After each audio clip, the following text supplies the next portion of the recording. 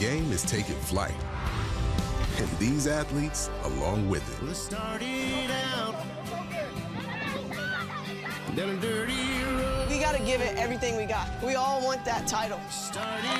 You don't really get to experience this anywhere else. You have to lock in. They have more heights to climb, more horizons to chase.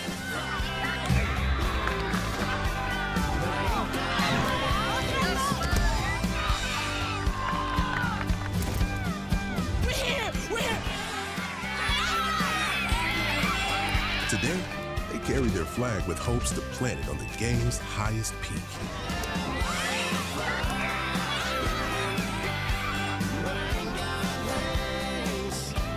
They are ready to fly at the NFL Flag Football Championships.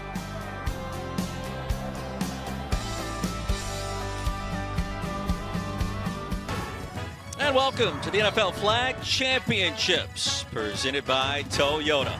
On a Sunsplash Friday morning, where else would you rather be as we get set to take one step closer to crowning a champion? PFFL Steel out of Pittsburgh, PA, getting set to battle Liberty City, the Warriors, representing the Houston Texans.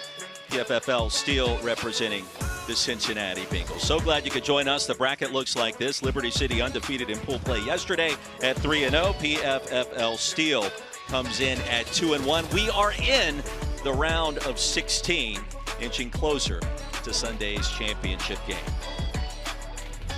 Well, so glad you could join us. Welcome to our broadcast position. The weather is beautiful. I am Roy Philpott. Phoebe Schechter joins me right now, NFL's Global Flag Ambassador. And boy, the excitement level right now is off the charts. The energy here at the Hall of Fame Village, you can feel it from where we're standing. Oh, absolutely. I mean, look, you've got all different age groups. You've got families from all over the country here to celebrate this incredible sport. And if that teaser didn't get you enough in the beginning, I don't know what else is going to get you hyped for this. Yes, indeed. It is the girls under 18 championship.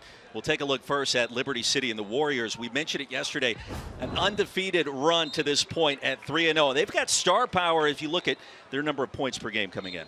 Yeah, they've been crushing it, and really they've got a lot of college players out here. A few of their players, Michaela Brown is a receiver for them, and Alexandra Harris, both of them play for the Timberwolves, and they have won the NJCAA back-to-back championships at Mercedes-Benz Stadium. They are just two athletes, and it's interesting. We spoke to a couple of teams before the game, and they're already starting to play a few mind games here, being like, hey, you guys are so much older than us. I don't know if we're going to be able to handle it. So it's pretty incredible to see what's going on between these teams. Yeah, they've got the experience. They could be considered one of the favorites to win this championship. Meanwhile, for PFFL Steel, Shaylin Brown at quarterback, Lillian Snyder, they've got some weapons they're very excited about.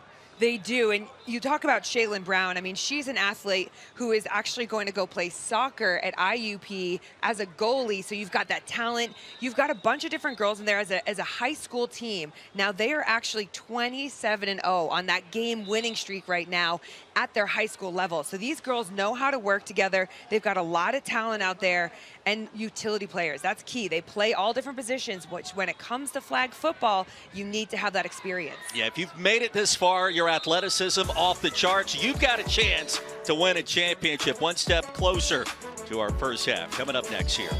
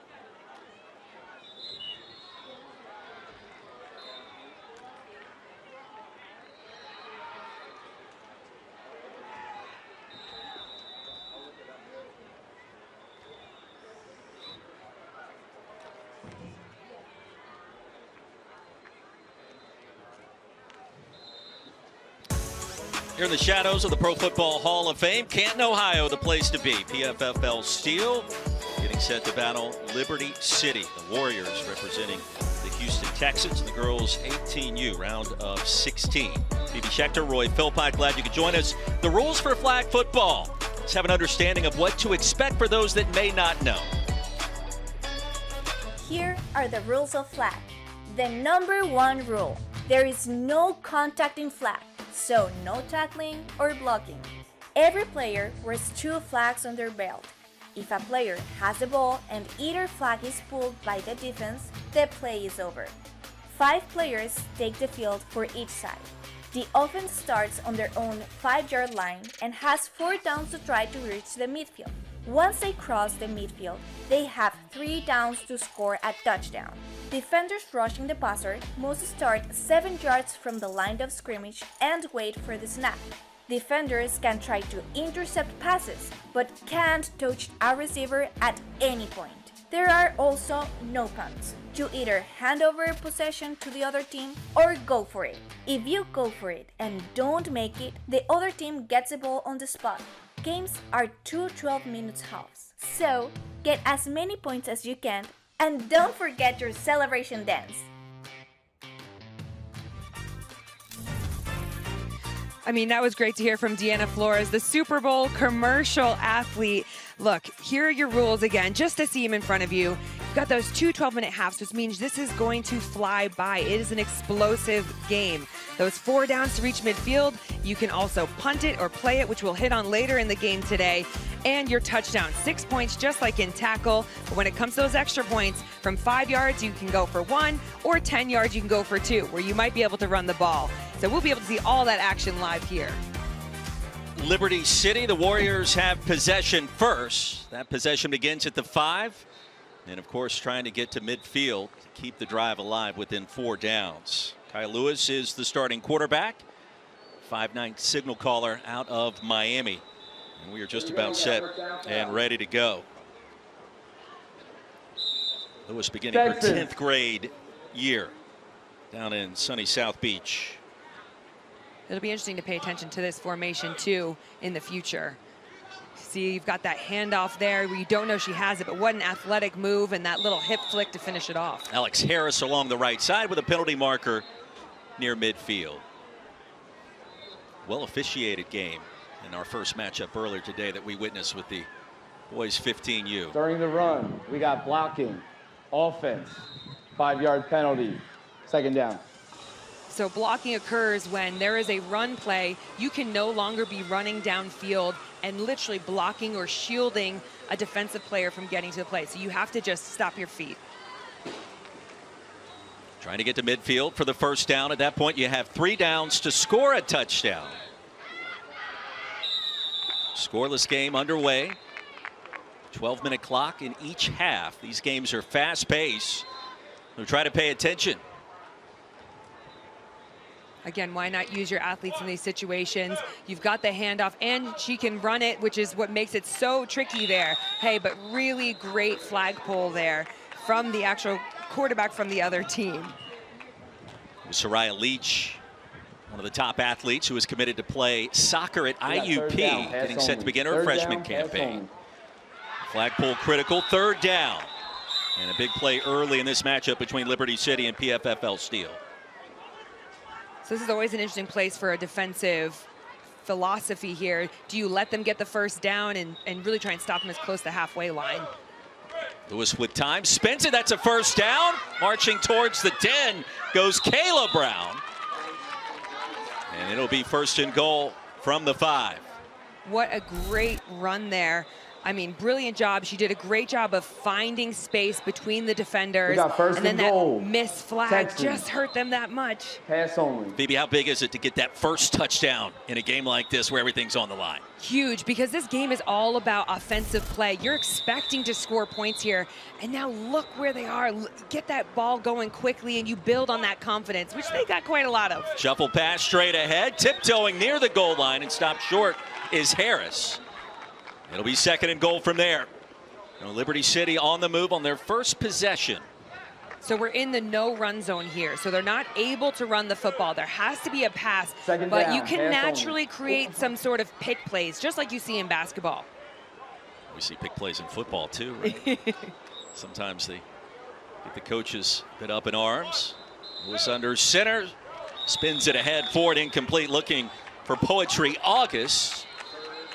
And the no-run zones that you reference, 5 yards right before midfield and also before the goal line. And that's all about the safety of the game, right? As we heard in that little teaser earlier, it is about non-contact. So you don't want to have a run zone because therefore you think they might just run into the other players to get in the end zone. And contact results in a penalty. The quick toss and incomplete in the back of the end zone, looking for Harris. She'll be upset about that one. I mean, she was wide open on that nice little corner route to the back of the end zone. Bengals ball. It's hard, though. Sometimes when you're that open, there's too much time to think about catching that football. So you get 3 downs to score after crossing midfield. And how about PFFL steal? The defense holds in a spot where Liberty City, it felt like they had the advantage. I mean, that's going to be a huge win for them. They were a little bit nervous coming into this, so that's just going to build on that confidence. And now here we are starting. I mean, this is going to be a great drive for them. Shaylin Brown is the quarterback for PFFL steal. Quick toss, and Soraya Leach tumbling ahead. Stopped at the 9. Really nice job there by Brown. Look, get the ball in your playmaker's hands early on. Get the momentum going. She's a multi-sport athlete. She was telling us beforehand she plays tackle football, she plays rugby, so she loves this contact sport, but you use those skill sets. Second in midfield. Results in a first down and 3 opportunities to score a touchdown. Brown wants to heave one deep. And in traffic, the pass is caught. Courtney Yoder. She was in great coverage there by Poetry. And a penalty marker. On the play, we got an illegal forward pass. Offense, 5-yard penalty. Third down. Similar to football, you can't step across the line of scrimmage and launch a pass. Absolutely. So you really have to be aware of where you are. And that's also why you have that line judge. So you'll see the referees standing up at the line of scrimmage where they also will be looking for false starts. But it's a good marker for you as a quarterback to make sure that you never pass that official. Quarterback has 7 seconds to 0. And a pass heaved deep, nearly intercepted.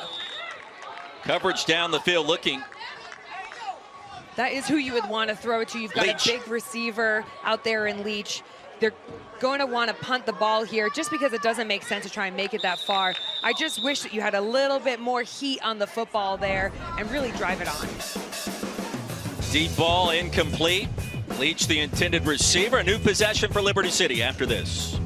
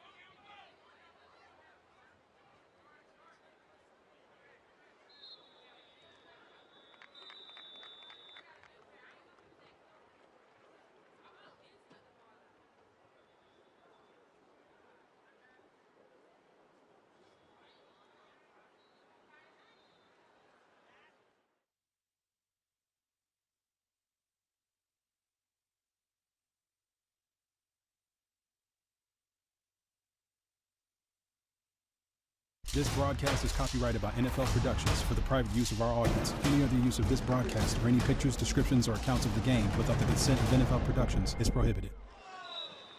Beautiful Friday morning back here in Canton, Ohio, in a scoreless game in the round of 16.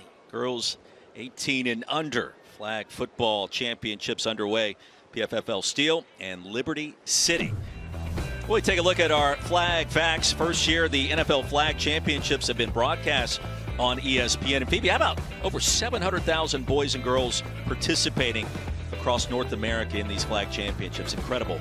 It's amazing. And this sport is one of the fastest growing sports that we have, not just in the U.S., but worldwide. It is a global phenomenon right now, especially with the look of LA 2028 getting flag football into the Olympics. It's just unreal. The Olympics are coming in 2028 for flag football. You can't beat that. Liberty City gets it back, and Harris is going to be stopped near the line of scrimmage at second down.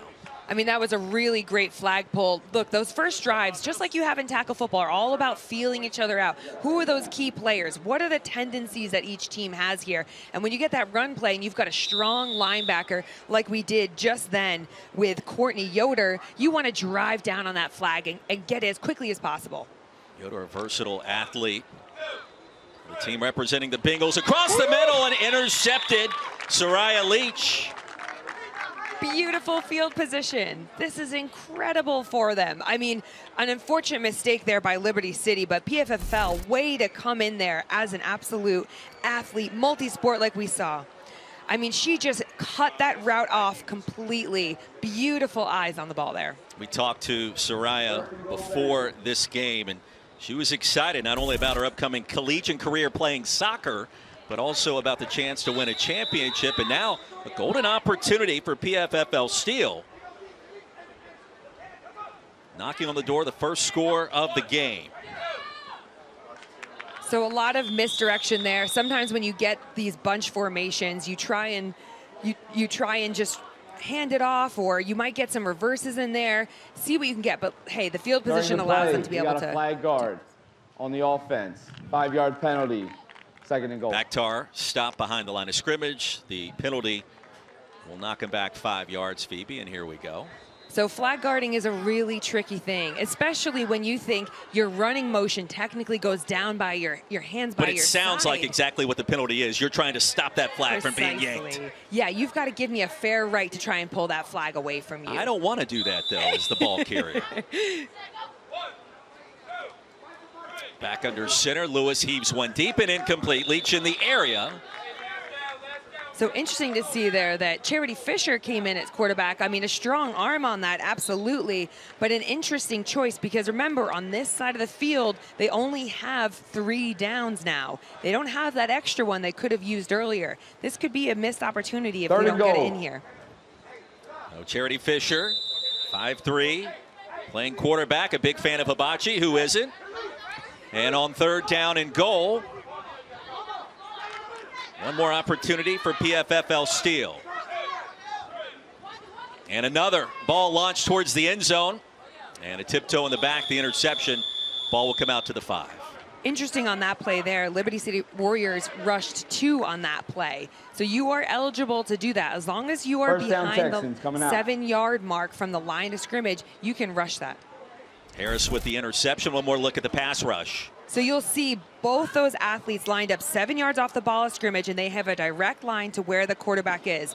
They must trust their defense to be able to get those picks, put that pressure on the quarterback. Phoebe, it feels like both of these teams kind of feeling each other out in the early going. Liberty City, we talked about them as perhaps one of the favorites to bring home the championship, and so far PFFL Steel has gone toe-to-toe with this group. Yoder with the blitz, and the pass incomplete off the fingertips of Alex Harris.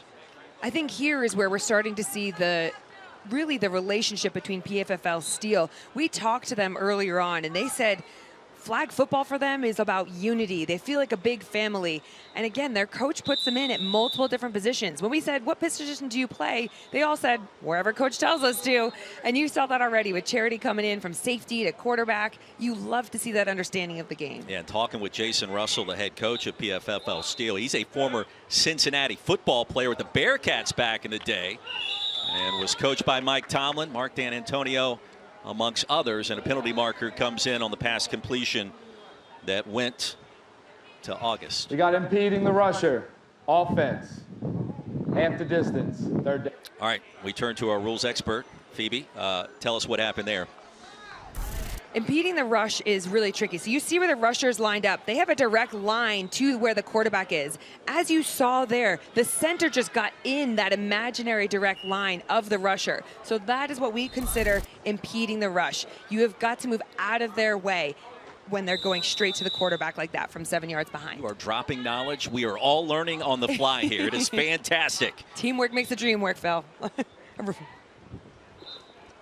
Third down, midfield to go to keep the drive going. This one heaved deep, and it's intercepted. PFFL steal with the pick, and on the interception is Charity Fisher. We've seen her at quarterback, now playing center field as a safety, and here comes PFFL steal. That was a beautiful interception here. And again, Charity, we talked about her. She's actually a musician. That's what she's going to go to college for. But great opportunity. And look, she feels the space. You see her start moving those hips. Those are those flag moves you really want to see. Great job there. I mean, again, the receivers have to keep running their routes. So it puts a lot of pressure now onto Liberty City Warriors. First down and goal to go. PFFL on the verge. Yoder goes in motion. They'll fake it her direction towards the end zone and nearly intercepted. Now the pass rush was coming in on Brown quickly. It's second and goal. So it's really interesting. In NFL flag, you can do a play action, so to speak. However, a defender cannot cross the line of scrimmage unless there's a very clear handoff. So you just suck in those linebackers a little bit, and we'll be able to see that in just a second. So you got that little play action from before. It just slows them down. Hey, but we got to jump for these footballs and make sure that if you're throwing to the back of the end zone, you go to the tallest person back there. It's not rocket science, it's flag football. Throw it up, let's see what happens. You take a look at the pass rush rules. Bunch formation again, and the flag's going to be pulled behind the line of scrimmage. Making it third down and goal, and Silvera snuck back in the backfield to bring down the ball, carrying a loss of a yard. Silvera also likes to be called prime, and we saw that out here right now with that speed. Look, for me, rusher is one of the most important positions on defense. Imagine they're like your defensive linemen that are closing down that time, forcing the quarterback to make that play. But you can change a game if you've got a quick and agile rusher. Well, prime showed us that right there. Third and goal, critical play now for head coach Jason Russell's team. Trying to work this football into the end zone here at the end of the first half. We asked him about the strategy coming into this game. He said, we haven't been able to scout Liberty City. I like it better that way, but we're going to try to get our best athletes in space and see if they can make plays, and keep an eye for Soraya Leach here, number 5 for the Bengals.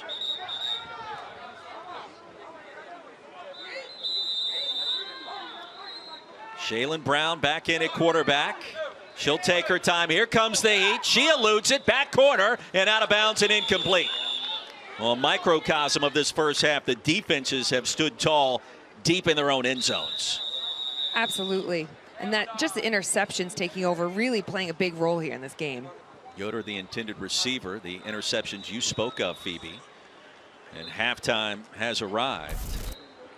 I mean, look at the mobility of that quarterback. That's why you can't just be a stand-in-the-pocket person. You've got two styles. You can stand in the pocket, or when you've got a mobile quarterback, the key, keeping your eyes downfield, because your players are going to have to read off of you with that scramble. Getting set to touch base with Liberty City Warriors head coach Kendedrick Simmons. And Coach Simmons, appreciate your time. What did you see there in that first half from your team? Right now it's a defensive battle. We drove the ball well the first half, that first drive. We missed a corner route twice, but we're going to be fine. Defense is playing also keeping us in the game. Coach, do you have any game plan decisions with the change in quarterback that we've seen here? Yeah, well, we have two quarterbacks we rotate, and we try to go with the hot hand. Right now, neither one of them have a hot hand, but we're going to come back with Kaya Lewis in the second half. Coach, we appreciate your time. Best of luck in the second. Thank you. Scoreless game, halfway home here in Canton, Ohio. The round of 16 18U championships. PFFL still in Liberty City.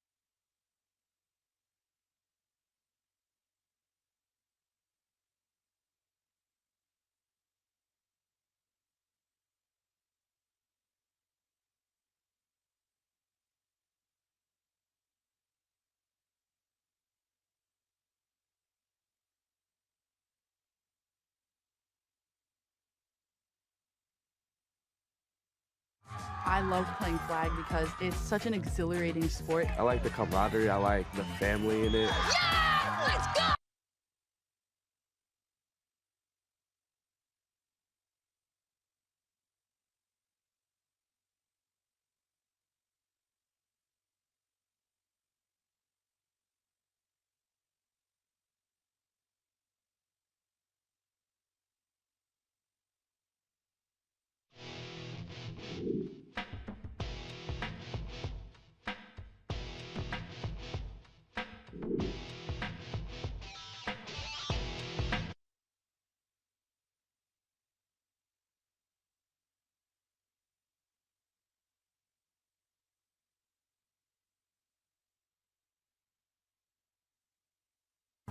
I love playing flag because it's such an exhilarating sport. I like the camaraderie. I like the family in it. Yeah! Let's go! The games are fast-paced. Everything about it is fast, fast, fast. I can't imagine life without it.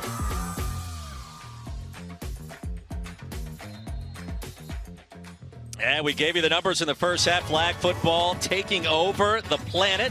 Meanwhile, at halftime here in Canton, Ohio, PFFL Steel and Liberty City in a scoreless draw. Phoebe Schechter, Roy Philpott, the global flag ambassador for the National Football League. Phoebe, and these headlines, we talked about the relationship with ESPN. First time these championships have been with ESPN, but man, the access, the numbers, they are exploding in America. Oh, it's just taking over. I mean, you can see it just standing here. The crowds of people from all over the country is unbelievable. The excitement around this sport. Plus, there's this really cool kind of swagger that comes with it. You've seen some of the fashion choices we've had out here. I mean, they are setting their own level of cool out here, and it is transcending the sport itself. It is going global. So we are seeing more flag football in colleges. They're coming to the Olympics in 2028 when the Olympics return here to the States in Los Angeles. We're going to see a men's tournament and a women's tournament in the 2028 Olympics. Fascinating and awesome at the same time. Oh, it's going to be unreal. I mean, first off, you get to be in America where flag football has started here. So what more could you ask for? I mean, over in the Charger Stadium, it's going to be unbelievable. And these young people we're watching across this tournament, a lot of them are going to be the athletes we're watching representing their different countries. I mean, this is a privilege, honestly, to be able to be here and see them and their growth and development over the next 4 years. All right, so our second half getting set to begin. We saw PFFL Steel in that first half complete 2 of 4 passes for 27 yards. Shaylin Brown doing the bulk of that work. She returns quarterback. And in motion goes Charity Fisher. And the ball spun down and incomplete, and a little confusion in the backfield. Results in second down and midfield to go. It's tough sometimes when you're trying to get that rhythm so early on in the day. And look, you want to be getting the ball to your athletes on the move because they can use that speed and really utilize those different skill sets that are needed within flag football to be evasive. Here comes the pass rush. Brown avoids it, dumps it off to Fisher, who tiptoes out of bounds. And ahead towards the 10-yard line. It'll be third and midfield from there. Really interesting just talking to Brown beforehand. She's actually one of the only girls on the team that want to go and play college flag football after this. She loves it. I mean, quite soft-spoken, but absolute multi-sport athlete. I mean, she is incredible. At 5'2", that's what's great about this sport. It's all shapes and sizes. You don't have to be those 5'11", 6-foot-plus quarterbacks. You can be smaller in size and absolutely dominate. As someone who is not 5 feet 11 inches tall, I can appreciate that. We'll get you out there. Come on now. Third down. And a deep heave by Charity Fisher. Nearly a one-headed pick, and here comes 2 penalty markers. That's going to look like a penalty there in terms of pushing off. You can't do that, as you can't in tackle football either. I mean, that was almost an interception, though. Number 1 on the defense. Automatic, first down. Alex Harris in coverage, nearly pulled off the impossible, but committing the infraction in the process. So you'll be able to see on the screen, there's a bit of a holding as well in that and pushing off.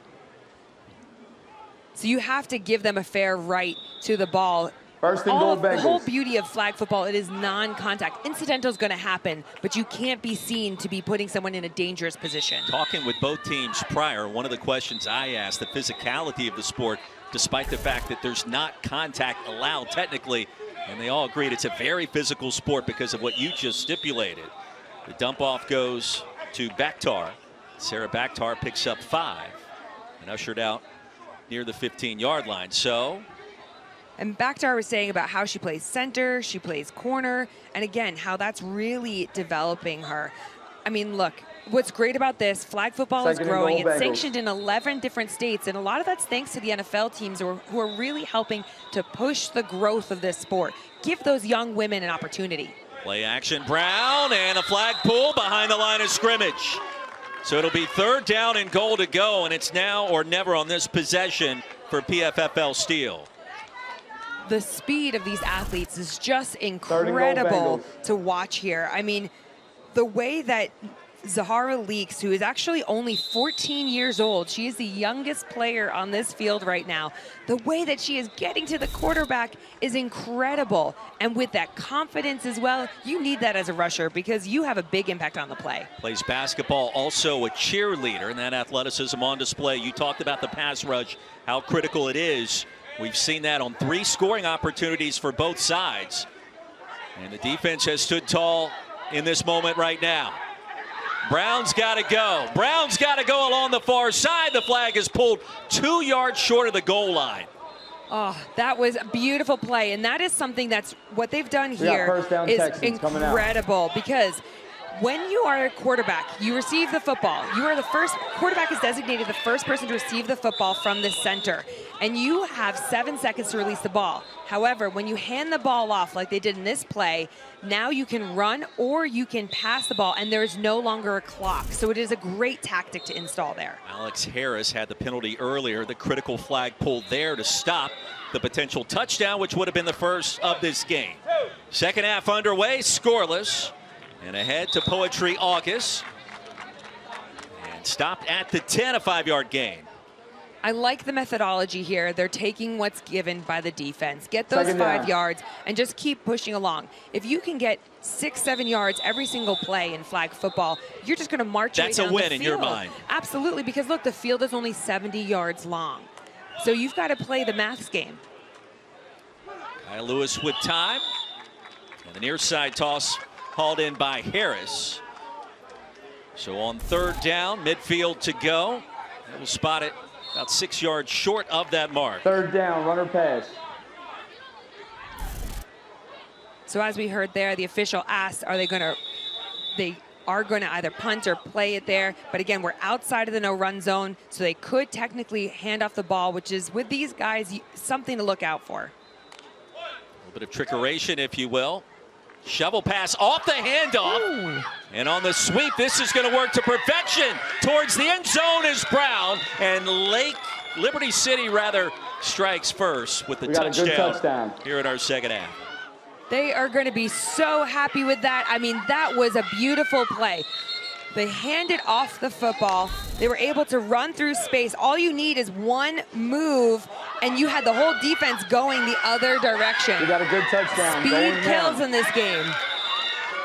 Pass from Harris to Brown from 31 yards out.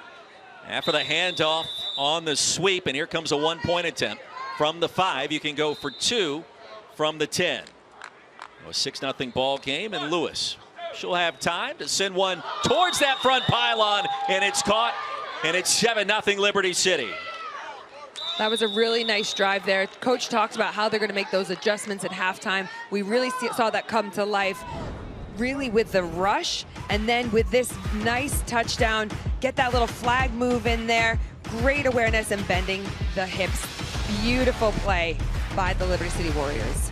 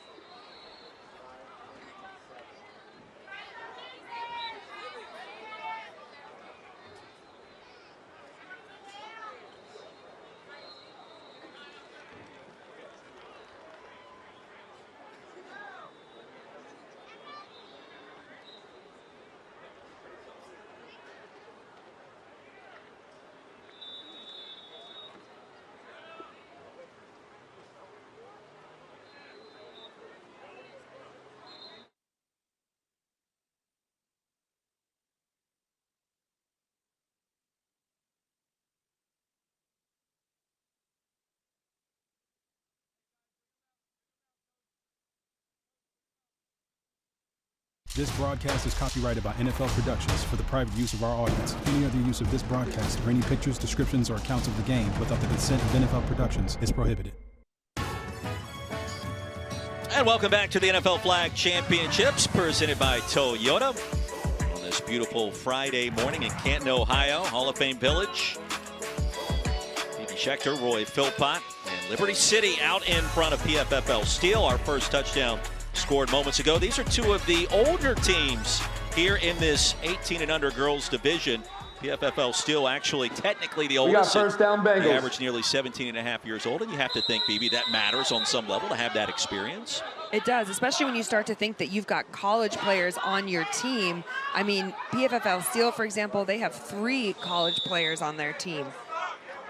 Penalty marker comes in as Brown moves along the right side for a minimal gain. Waiting for the call from Brian Sullivan.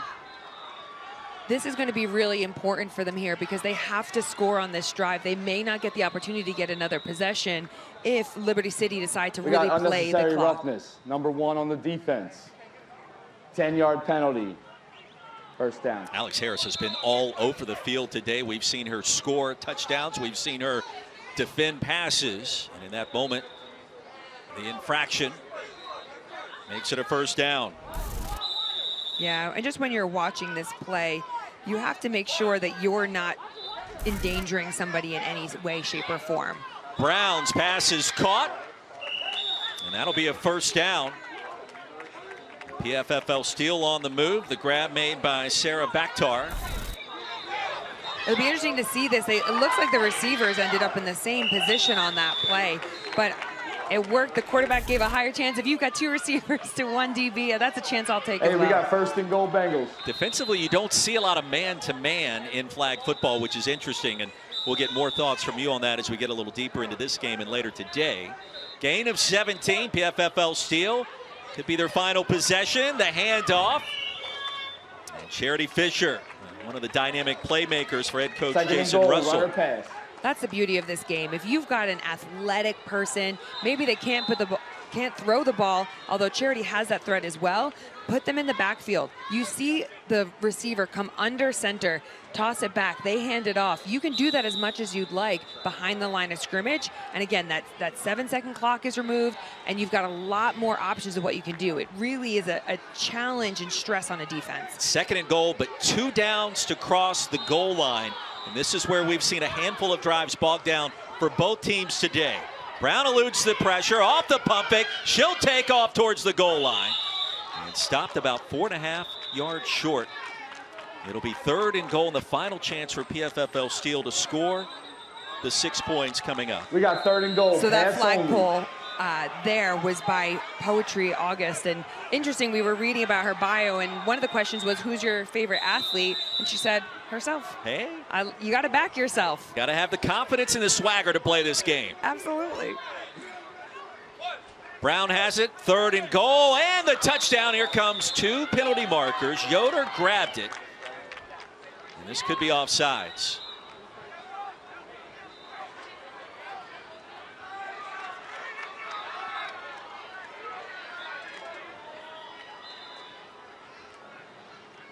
We got an illegal rush on the defense. That penalty's declined. We got a good touchdown.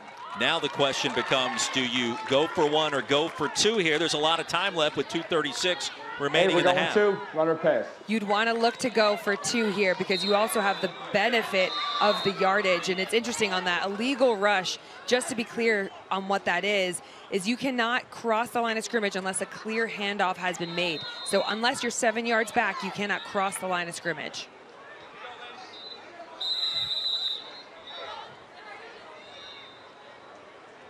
So a 2-point attempt coming, and the first lead of the game perhaps for PFFL Steel. Those little spots in the middle, especially when you get down to the end zone, it gets really congested in there. So a lot of people are looking for the front and back pylons, and often they forget about the athlete in the middle. So a receiver can just sit there nicely in space, be patient, come friendly to the quarterback, and that's where those nice touchdowns can be made, especially if you know that they're sending a rusher. You want to almost replace where the rusher came from because that is now a vacant void. Timeout has been called. Courtney Yoder grabbed the score. What's the philosophy and the thought process to go for 2 here, and what are you expecting to see? What do you want to try to dial up? I think first off, it goes to speak about that they've got a lot of confidence in their defense to be able to stop the Liberty City Warriors here. So if they can go for 2, they get up. Now you got the score is 8-7, and they're thinking, all right, we'll be able to stop, get that turnover, and by then the clock is already gone. That's what's so interesting about this sport is you really have to play to the time and keep to make sure that you've got the last possession in the game. For me, I would go for 2. I think that you have a quarterback who is eligible to make that throw, but also get that double QB. Take that 7-second time off because Zahara Leaks, the rusher for Liberty City, has been really quick. And earlier on, Coach Sheehan was really coaching her up on breaking down and getting that flag. 7-6, 1:44 remaining. Jason Russell encouraging his team and the fans in attendance to make a little noise. Let's see if it all comes down to this. Handoff, and Brown gets it, heaves it in zone, and intercepted. Looking for Soraya Leach. And the interception hauled in by Brown. First down Texans coming out. That's a risk you got to take, though. I would throw it up to her as well. She's your tallest player. She's going to be a goalie at college. I mean, she's got great hands, but it was a great coverage and great vision on the ball by Liberty City Warriors there. Our conversations with Kayla Brown pregame, she had a soft-spoken confidence about her and just talking about this team and their expectations today. So a 1-point deficit now for PFFL Steel. They got to find a way to get the ball back. And now less than a minute remaining in this running clock. I would honestly just be running the ball here. Keep handing the ball off. You've got less than 50 seconds left on the clock. Burn the time and just take home that win. No need to put the ball in any stressful situation. Bengals will call a timeout. That'll stop the clock with 52 seconds remaining, and that is their last timeout. And it'll be second down, midfield to go for this next play. And you're saying Liberty City, they need to keep it on the ground and maybe see if they can get the ball to Harris? I think Harris would be the right one to choose there. I think that she's got the speed, agility. She also plays at the college level, right? Back-to-back NJCAA winner. She's been a great all-around athlete for them and understanding of the game. So for me, Alex Harris is the one. Brown's interception, the difference in the end zone moments ago. She lists her favorite athlete as Dawn Staley. She is a heck of an athlete and even better coach. Second down, Texans. Let's see if perhaps she's ready to make another play for Liberty City. With possession, they have to get to midfield to get that first down. And this play is going to say a lot about winner of this game and who it will be. Harris along the left side. Flag is still intact and on the waist and finally pulled closer to midfield, about 5 yards short. Again, beautiful move there. I mean, Kaya Lewis understands who she has in her athletes, and they have that great understanding. I mean, she's doing a wonderful job back there, just directing traffic. And Harris, why not? You get that little quarter spin in there, a little hip flick, inner Shakira move. I mean, that is a tough one to pull. Phoebe, there is a play clock, so they do have to snap the football one more time at least in this scenario. Yeah, and third down here, again, you've got that 4 to get to the half, so they're feeling pretty good. All you need to get is a couple yards and run around. You're at 7 seconds. I mean, the clock just goes so quickly. And a whistle before the ball was snapped. Felt like for a minute, and instead that is the end of the game. Liberty City finds a way, 7-6, the final. Alexandra Harris made just enough plays to get the job done for the Warriors. Yeah, I mean, but standout job by both defenses. That first half going scoreless. It really wasn't until the second half where we had those 2 touchdowns, and that was only 5 minutes into the game. An incredible run for Liberty City continues. They remain undefeated, now 4-0 in Canton after a 3-0 start in pool play. And this 1-point victory against PFFL Steel. I mean, the girls should be very proud of themselves for that. Alexandra Harris joins us now, one of the stars today for the Warriors. And Alex, your thoughts on what you guys were able to accomplish in getting this win? It was hard fought. We was able to stick together, but that's what's more important. We like family. Nobody could beat family. We ain't break down, we ain't cry. So that's all that matters. We go keep going. Got another game tomorrow, come back even stronger. That's about it. I mean, you were incredible out there with moves on both sides of the ball. I mean, do you account a lot of that to your time playing in college as well, having that familiarity with Kayla Brown? Oh, yes. Great athlete. We all are. There's nothing better with playing with your old teammates and your new teammates, so it's a great experience. And I'm just enjoying every moment I can till it's all over. Alex, your team remains undefeated, obviously, with what you were able to accomplish yesterday. What's important for you between now and tomorrow as you inch closer towards a championship potentially? What's important is competing, because you can't look no one down. Just got to bring your A game every time. And we go keep fighting and getting better every day. You brought the A game. You guys got it done. Congrats. We'll talk to you tomorrow. Thank you. See you guys tomorrow. Alex Harris, one of the heroes for Liberty City, as the Warriors find a way. And the Bengals eliminated after a valiant effort here on this Friday morning in Canton.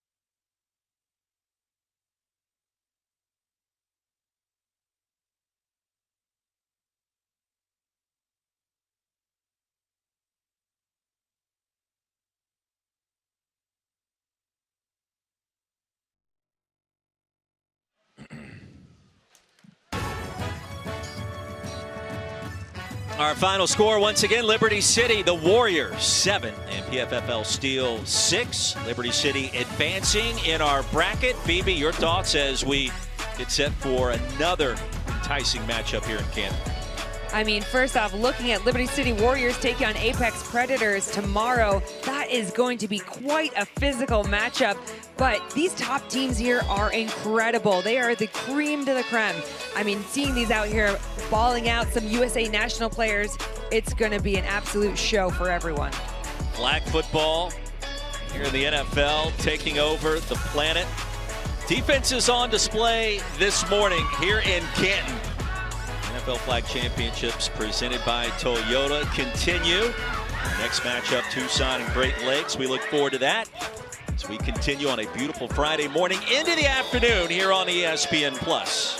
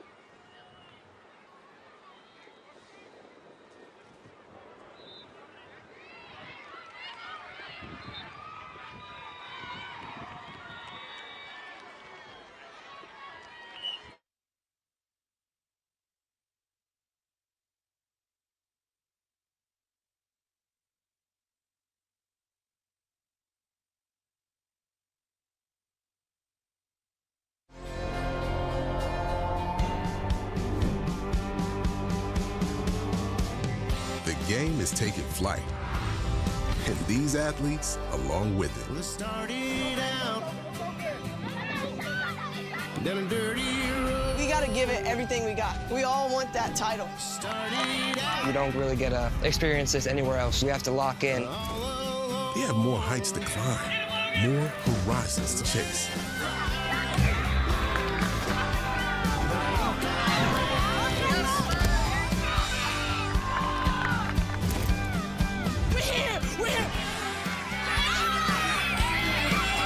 Today, they carry their flag with hopes to plant it on the game's highest peak.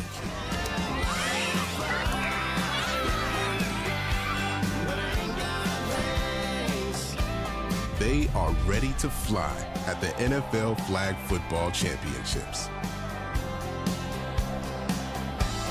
On a beautiful day on this Friday in Northwest Ohio, we welcome you back to the 2024 NFL Flag Championships presented by Toyota. We continue with play. Boys 15 and under, Great Lakes Flag Football League.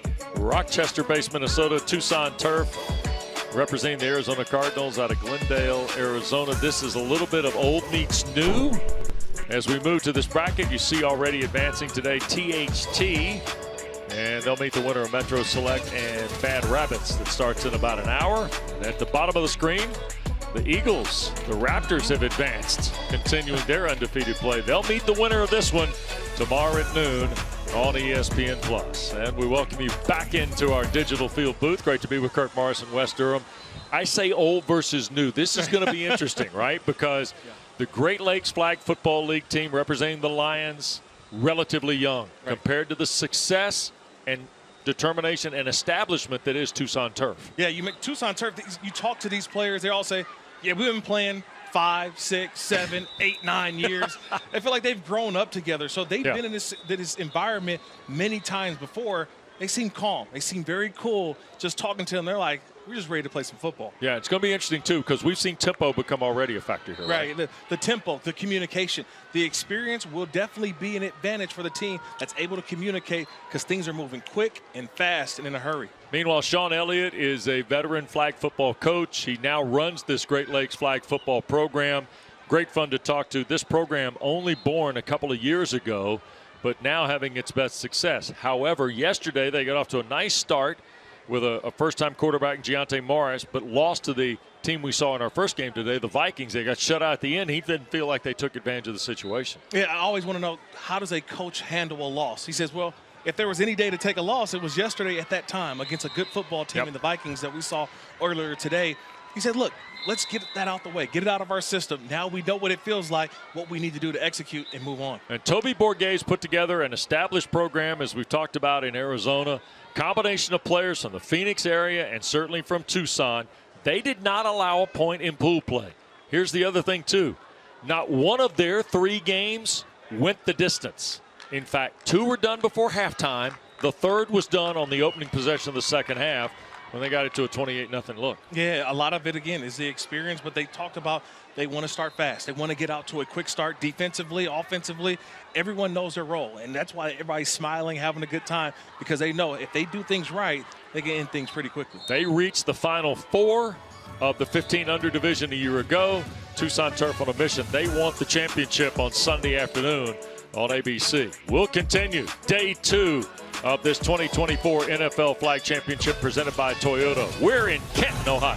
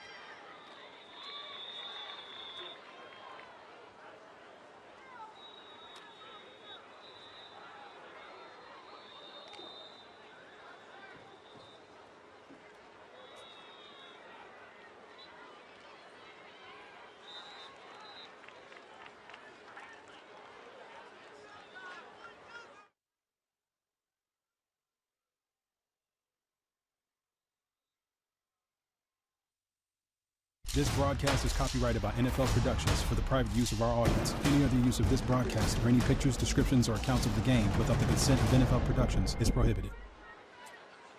Well, we get ready for Great Lakes Flag Football League against Tucson Turf in this boys 15U bracket. But first, how about a little quick Cliff Notes version of the rules of NFL flag? Here are the rules of flag. The number 1 rule: there is no contact in flag, so no tackling or blocking. Every player wears 2 flags on their belt.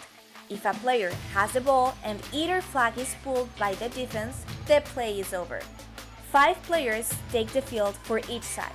The offense starts on their own 5-yard line and has 4 downs to try to reach the midfield. Once they cross the midfield, they have 3 downs to score a touchdown. Defenders rushing the passer must start 7 yards from the line of scrimmage and wait for the snap. Defenders can try to intercept passes, but can't touch a receiver at any point. There are also no punts. You either hand over possession to the other team or go for it. If you go for it and don't make it, the other team gets the ball on the spot. Games are 2 12-minute halves, so get as many points as you can, and don't forget your celebration dance. Well, as we get cranked up, it's going to be Great Lakes with the ball first, and you get a look at Trey Britton, who is not just a really talented football player, he's a talented athlete. He's one of the top 15 high school freshmen in the country when it comes to hurdles, and he's the guy. When crunch time rolls around for these Lions, they are going to look to number 1, and Jake Rogers is an amazing story. But Kirk, we walked up to talk to these young folks, and they said, "Oh, you want to talk to Jake?" Talk to Jake. Jake's our spokesman. So Jake is the spokesman of this Tucson team, and it's fun to see these guys now out here, the experience, and watch how the defense starts for Tucson. Deontay Morris is the quarterback, 15-year-old from Inkster, Michigan, and right away, little run play. Love that, huh? Look at traditional drive starter, right? You little run play. Yep. See how the defense reacts. A lot of times, a lot of plays in flag, you want to see what the caveat play is. Just testing the early scripted plays about how a defense is going to be able to scheme up against your offense. Kelly Boyd, the carry there. Put it in. Picked almost a full 10. That's Tony Ochoa, who they're pretty excited about as a prospect in this program. Snapping the ball. There's Britton's first catch for a couple of yards. So the 3rd snap before the midline is next here, and you see the moving clock. Bottom of your screen on the right side. Keep an eye on that. It won't stop. 3rd down. Big 3rd down play. We've already seen 2 different formations. We had a trips to the right earlier. Then you had sort of a bunch formation with split receivers on each side. Now a 3rd down play with receivers opposite. There's the fake of the handoff, and they're going to slip it here in the middle of the field, and that's Boyd, and the flag got pulled. So now, punter play, and it looks like the Lions are going to punt. 4th down. Anytime you can get the quarterback to check the football down. That was a check down. There was nothing there deep down the field or past the 50-yard marker to get a 1st down. So a check down, that's a win. One thing I'm learning about flag football, it's not about turnovers. A punt is a turnover in flag football, meaning that you're getting an opportunity to get the ball back. So the more opportunities is what you need to score points. So here is Jake Rogers, 16 years of age, from Gilbert, Arizona, just outside of Phoenix. Remember, this team outscored their opponents 88-0 yesterday in 3 games in pool play. Rogers from under center, a little quick throw, and that's Christian Diaz. And Diaz will score. How about that?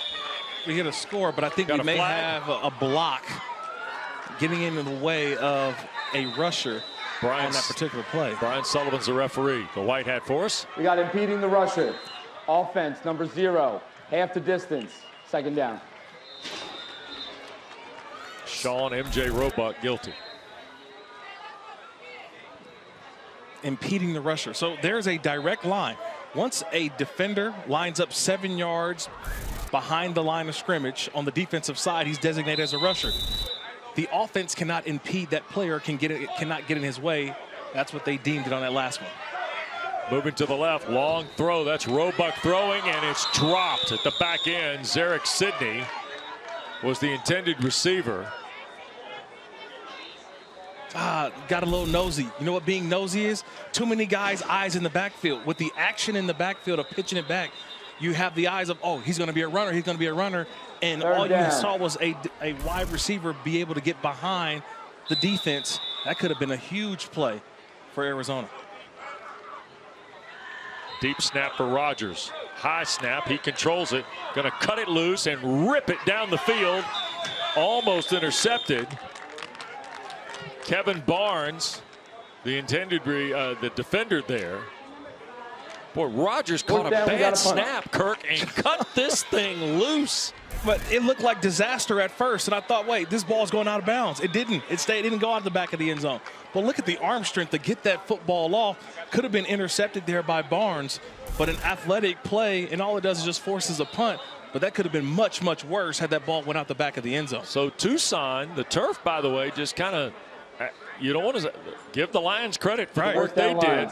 But Tucson's turned away maybe for the first time in this event. Yeah, this is look, both teams' first offensive possessions, right, are forced to punt. Yep. So here's Morris at the quarterback spot. Tried to get it in the hands of Donovan Brooks. And Brooks, who is 3 minutes older than Demarius, his twin, who wears number 3, conveniently enough. Not able to keep his balance and lost a couple of yards. Second down. They started the first drive with a run. They start down the second drive with a run. How do they get the ball down the field? This is an experienced defense of Tucson. How do they start to get the ball down the field and not just the small gains? Morris with the pressure coming from his right, back across the middle, and is that Britton? It is. Trey Britton holding on to the catch. That's a nice option. Watch Britton. He's going to work the middle of the field. Watch him come back for the ball. That ball is behind him. He reaches all the way back to secure that catch. That's a nice job by Trey Britton. 11-yard throw. Third snap of the possession. Remember, it's 4 downs to the midline, 3 after that for the touchdown. Game moves fast. See, we're already 5 minutes into the opening half of the 12-minute frame. Morris to his right, going to loop it up in the air and threw it out of bounds. Britt was the intended receiver. I had the right idea, a little double move. He stopped right past the first down marker, Fourth down, got the pump fake, punt. and just not enough real estate. That ball's got to be thrown on the inside. It would sail to the outside and forcing another punt, another defensive stop for Tucson. Step aside, halfway point of this first half. And an official timeout taken here. We got official timeout in Canton. No score. Cards will have it when we come back.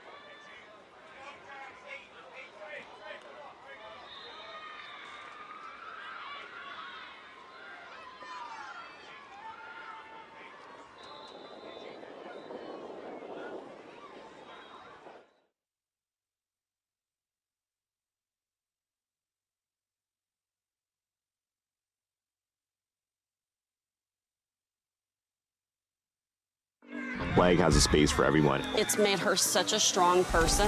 The self-confidence this sport gave them is immeasurable. I see her dedication and her love for the game. Without Flag, he wouldn't be where he is today. Back in Canton, Ohio with Kirk Morrison, West Durham, our ESPN Plus coverage of the 2024 NFL Flag Championships presented by Toyota. Great Lakes Flag Football League. Sean Elliott's program, Belleville, Ypsilanti area. Tucson Turf representing the Cardinals. They rolled through the NFC West pool yesterday. And now their second possession. Rogers goes right back underneath. That's Christian Diaz. And a flag thrown on the play. The interesting flag, maybe a little excessive at the end of that one.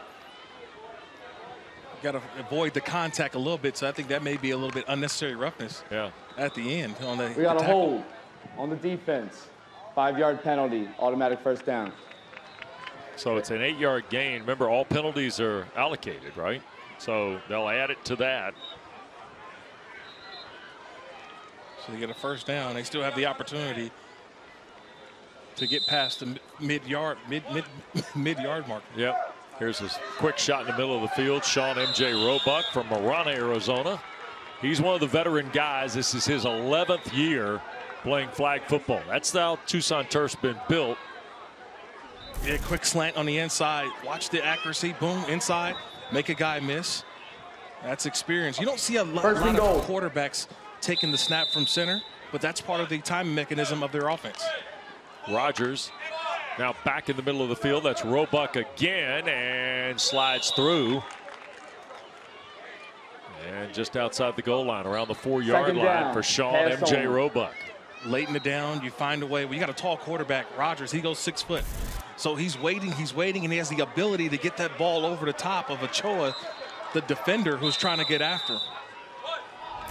So big gainers and then a little quick toss, and Roebuck stands in the end zone with the first points for the Turf. Yeah, that's an easy check with me. We got a good touchdown. Going one for the extra point. You get to the line of scrimmage.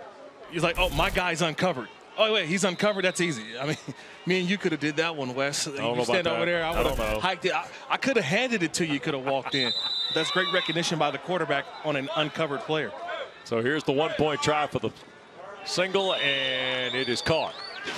Boy, Roebuck's come up big in the drive, right? Conversion. 4 touches, and Tucson's on the board with the touchdown. Yeah, it started with the first play, the penalty that got them going. Then Roebuck again got the nice little play, first down. And then right after that, you just drive all the way down. You get the plays that are needed, uncovered, touchdown. Get the 1-point conversion. Coming out. You're up 7, and this is the way the offense we expected to see in the first drive. They got things going in the second. Well, here comes the tricky part. Now you're down a score. Struggle a little bit offensively. The Lions have got to find something here. Morris, a quick shot, and the catch is made, and that's Kelly Boyd. I haven't seen a play longer than 10 yards. Right. So at some point, you got to push the ball down the field, especially how explosive the Cardinals' offense has been. They're able to score quickly, and it seems like so far to start, the Lions have been more incremental offense. 5 yards here, 3 yards here. Yeah. That's not going to get it done. Sean Elliott, whose team won yesterday, went 2-1 in pool play, did not score over 25 in each game.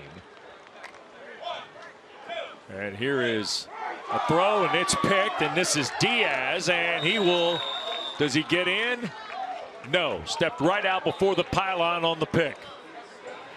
So the third possession ends in the interception by Christian Diaz and puts the. We got a good interception. Watch the eyes of Diaz, number 4. He just watches the quarterback, Deontay Morris, the whole time. The eyes of Morris took him to the play. It's an easy interception, and he gets almost to the pylon. I want to say that he got that left foot inside. It could have been a touchdown. Did he have the ball out, though? Yeah, I got beyond the pylon. Did he get? I saw the toe in. Did the ball get there? Reward the man on a great interception. Almost a touchdown. Nobody's going under the hood. Instead, there's the touchdown. And that was another easy touchdown. Sure was. That was quick. One play off the interception. Going one for the extra point. And now Tucson Turf will go for the single point here. Jake Rogers has done quick work after the Diaz interception.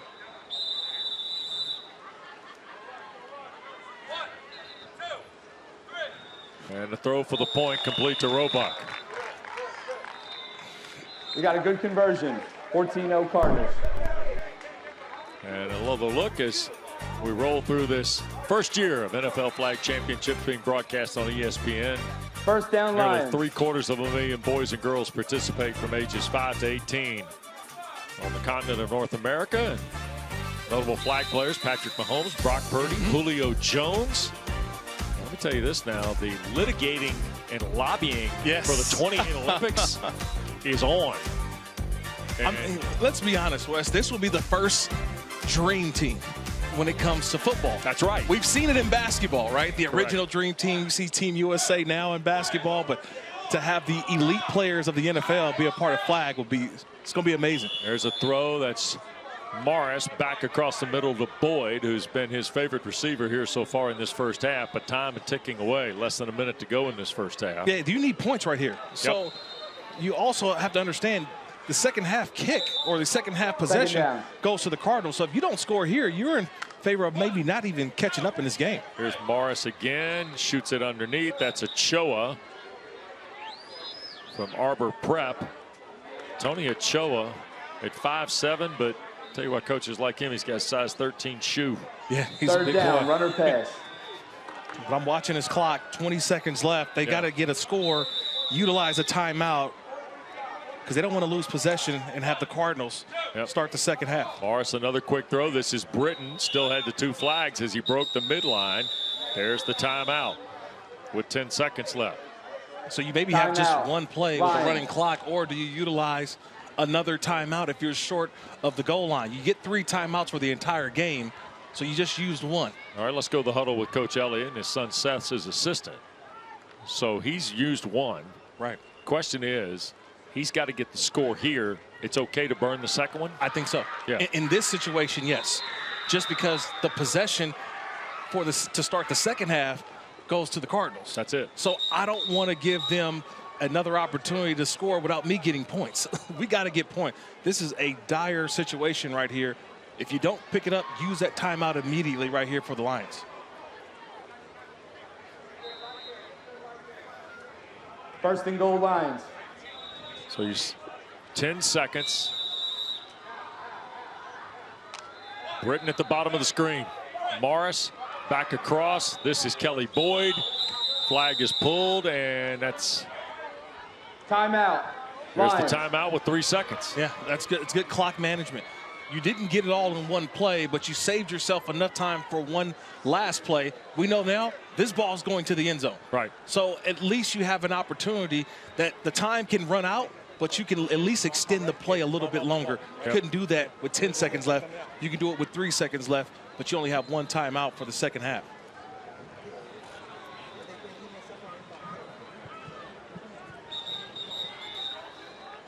I mean, we had this conversation, right?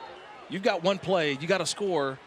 Who are the Lions going to trust? Who's the guy for the Lions offense? We were told it would be Britton. So we got to find number one. Locate number one. There he is. Right beside the center off the left shoulder. There he goes, releases up the field. Morris had his flag pulled. Terrific defensive play. Kane Collins into the backfield to pull the flag to end the half. So the Lions are turned away here at the close of the half by the Cardinal defense. And Britton is streaking right in the middle of the field. He wanted that ball thrown right at the top of his break.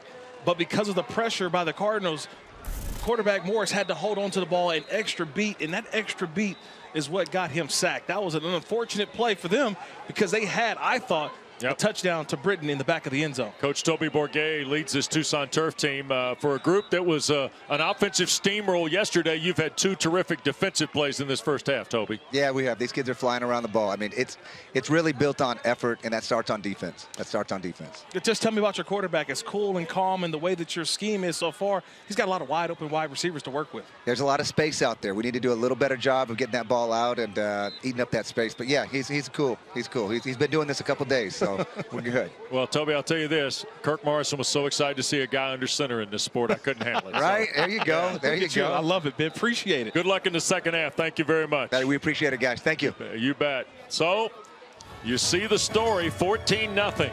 Tucson continuing to pitch a shutout in this 2024 NFL Flag Championship presented by Toyota.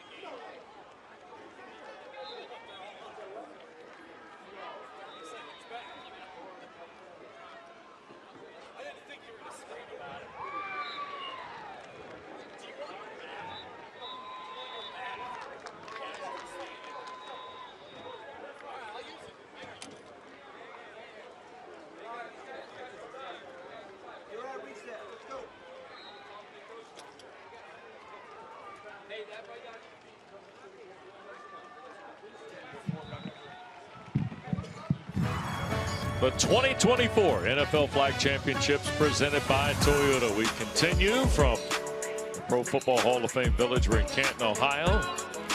Out on the digital field in the boys 15 and under bracket. Tucson Turf representing the Cardinals from Glendale, Arizona. The Great Lakes Flag Football League 14-0 here at the half. And of course, these championship headlines is we're just past noon on day 2, right? First year, of course, the Flag Championships on ESPN and the family of networks. That includes our friends at Disney and also NFL Plus. 700,000 boys and girls ages 5 to 18 have participated in this. And Mahomes, Purdy, and Jones. Now, one of those guys on the left has said he wants to play in LA in 28. And I'll go with you, Kirk. You said dream team. I remember 92 in Barcelona. We do. What that meant for basketball. I envision LA to be a competitive scenario. Now, here's the question I have for you. Sure. Former player. Yeah. I only see about 8 guys on the whole team. How big's the roster going to be?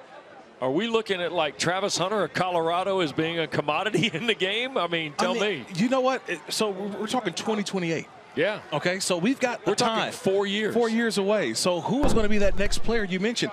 It could be some of these guys possibly who have played, flag football in previous.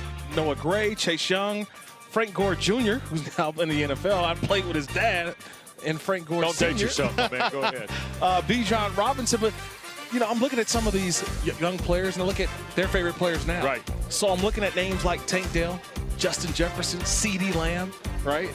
A.J. Brown. There's a lot of young players now, but it's like this next wave that are coming. So to your point, should we be scouting the college ranks for who's going to be on that 2028 team? Could we get Tom Brady out of retirement? Think about it. Yeah. Yes. No, don't laugh. Well, don't I'm not. Look at me. But Tom Brady would come out of retirement to play in a gold medal. That's the elusive chain in this. Tucson the ball to start. Roebuck had his flag pulled. Again, the turf was trying to get into a little razzle-dazzle. And on the back end, it was Brooks. That's Demarius Brooks who made the play. Second down. That's a nice job. That's a little bit of pressure that you need. Because this is the first time this offense has been going under center, and they've been able to pick and choose where they throw the football. Didn't have enough time there because of the rush by Brooks. Here again, a little slide, and that's Roebuck. Look at the dead leg and works his way toward the midline. Oh, man, I love the ability that Roebuck has in order to get skinny and get small, right? He gets there, and right when the defenders come, he's able to I don't have knees like that like I used to, where you can get all the way down and kind of skid the ground while still moving forward. The young man's game, Roebuck showing you how to get loose in the middle of the field. 20 yards. And now they reset, pull the formation tight. Rogers shoots it down the field. That's caught. Diaz the touchdown. Christian Diaz an interception and now a touchdown catch. We got a good touchdown. Going 1 for the extra point. It's the explosive offense of Arizona, the Tucson Turf. And when you watch the offense, it's all check with me. If the defense is going to play off, they're going to throw the underneath route. Once the defense said, you know what, we're not going to give up the underneath route, they came and hugged the line of scrimmage. They changed the formation, and that's how they were able to get Diaz streaking down the middle of the field because there was no safety to help. All right, they're going to go for the point here. Rogers is 8 for 9 with 3 touchdowns. Under center. Play fake to Roebuck. End zone throw, caught. So that'll add the extra point for the Cardinals. We got a good conversion. Zarek Sidney makes it 21-0. And now all of a sudden, the possession here for the Great Lakes Flag Football League is critical. Yeah. They got to do something because this offense is a machine. It's a juggernaut. I'm still surprised they didn't score on their first possession. Right. But their next 3 possessions have all been scores, and they've done it pretty easy. Yep. Pretty seamlessly. When you have the quarterback with the experience, First they look down at line. what you're doing, and depending on how you align is how they attack you. Right. So Jake Rogers, longtime quarterback, longtime flag player, now double pass and just beyond the reach of Britton, and it came off the hand of Kelly Boyd. So Boyd could not hit the speedy Britton. And by the way, Britton showed you the speed there in terms of his track work and the hurdles. And those are the plays that you're going to go back and look at this game and said, those are the missed opportunities. That could have been the score that maybe ignites that offense for the Lions, and it hasn't been there today. Those missed opportunities have just been way too many. Second snap. Morris sidearm throw, and this is Boyd trying to turn the corner. And the flag got pulled after just a couple of yards. And it was Gabriel Diaz who made the play for the Cardinals. This Tucson Turf group is impressive to watch. They know exactly who they are from a personnel standpoint. And their awareness. Look, they're guarding the sticks. They're guarding the yard markers that they know that the offense has to get to. That's just experience. Yep, quick throw. And that is Brooks. Demarius again. And it's the 4th play now. They've got to get to the midline. It's just experience and things They're that I gonna love. punt. They're going to punt this. Or they call no timeout. Is this a timeout here? We got 4th down. We're going for it. 4th down, they're going for it. This is no, they did not call timeout. They're just running the clock. Under 8 we go. It's a big play. Big play. If they don't get it, then the Tucson Turf take over. Plus territory. In the plus territory where this ball is being snapped from. Morris looking for a room and shoots it to Britton, middle of the field. And the new set of downs begins. Oh, I love that play. Little hands play. I call it hands because Britton is just trying to find an open space, and all of a sudden he finds a nice little opening and he shows his hands. When you show the quarterback your hands, he's going to find you. Right. He's got to find an open window, and that's a nice job there by Morris, finding the window and getting it to his best player. 13 for Britton on the pickup. Now the second part of the leverage has to happen here, right? Yeah. Got to score. And I like the shots down the field, though. I think Britton has shown that no one can keep up with him with the speed that he has. They just got to connect on those deep passes. Morris going to take a shot, and it is picked. What a grab. Zarek Sidney, second interception by the Cardinals. My goodness. In the end zone. I was always told by a defensive coordinator, stay true, but stay on top and tackle, or stay on top and intercept.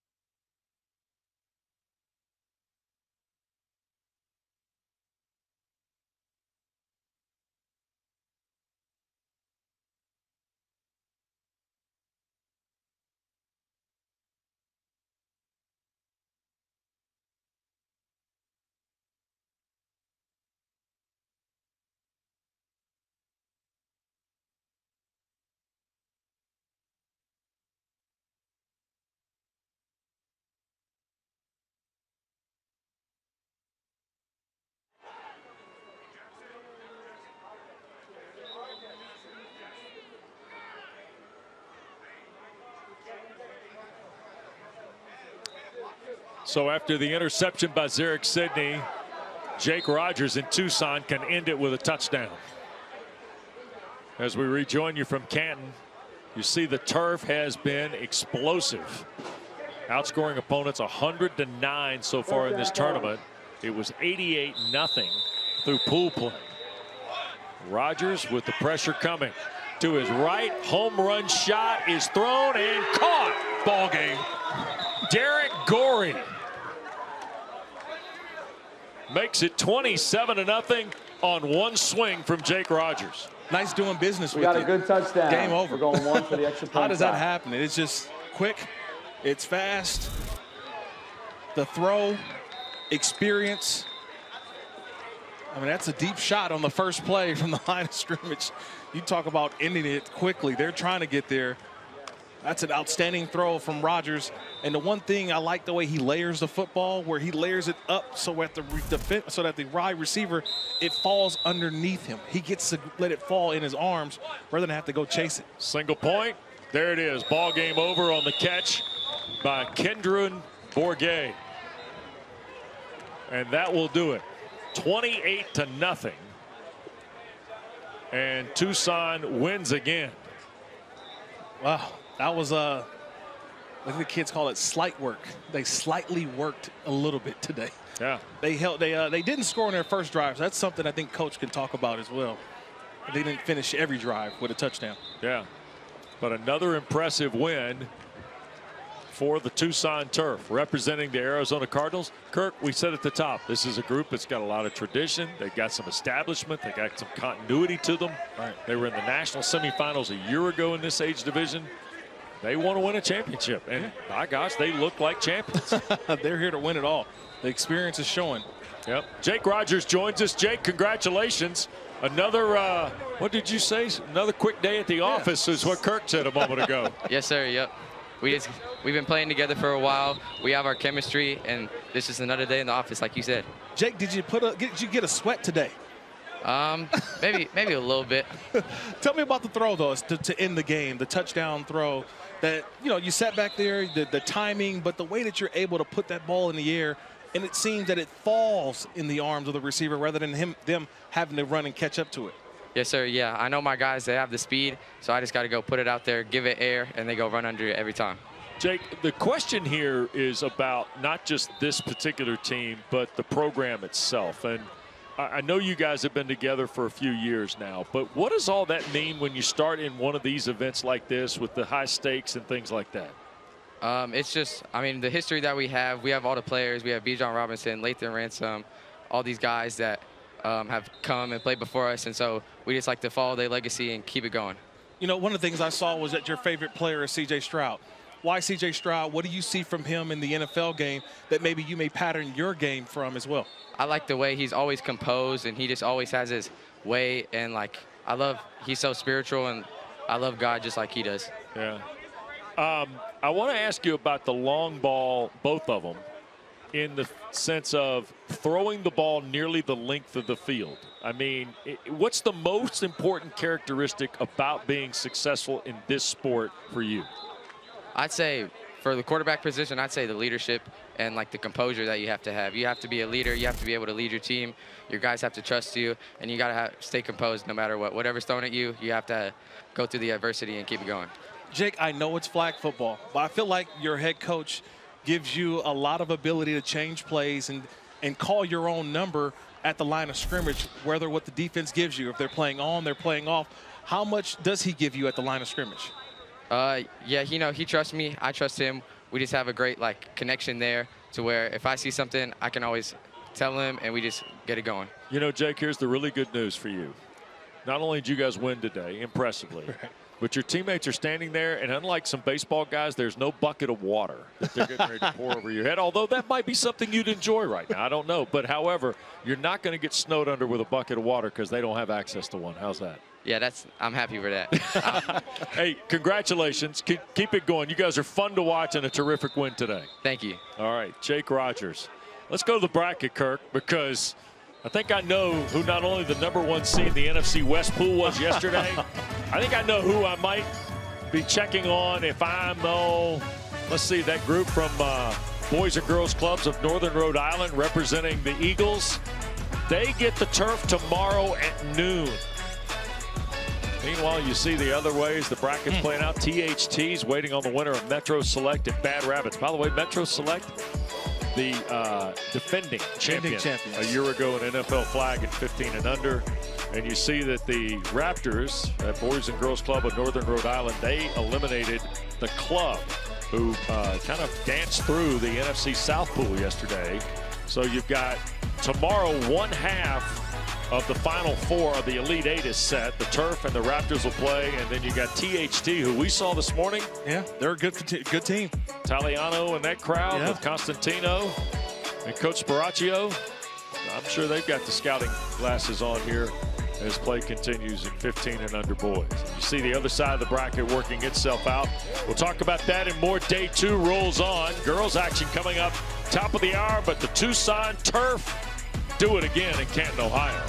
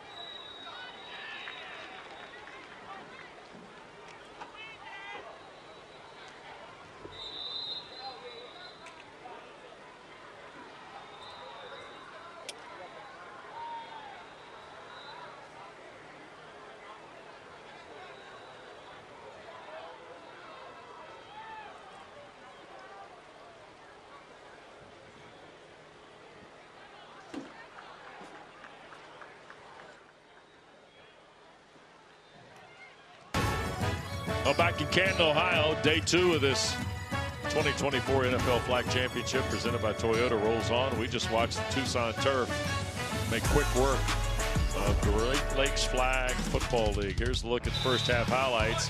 Slow start both ways, but with Jake Rogers and Sean Roebuck got cranked up, didn't they, Kurt? Yeah, early impressive. My team so far, just saying, they've been here and they played like it. Yep. They have so many different weapons on offense, defense, but at the same time, they just have a chemistry that everybody was in the right spot at the right time. Yep. Especially defensively. A couple of interceptions, linebacker, cornerback, everybody was in the right spot at the right time. Yep.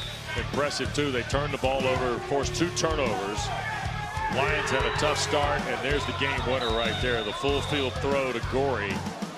And then the point after made it 28-0. Rogers, very impressive. And coming up next from Staten Island, you're going to get a look at this is the girls bracket. You're going to get a look at the All-Stars, Staten Island All-Stars representing the Jets, and the KC Shockers representing the Indianapolis Colts. And a quick word here, real quick. You say, well, wait a second. KC Shockers from Missouri representing the Indianapolis Colts. See, all 32 teams have a regional. Correct. And your team might be Kansas City based, but you may not necessarily win the Kansas City regional. So you may then say, I'll go to Indianapolis and compete in that one and win that one. Right. So there you go. Later on today, Kirk and I will bring you a team representing the Steelers from Northern Virginia. So just hang with us on the geography, folks. I promise you, we're not going Magellan up here. No. We know where we're going on this, right? It's look, if you feel like you're one of the best in the country, you take your show on the road, and that's what's exciting. These are some of the best players, men and women, boys and girls. And one of the top female players in this field is Annalisa Anderson with the KC Shockers. You will see her coming up in the second game here today, or the second game of this pool. And here's a look at the players on Team USA from the 18 and under girls division. Annalisa Anderson right there. Bad Rabbits, Paula Nicole Cruz. You see those are the players that are here. And THT, who we saw representing the Giants, in the girls division 18 under, representing the Eagles. And you'll see talented players throughout, both boys and girls, as we continue to roll on here from Canton. There's what, 16 fields here? On this side. On this side, yeah. On this side of the street. There's a lot of football going on. Oh my God! This is the place to be. We should flag football. I'm shocked to just stay at our field, but then I'm looking across and it's like 4 or 5 other games going on. I can't keep my eyes just peeled on one. It's like you sit here and you look out from where we are on the digital field to the other like 16 fields, and you're like, wait a second. There's football going on. We showed up at 9 o'clock. There were people everywhere watching football, and proud to be part of it. So 18U girls coming up next.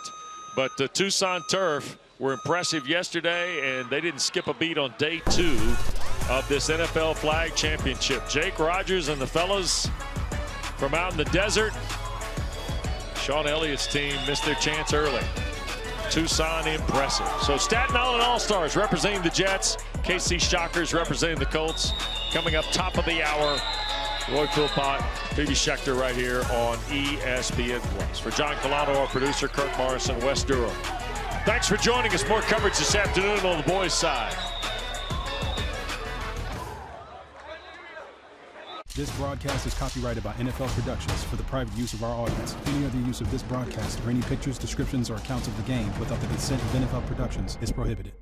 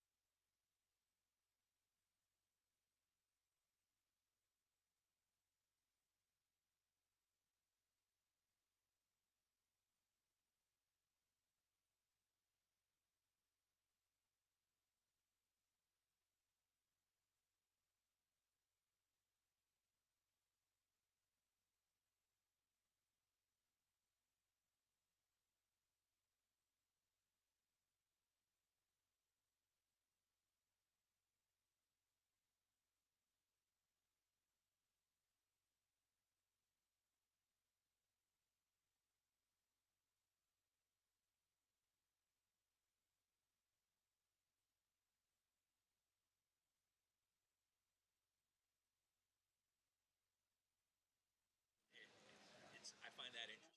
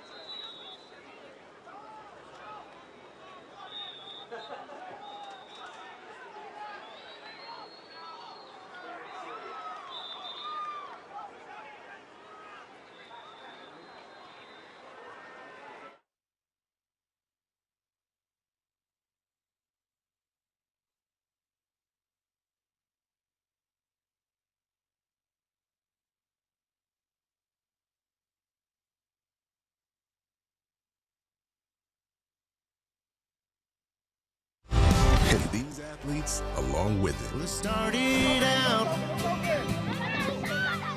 down a dirty road. We got to give it everything we got. We all want that title. You don't really get to experience this anywhere else. You have to lock in. They have more heights to climb, more horizons to chase.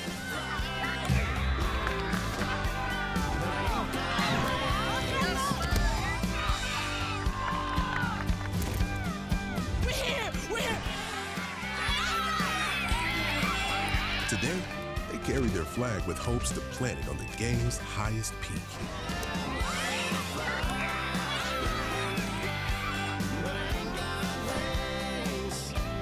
They are ready to fly at the NFL Flag Football Championships. And welcome back to the NFL Flag Championships, presented by Toyota. Into Friday afternoon we go. One team has already punched their ticket into the quarterfinals. Who is next? We're about to find out. Staten Island All-Stars and the KC Shockers. Two up next, the Colts and the Jets represented in this matchup here in beautiful Canton, Ohio. Bracket looks like this. Two teams have punched their ticket into those quarterfinals. Liberty City, the Warriors earlier today, and the Apex Predators have as well. So glad you could join us with BB Schechter. I am Roy Philpott. How much fun has this been so far today? The weather's been brilliant. Play on the field has been spectacular. Oh, it's just been a great stage for these girls and guys out here to be able to showcase those skills. That is the excitement of flag football. We want to see those big catches, those incredible, just kind of evasive moves they use. So everything's just starting to shine out here. Just starting to shine indeed. Let's start first with Staten Island and what they bring to the table. It's a team that's undefeated in pool play. They put up good points, outstanding athleticism with this squad. Yeah, and they're really an interesting team because they're almost like accumulation of two different teams. So you've got a team from the All-City Girls, then you've got the Staten Island Giants B team, and they've combined together, normally kind of enemies, and they've made this great all-star team out here. And what's interesting is some of these girls actually play up to the Staten Island Giants. So they play against each other and they play with each other. Some young ladies, too, that have played tackle football. They will get after it in this matchup against the KC Shockers out of Kansas City, Missouri, representing the Indianapolis Colts. It's a team that's only been together, Phoebe, for 8 months. Yeah, but you know what? They're a team that the Chiefs actually helped to kind of build, right? They had a flag football league, and the head coach, Kason Matthews, who was there just officiating, saw that there were 25 girls still wanting to play flag after the league ended. Pulled them together, got this high school team going, and now that community, that team, you see them out there playing like one. These two teams can score points. Flag football, phenomenal. As we continue in the round of 16, the girls 18 and under here in the shadows of the Hall of Fame after this.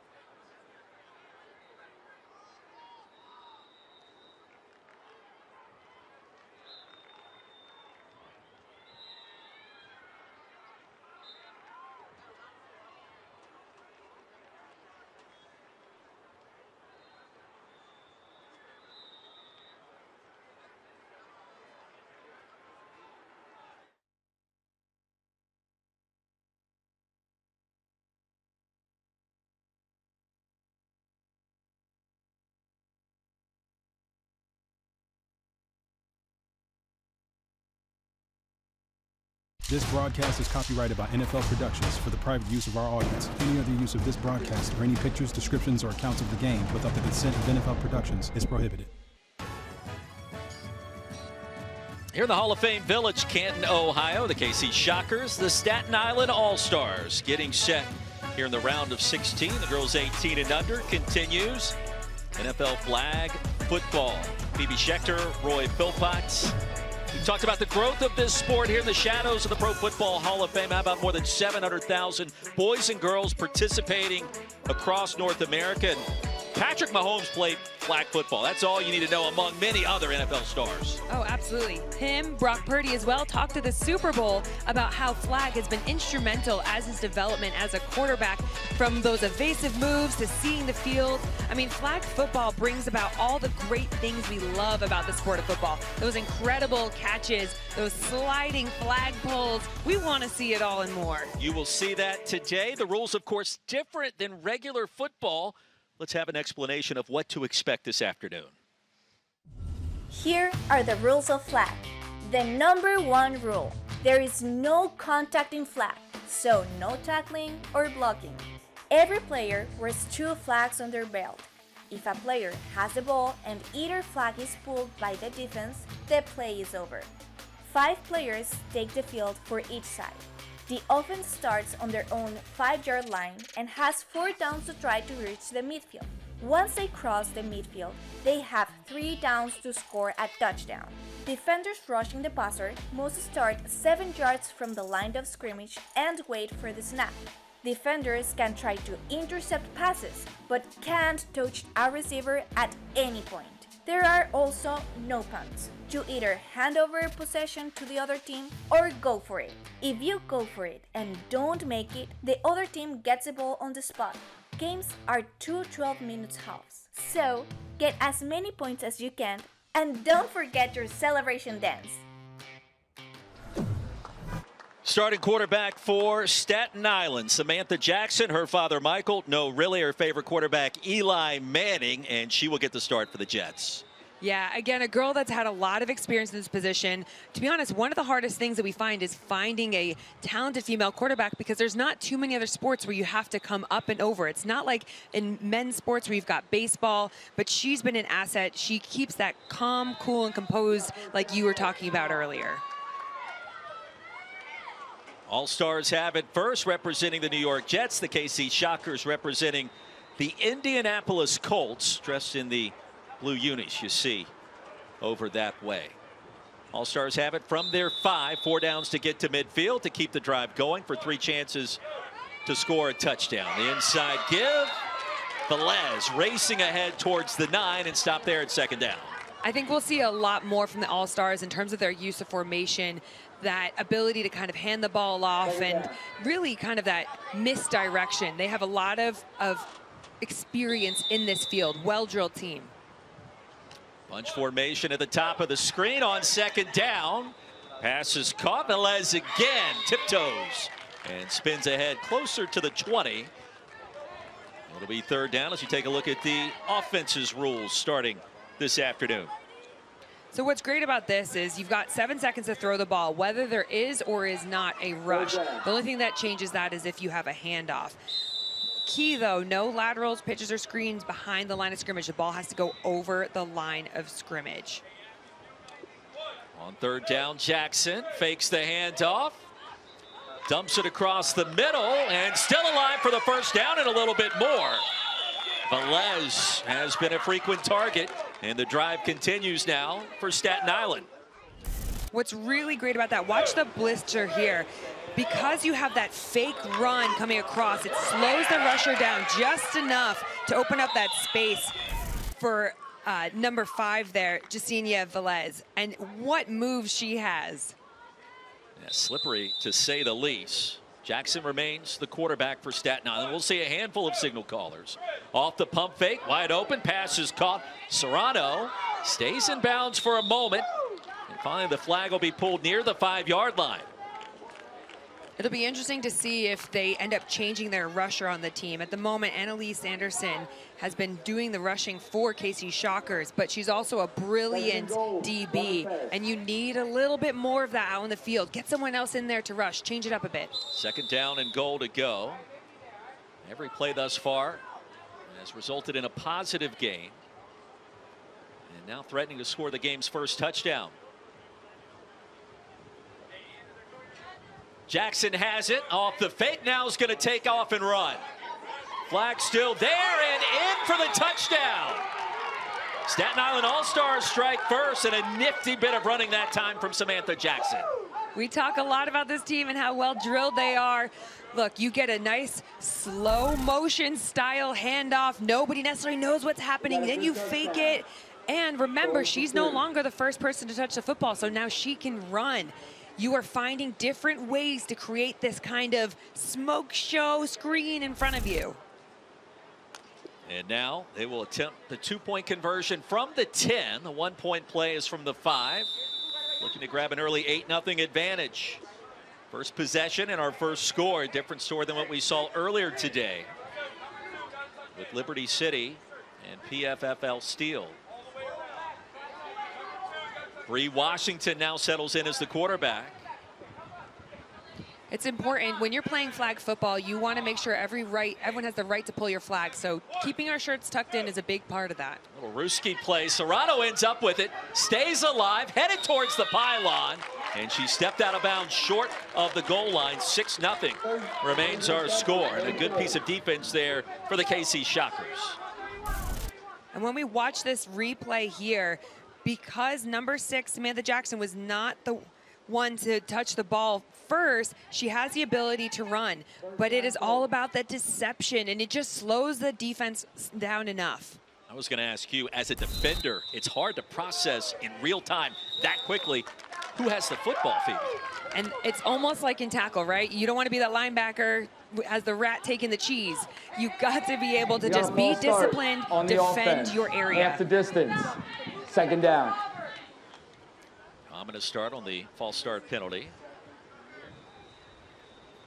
Ashley Bermudez, the quarterback for the Shockers. Her favorite player, Patrick Mahomes. I think if you're in the Midwest or the upper Midwest, America's heartland, chances are you grow up and you watch him win all those Super Bowls. He's going to be your guy. It's a hard one to choose anybody else. When you're on a roll creating your own dynasty, I think he's done a pretty good job there to be a great role model and example for young kids alike. Good job by Victoria Brady. Ahead towards the 10, and a big play coming up. It's 3rd down in midfield to go. What's really interesting in this sport is because your center is an eligible receiver, they can be an absolute weapon to be able to attack the defense. You can disguise arguably your best athlete there if that's what you choose to do. Absolutely. Solid hands, and you can make anything happen.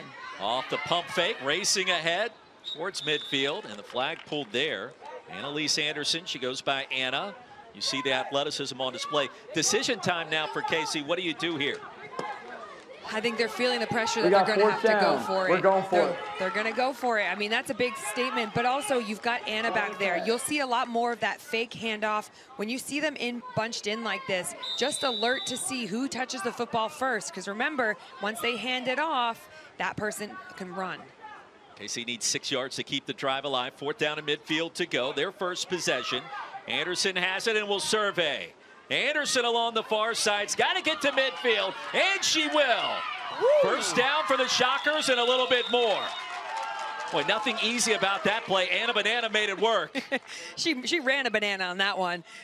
All the way to the right, all the way back across the middle. But she's an athlete. She can also throw the ball. What's beautiful about this, imagine running full speed. You feel someone behind you, so you throw your hips forwards. You then come back, change direction.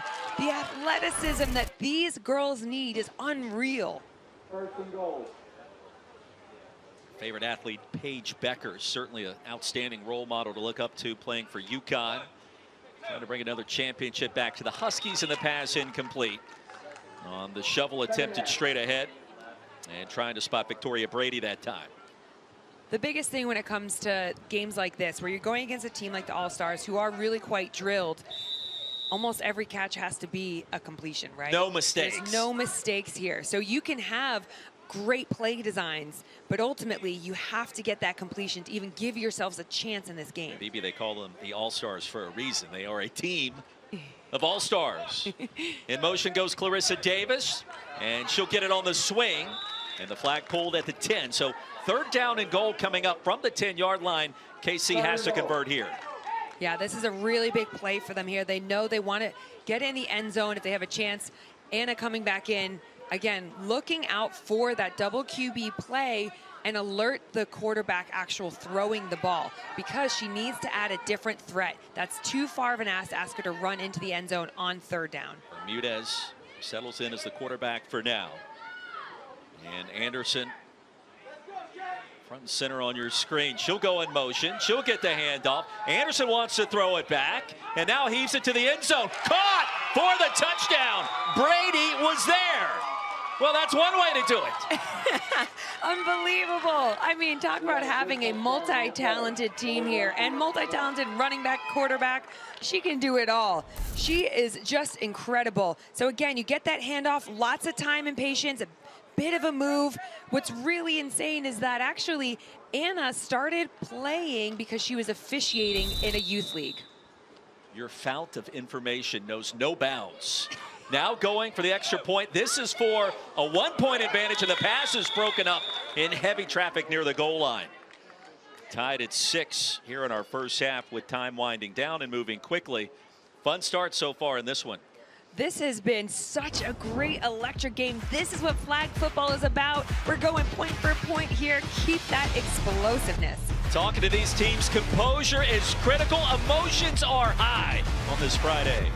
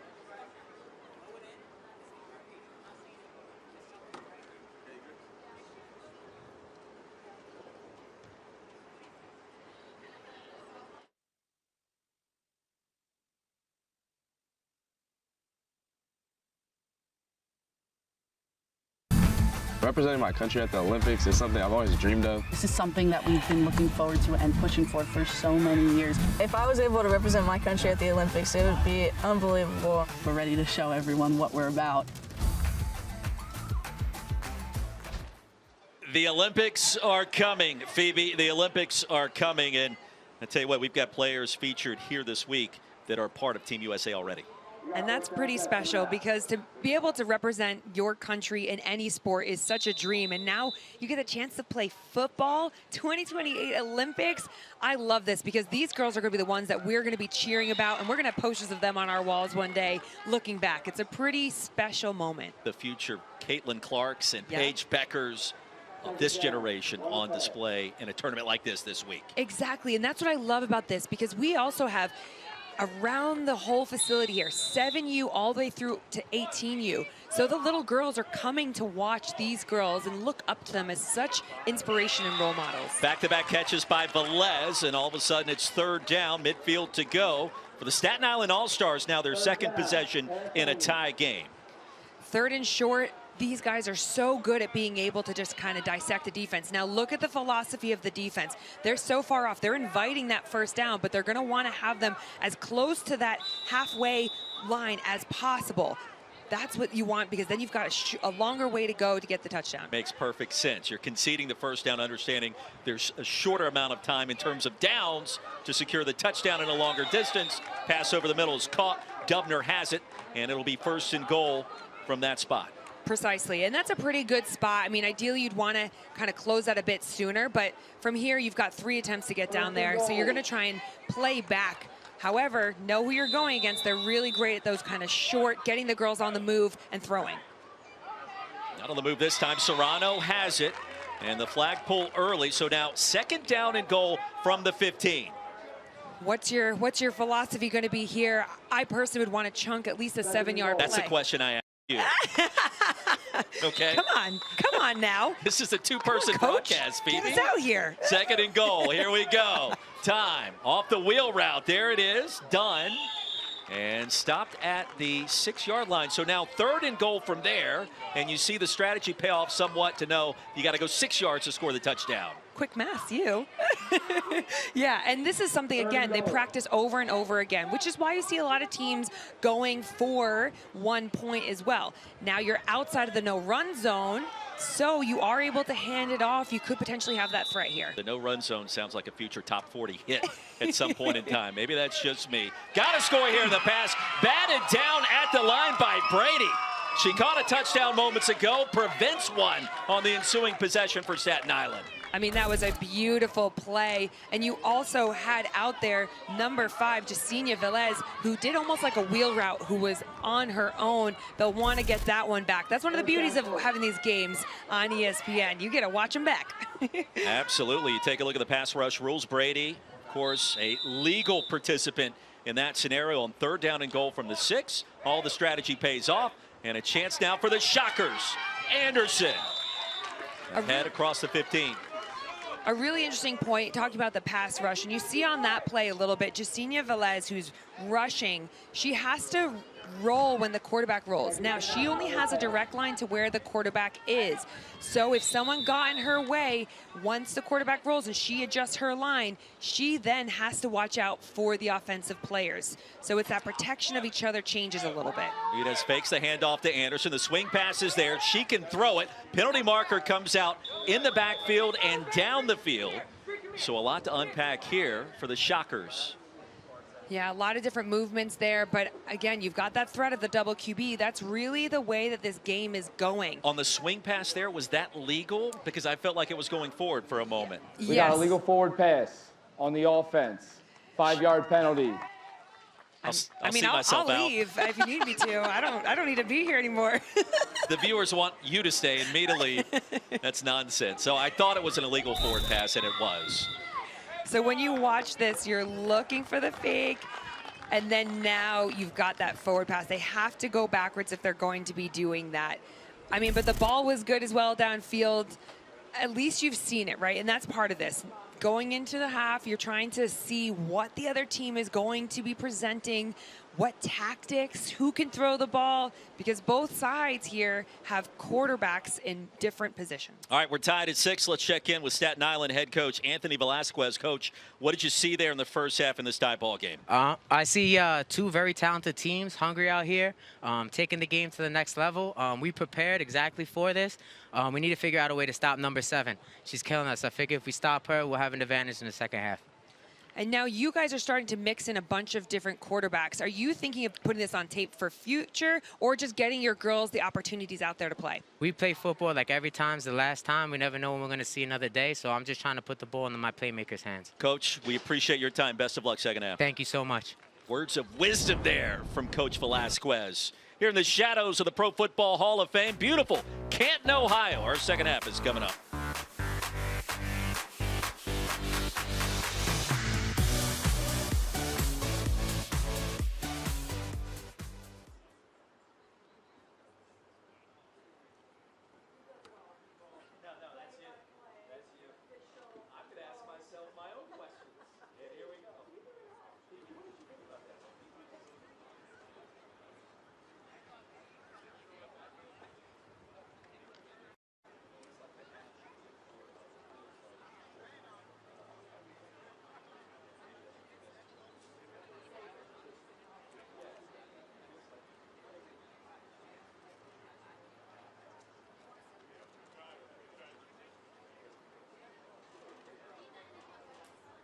The NFL flag championships are always fun.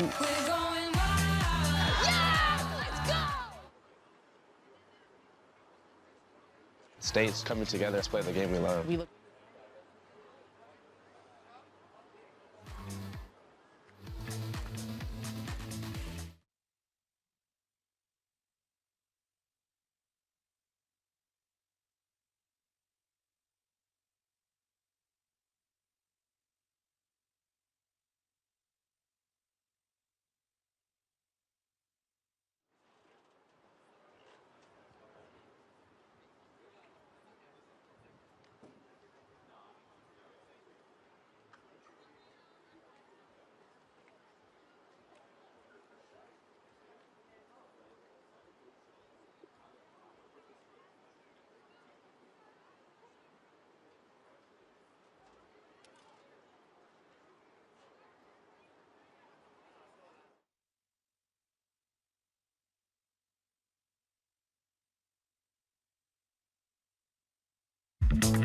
The NFL flag championships are always fun.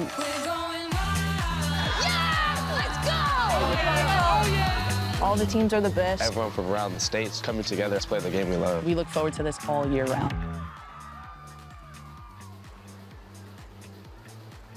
Yes, we do. Welcome back to the NFL Flag Championships, presented by Toyota on a Chamber of Commerce Canton, Ohio afternoon. Tied at 6 between the Shockers and the All-Stars of Staten Island. Phoebe Schechter, Roy Philpott, and we've talked about some of the current NFLers that have participated in flag football, and there's a pretty impressive list. It goes deeper than this, but some big-time names there. Huge names, and look, so many of these players listed here. Look at their ability to change direction, the way that they can juke and evade. That's some of the core skills that you're learning here in flag. Plus, ultimately, what are the ones that we want to see the most of? Those big catches, those incredible throws. Well, when you're out here, all you're doing is catching and throwing. So all you're doing is getting more and more reps, and that's what we need to be better, higher quality athletes.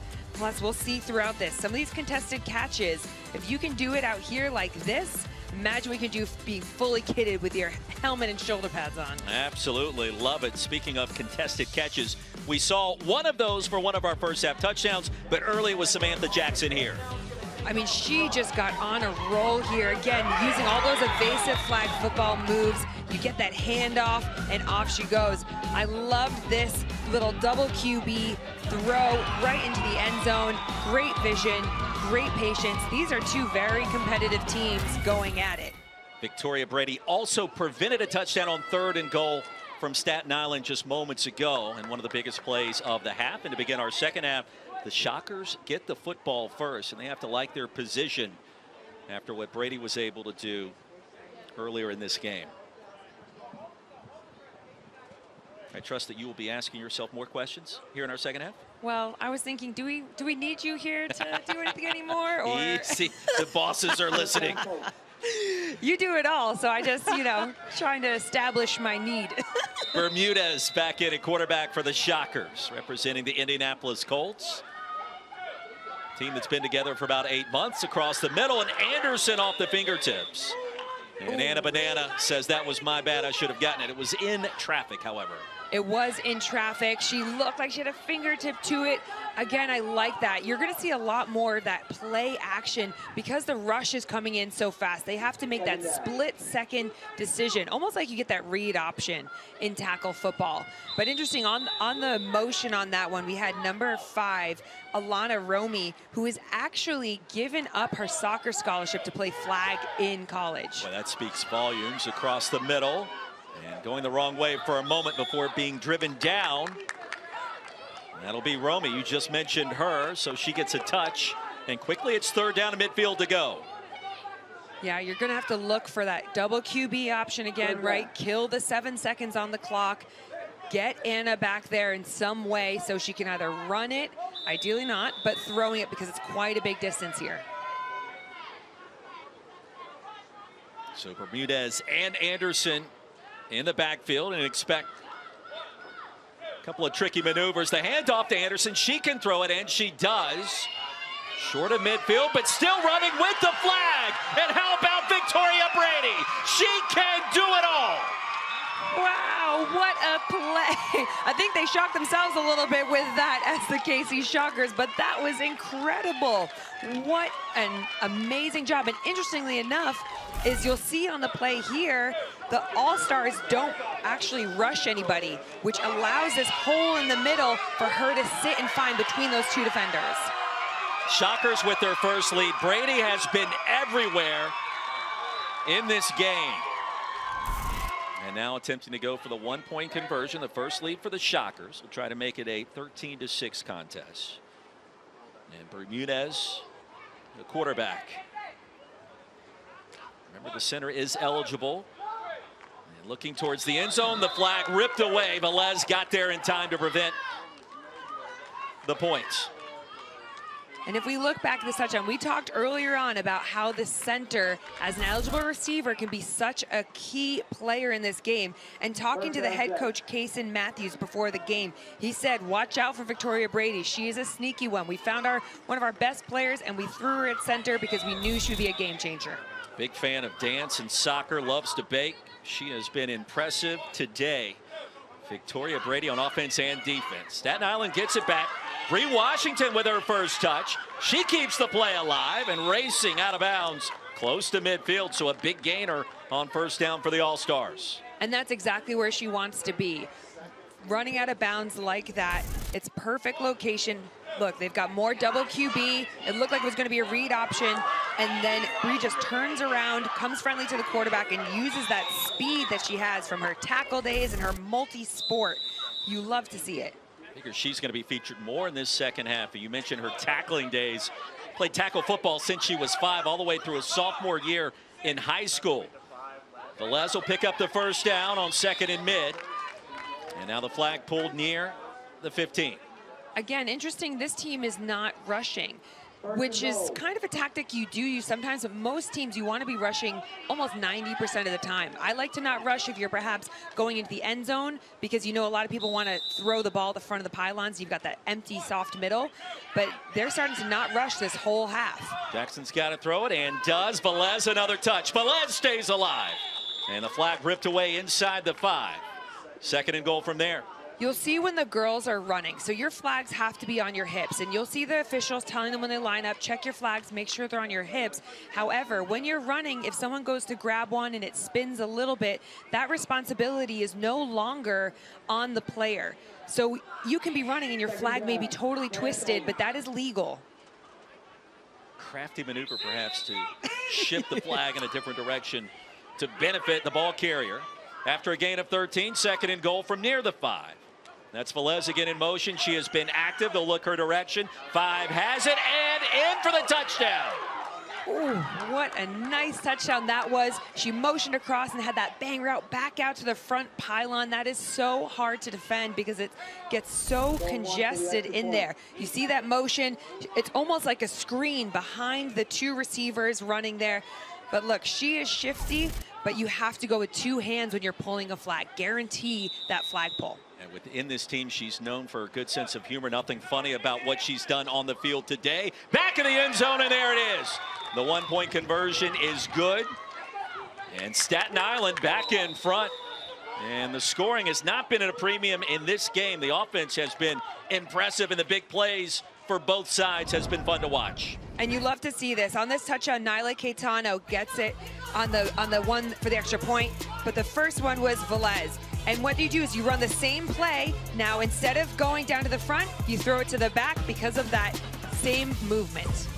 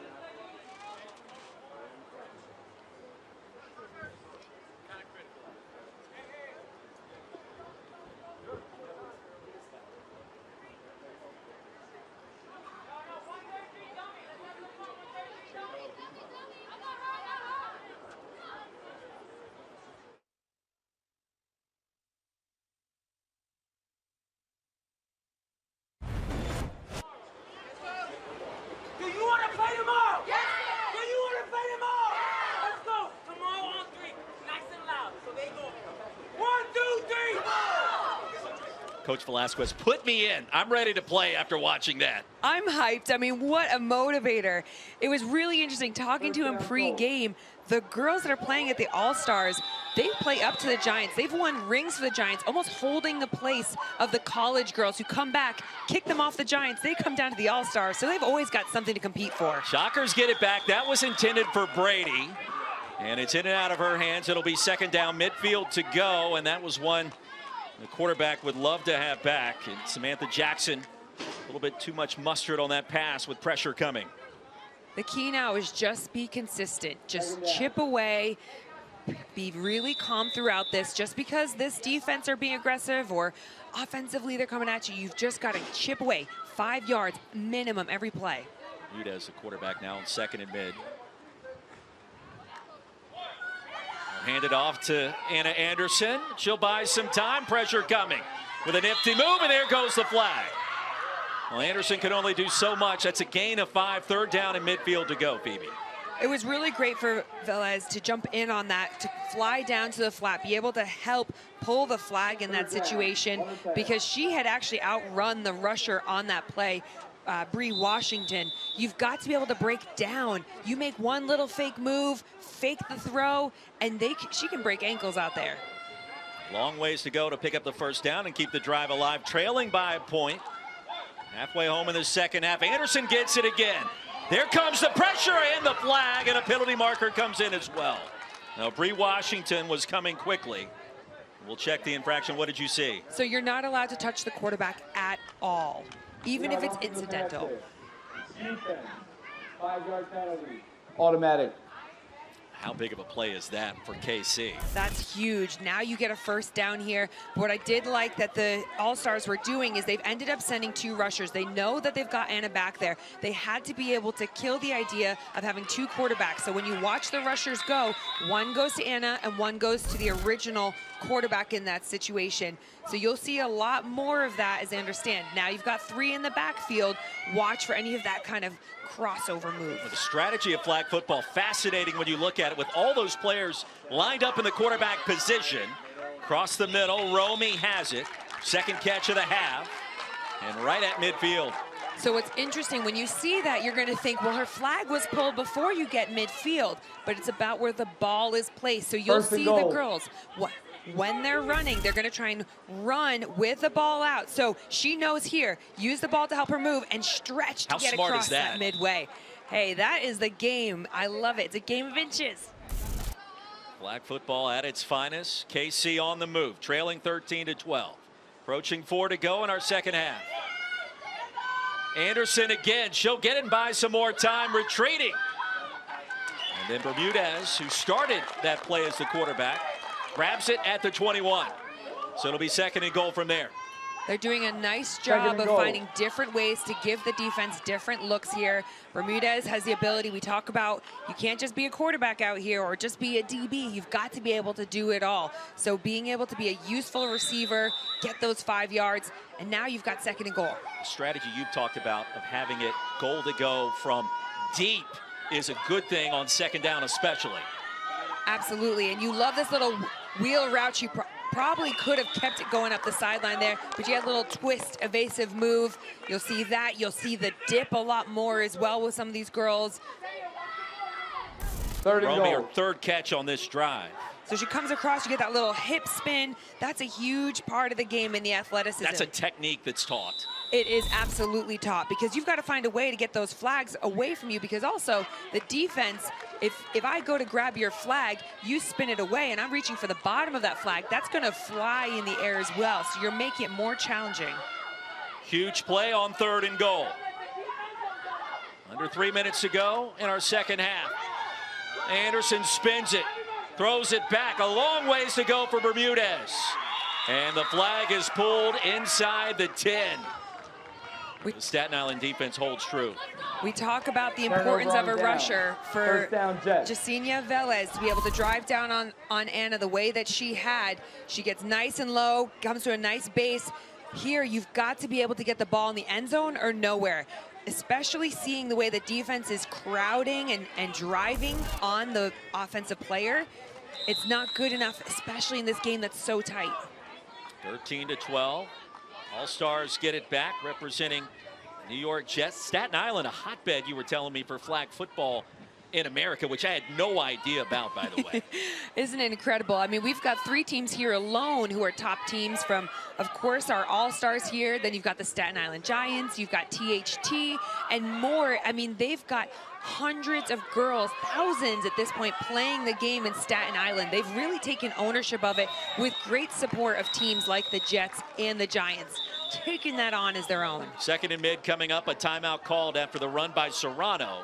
She picks up 7. And at this point, the Shockers are going to need a stop, and they need one quickly.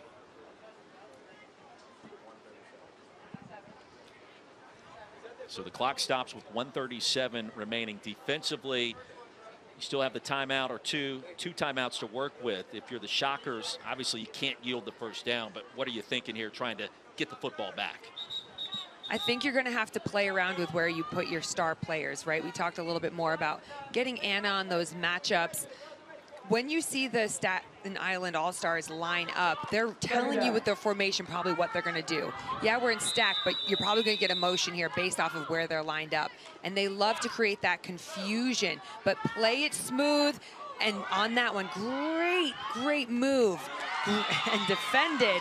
Brilliant job. Dubner had the football. She's the one that threw the pass. It's incomplete. It was hard to follow who had the football in that sequence on what appeared to be a triple reverse.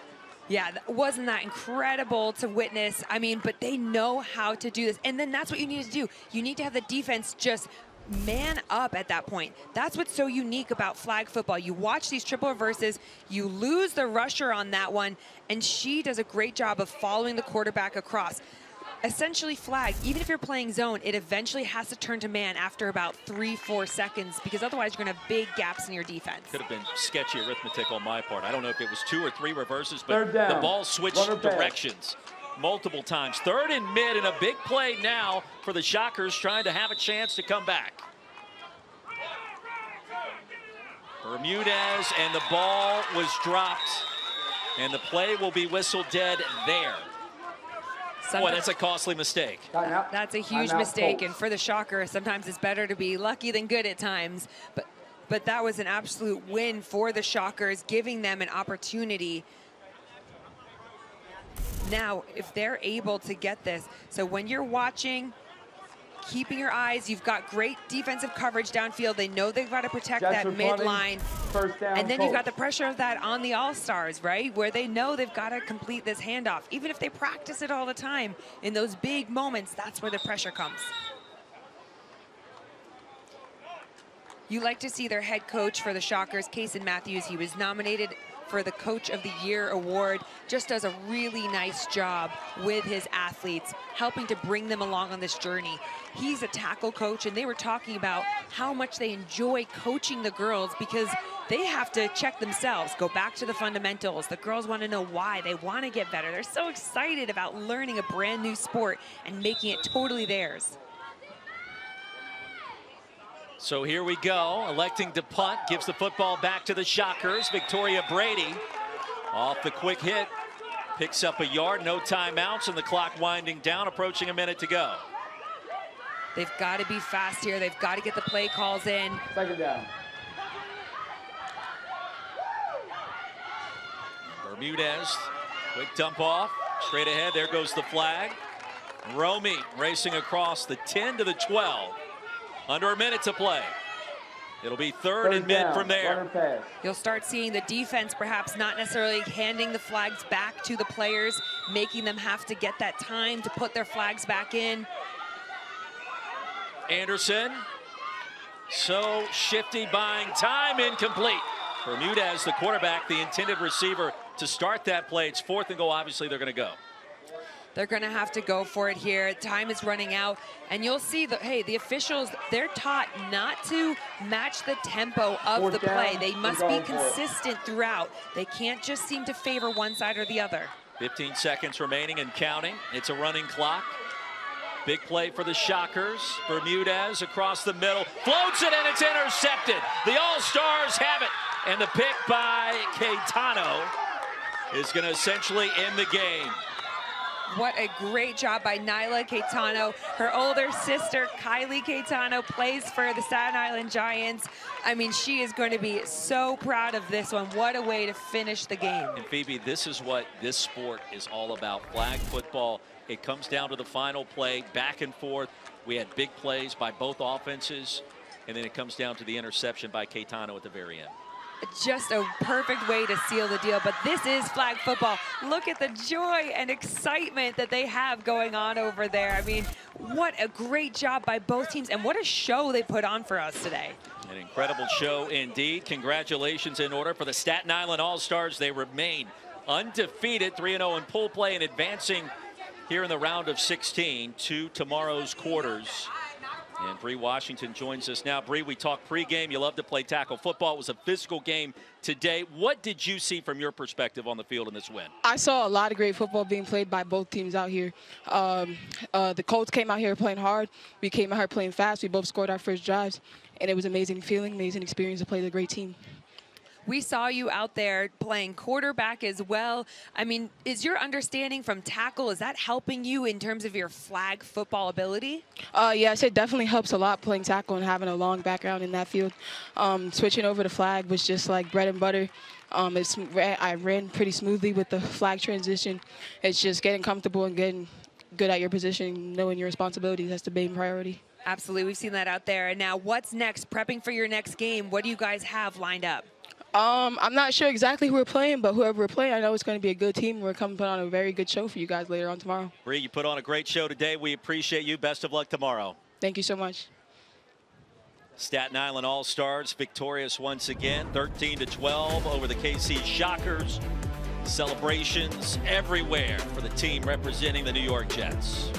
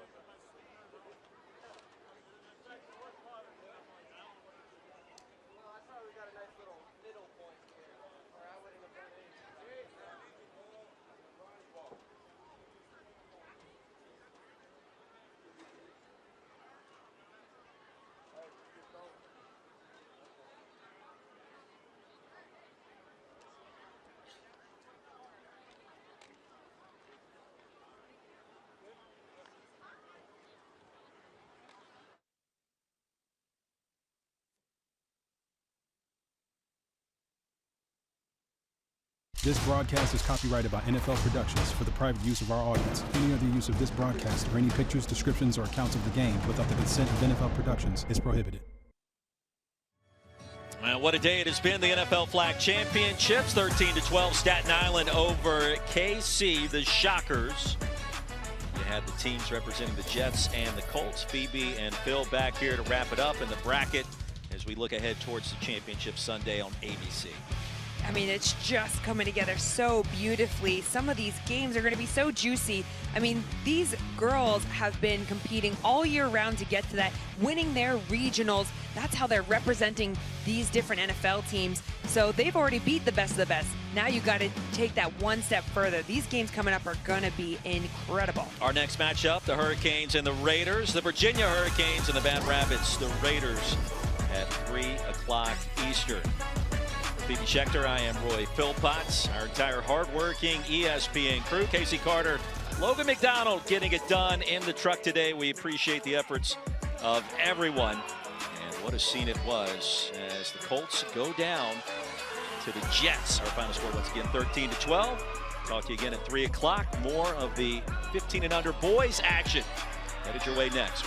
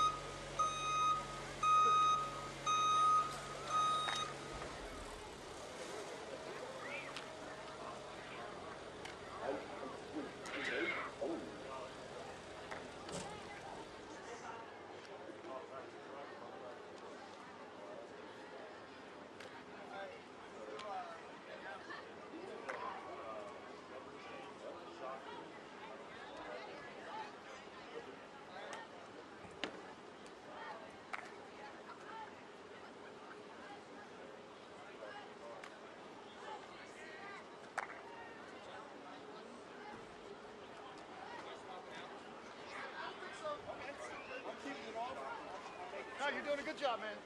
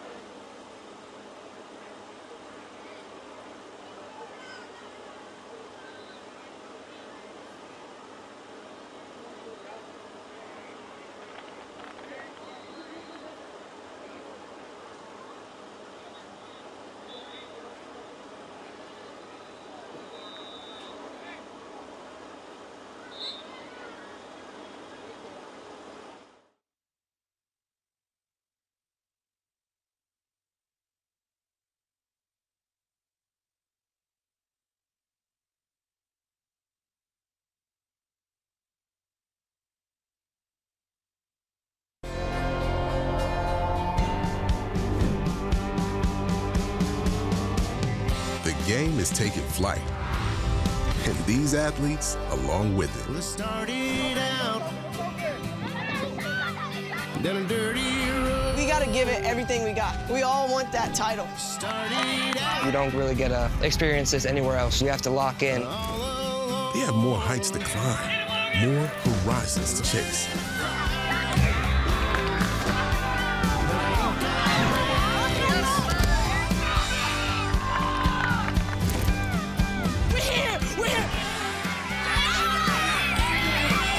Today, they carry their flag with hopes to plant it on the game's highest peak.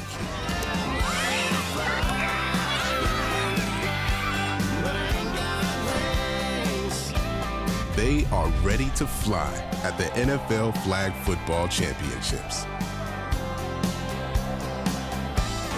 We welcome you back to the 2024 NFL Flag Championships presented by Toyota.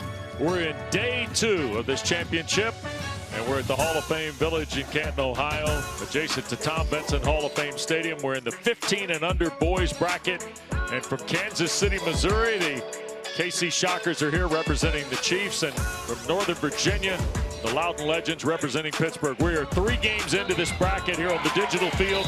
THT advanced, and Kirk, they did it behind just terrific play from Nito Vitaliano and also Vincent Geller. Yeah, Vincent Geller had a day. Not only offensively, it was what he did defensively, knocking the balls away. An outstanding defensive performance from THT. And Tucson Turf continues to hold the field scoreless. 4 games in, they haven't allowed a point, and Jake Rogers has been terrific at the cue. Well, he's my early favorite for quarterback, best quarterback in this 15 under group. Jake Rogers put on a show earlier today. Well, and we bring you now to the bracket and the look at the big board, if you will. You see Some of the Elite Eight is already completed for early on Saturday. Metro Select will play TXT. That'll be a terrific matchup. So will the Eagles representative from the Boys and Girls Club of Northern Rhode Island against the explosive Tucson Turf. So we're going to move to the right side of the bracket. We welcome you back to the digital field here at the Pro Football Hall of Fame Village with Kirk Morrison Wester. We're going to get a look at the KC Shockers and a big-time, tall NFL flag team. Yeah, so if you're watching, they are not an AAU basketball team. They're about as tall as AAU basketball players, but no, this is a football team that comes in with outstanding height, but they have a quarterback that's able to get them the football and utilize their talents. This is a team that qualified last year early. They had to do it again this year to prove to everybody they weren't fakes. They're not phonies. They're for real. Yep, and the Loudon Legends are from Northern Virginia, but they're representing the Steelers because that's who they qualified with. And it's a team that, quite frankly, in talking to their staff, they've kind of battled to get here to Canton. Yeah, they feel like they're the underdogs here because they've had to find and claw their way, fight their way to get to this position, but they're excited. They're confident that they can get the job done. They have a tall task against a tall football team in the Shockers. Yeah, they took the loss yesterday to the Ravens in that, if you will, AFC North pool, but they went 2-1. They did not. They scored 34 against the Bengals representative, only 13 in the loss to the Ravens, and 13 in a tight victory of the Browns that put them in today's day 2. When we come back, one of these teams advances to the Elite Eight in the 15 under boys division. We'll have it for you next as the NFL Flag Championship presented by Toyota continues.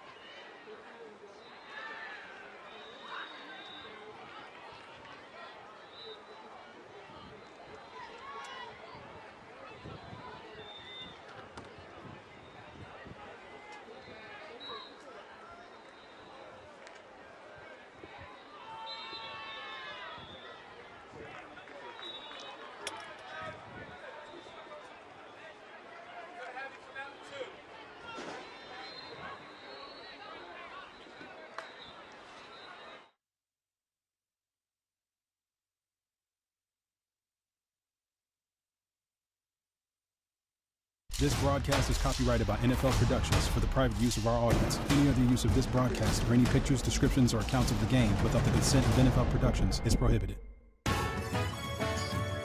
Back in Canton for day 2. Shockers and Legends on deck here on the digital field at the Pro Football Hall of Fame Village.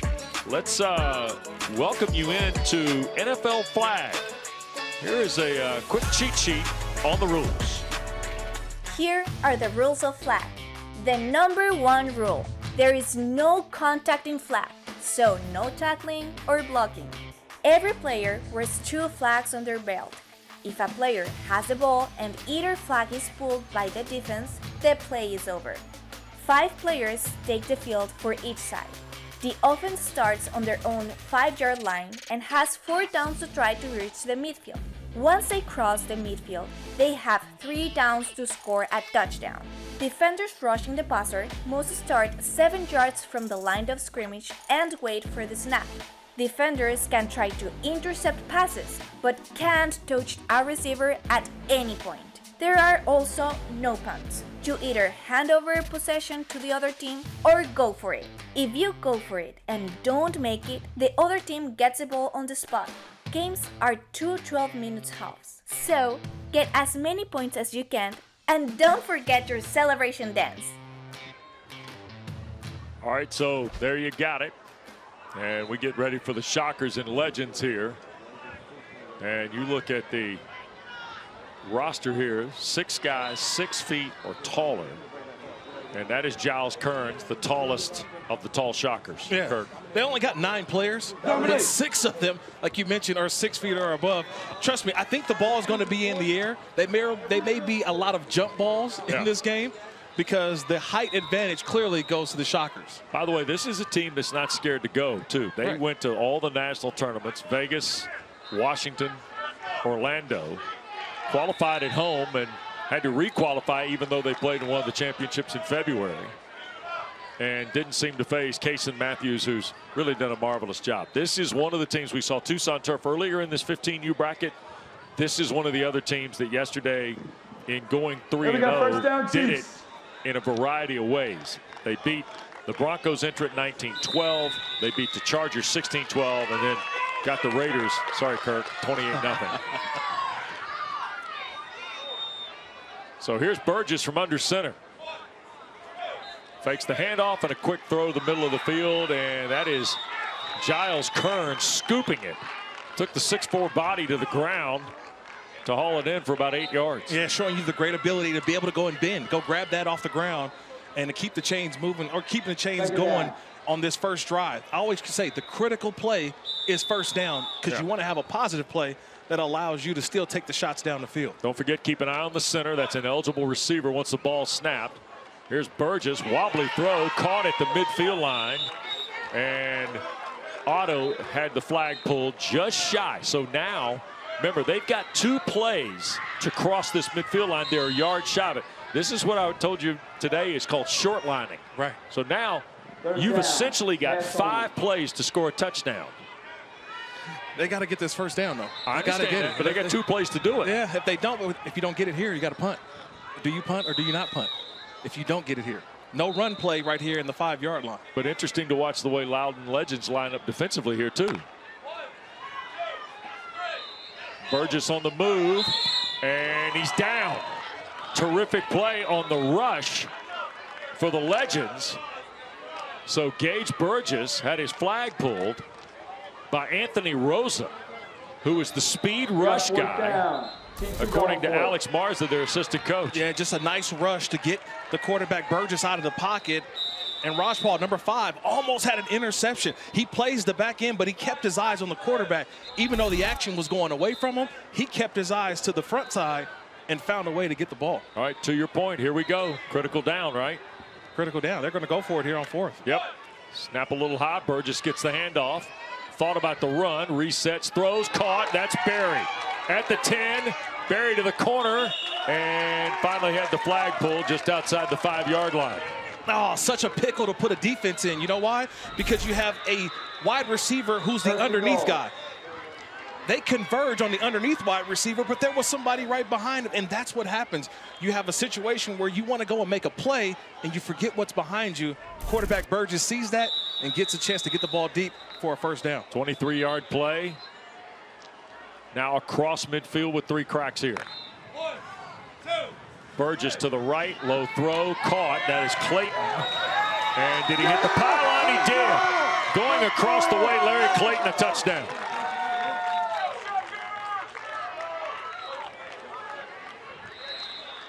So the drama happened at the midline. Going 1 for the extra point. It was just an easy throw, the catch, and the inability to get the runner down or get the flag pulled. Right.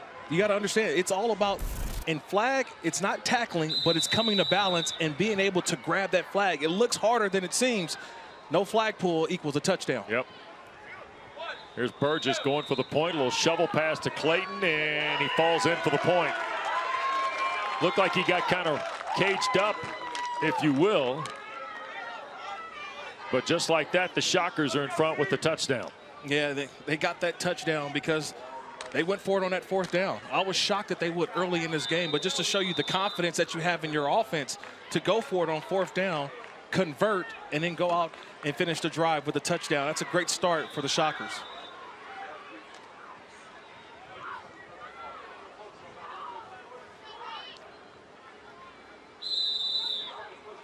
So here is Julian Marza at quarterback, and that's Rajpal. Kabir Rajpal, the, if you will, kind of the little shovel pass. Picks up 8. So second down. You see we're already 4 minutes into this first half of the 12-minute running clock. Second down. All the Shockers play about 7 off here. Marza, crossing route, caught. Kingston Tate scores.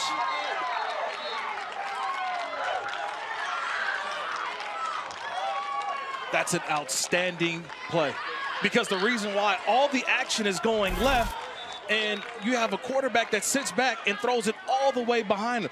Understand this, you have a receiver who's able to not just stand on one spot, but Tate was able to get all the way across the field. It puts the defense in sort of a situation of, what do we do? Do we stay here? And it was an open spot. Tate, the speed to get all the way to the pylon. 37 yards for the score.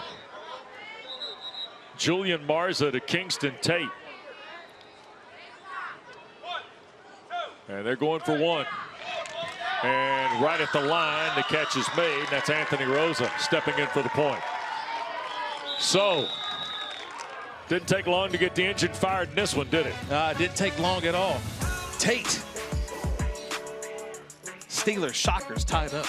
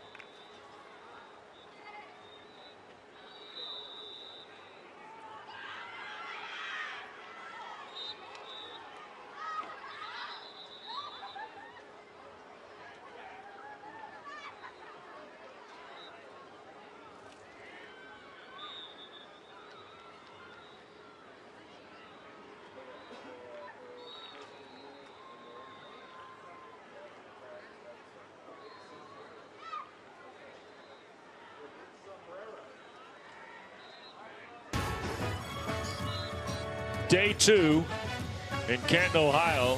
Here on the grounds of the Pro Football Hall of Fame. Tied at 7.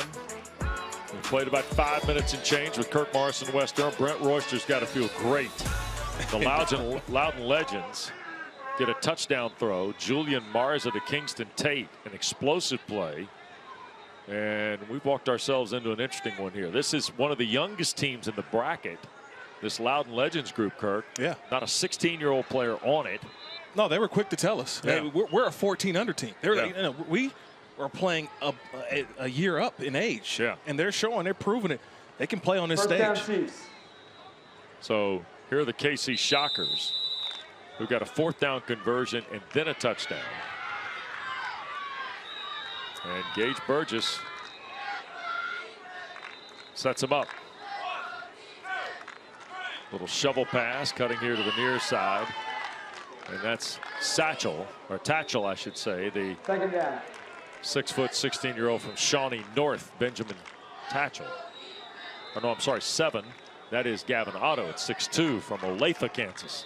Yeah, you got a lot of moving parts when it comes to their offense. A lot of misdirections, a lot of eye discipline if you're the Steelers, okay? The Legends, they got to keep their eyes on both sides at all times, peeled back with so much action in the backfield. See the sidecar back, little orbit move. Now Burgess going to let it rip and fires it to Berry.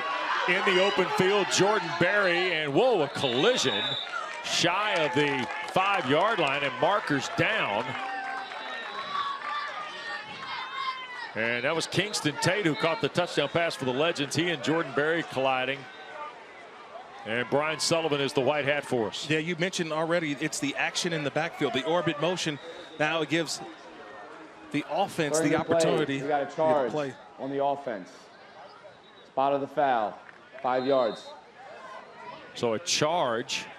It's a 33-yard play. Right. Take 5 away for the charge. 5 yards from the spot, we got 1st and goal.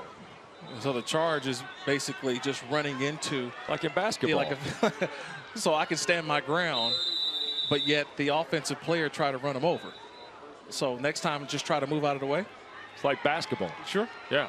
Stand my ground. Yeah, I mean, if you're defending, you just hold your spot. I wish we could do that in the NFL, right? Oh my gosh. How many times that really? Gronkowski just run me right over and they called a flag on me? But hey, here we go. Here's Burgess, a rope to the end zone. Too hot for anybody to handle it. It was headed for Giles Kearns on the back line. But I love this offense too. And if you watch the quarterback, Gage Burgess, he's at the line of scrimmage and he's got the wristband. So it's a lot of check with me. It's about what the defense gives you. So he gets to the line of scrimmage. If they're going to play off, he understands I've got underneath routes. And what they do is utilize the orbit motion. That means that they're going to put guys into a little short motion. And if the defender doesn't go with them, they'll go back to him on the same motion play. Like, here's a bunch to the weak side, if you will, right? Burgess trying to elude the rush again of Rosa, and oh, what a play! Was it in? Out of bounds. What a terrific effort by Grayson Todd to come up with this and almost still be in bounds for the touchback. Oh, man, what an amazing effort there by Grayson Todd. He made the catch, but he just didn't get a foot in bounds. A nice rush by the Steelers. And almost an unbelievable play. He almost caught. I thought he corralled it, but couldn't get a foot down and never finished and had possession. So here's the 3rd down play. Burgess buying time, trying to flee from Rosa. Sets across his body. Touchdown.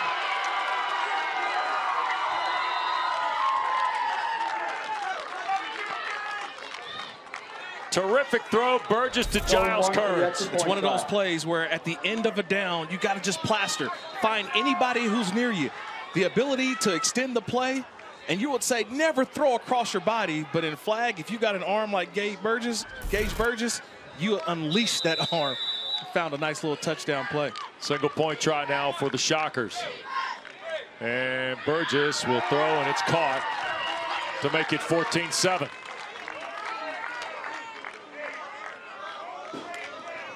Explosive so far in this first quarter, right? Wow. We've had some big plays on both sides. Yep, sure have. 1st down, Steelers. So you see here the Shockers, they're one of the 3-0 teams out of the AFC West pool yesterday. Averaged 21 points a game and were pretty dominant in putting their wins together. Don't get sucked in. There's a quick throw underneath. This is Kabir Rajpal. And he'll work his way up the far sideline. Now, Kirk, we got an interesting story here from game management in terms of a scenario. Right. You got 2.5 to go. Legends are down a touchdown. That's a 15-yard play there. 2nd down. They also get the ball to start the second half. So you can afford to control the tempo all the way down to the 0 if you want to here, if you're Coach Royster. You're absolutely right. The clock is, to me, your ally on this one. You have to utilize that clock because you see how fast that KC was able to score. Barza, another quick shot into the flat, and stretching out is Omari Almada from Sterling, Virginia. He's one of the younger players on this roster, just turned 14. And as we get under 2 minutes in this clock right now, you have 3 timeouts right for the entire game. Now, do you utilize a timeout and let this clock continue to bleed and try to use a timeout to where you only have the last possession of this first half? A pair of 15-yard throws from Marza. So now you see the scenario with the ball at the third down here. Oh, no, first down across the midline, right? Yep. Snap is high. Marza, goal, nice catch and score. Elmada into the end zone.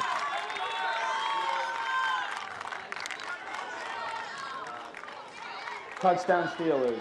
Going one. You score when you can.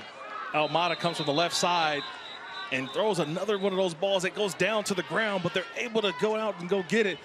That's a terrific job by the offense. Elmada grabbing it, racing it in for a touchdown. That's a defender. That's a hard play to kind of cover. That ball's thrown to where only the receiver can go get it, and was able to not only secure a catch, but to keep his feet and get in for a touchdown. 3 15-yard throws from Julian Marza in the drive. Gets the Legends a touchdown, and now they're going to go for the point to try and tie it with a half minute to go. Clock running, and here's the snap to Marza. Looking for the point, threw it into traffic, and it's picked. And through the back of the end zone goes Nicholas Carter to keep it a 1-point game with 8 seconds left, and the clock will run out. I think that'll be the end of the first half, although the Shockers are trying to get a play snapped. Here it is with 1 on the game clock in this half.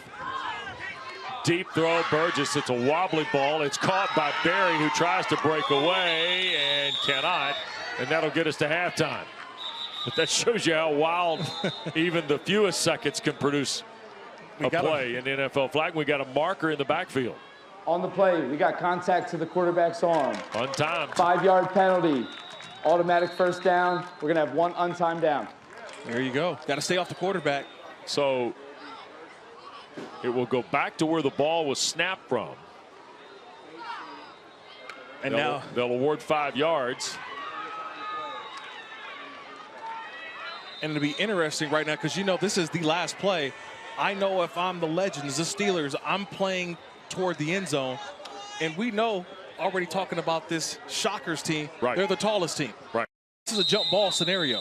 So I'm getting I'm playing a preview. I wouldn't even rush the quarterback. Well, you see Otto at 6'2", Kearns at 6'4" to the right. Here's Burgess trying to elude the pressure again. Upfield, he's going to throw it all the way to the end zone. Buried there, and he couldn't hang on. It got raked out by Grayson Todd, or else Jordan Berry makes a catch in the back corner. Terrific job by Todd. He got that hand right in between the arms and was able to rake that ball out. Was not able to secure the touchdown play. And Julian Marza got great pressure on Burgess, but here's the play on the backside. I'm just surprised they didn't rush an extra player. Jordan Berry is one of the tallest players. He's 6 foot tall. I would have had 3 or 4 guys just standing in that end zone for that play. Kason Matthews is the head coach of these Shockers. Coach, tell you, we saw a little bit of everything in 12 minutes, didn't we? Oh, man, it's an exciting game. We got to make some adjustments defensively, but, man, I feel good how we're playing offensively right now. How do you win this football game that's so much back and forth? Well, right now, our flats, we're just not covering the flats good enough, and they're giving those short stuff, and we're just not pulling the flags, and that's the difference maker. Is those 2-yard gains are turning into 5, 10, 12 yards, so we got to fix the flats, and that's the big adjustment we got to make at halftime. Kason, I don't want to take anything away from your visit here, but you guys have been coaching all day here. I mean, not just this team. The voice is starting to fade a little bit. Oh, yeah, man. I'm losing we need it. to get you a little hot tea or something. Yeah, I need something. Give me some tea down here. Appreciate it. Thank you. Thank you. You bet. We'll step aside. 14-13. Shockers a 1-point lead as we're working through day 2 of the 2024 NFL Flag Championships.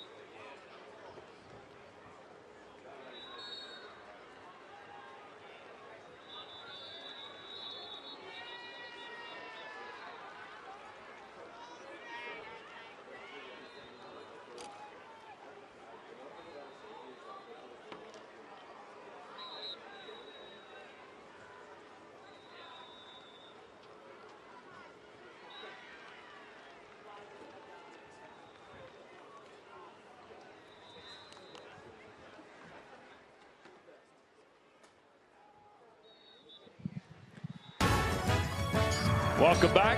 You're watching the 2024 NFL Flag Championships presented by Toyota. It's one of my favorite things I saw yesterday. What's that? It's the light poles and power lines that look like goalposts. I was wondering at first. I was like, what is that? Yeah. And I realized that, those power lines. The power lines. Yeah. Uh-huh.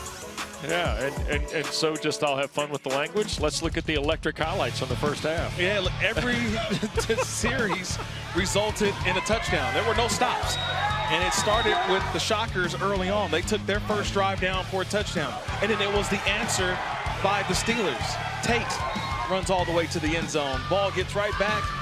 And again, it's the KC Shockers finding a way late in the down, the throw, another touchdown.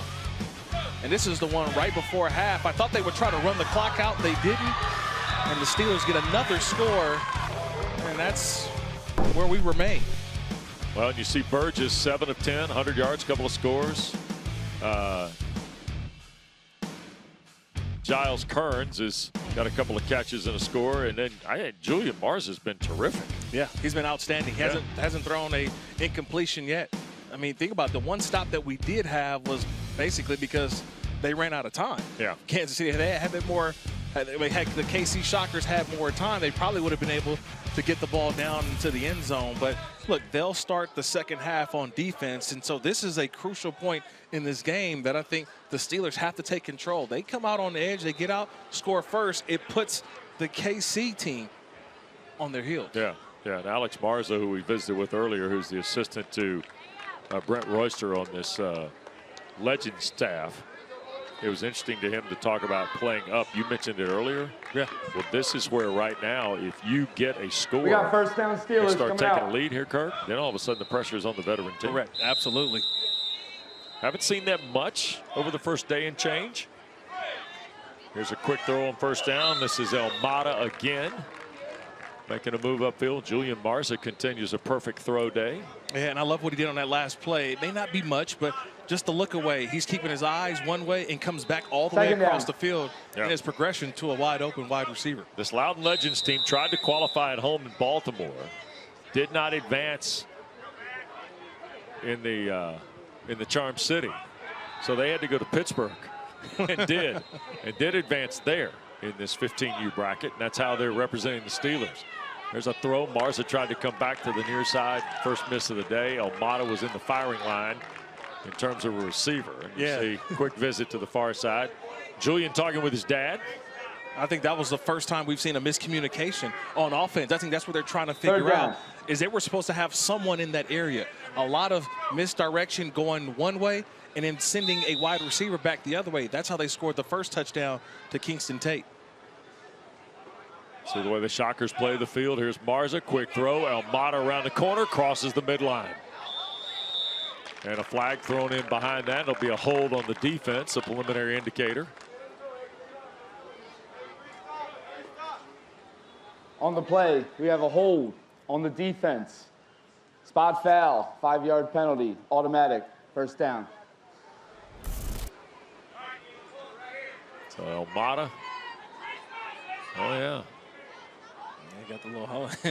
Almada's looking back and said, hey, I put a nice little move on him. I should have been able to get past him, but yet it was the hold. A nice job by the official seeing that. A little underneath route again. That's Raj Paul. That'll be a gain right at 6. Inside the 10 to the 9. 2 more snaps here for the Legends. In plus territory. Second and goal. Now this condensed field right now, they got about 5 yards and they're in that no-run zone. They haven't run the ball all game long, so with the constricted field of only about 15 yards, can they find enough space? How do they create space down here inside the 10? Snap Raj Paul, he'll hand to Marza.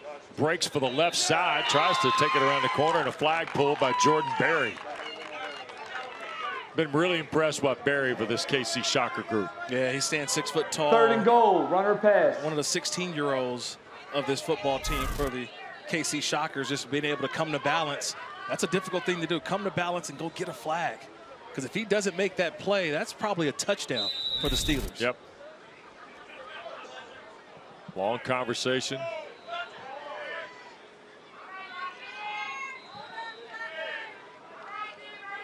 We haven't called Kingston Tate's name since that first drive. Slot on the left. Here's Marza. Throw on the backside. Raj Paul got in the end zone. They kind of trapped Larry Clayton, who was playing in the corner on that wide side. Yeah, you're seeing the same game that I'm seeing, Wes. We're looking at what they call a high-low. They sent one wide receiver high, and then you had a receiver coming right behind, which was Raj Paul, who was the low. So it puts the defender, do I take the high or take the low? He took the high, which left the low open for the touchdown. Surprised they only go for one here, Kirk? I think so. You don't want to start chasing points just yet. I think that's maybe later in this half, but you don't want to chase points. Get on the board, and then hopefully you score again, and then you can chase the points that you're behind right now. Almost 4 minutes in.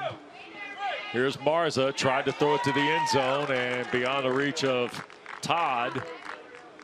And it'll stay a 5-point lead for the Legends. Under 8 to go. Gives them their first lead, though. So they have a lead, and now you're banking on your defense. You're trying to hope that this KC team can make a mistake. Because right now, they, outside of that last drive that ended before the half, they've been able to get the ball in the end zone pretty quickly. Julian Marza 9 of 10 for 128 yards and 3 touchdowns. And now Gage Burgess and the Shockers got to get to work. Burgess to his left, trying to set, now going to gun it deep, looking for Kearns, and just beyond his reach. Shockers are trying to swing the hammer on the first pitch. Yeah, but Grayson Todd was the defender who was rushing the quarterback, just made Burgess have to hold it for one extra beat, and you saw it off the fingertips of Kearns, and I think that was all because of the rush that was forcing the quarterback to have to fade to his left. Remember, there's a 7-second count when the ball is snapped. Quarterback's got to cut it loose. And you can hear in our coverage, you can hear the official. Typically the referee's the one counting. There's the clock in the game and the snap count, and then the pitch clock to throw. There's a quick throw beyond the reach of Barry, so now it's third and the midline. Third down. Yeah, that's just Barry. He slipped on that one.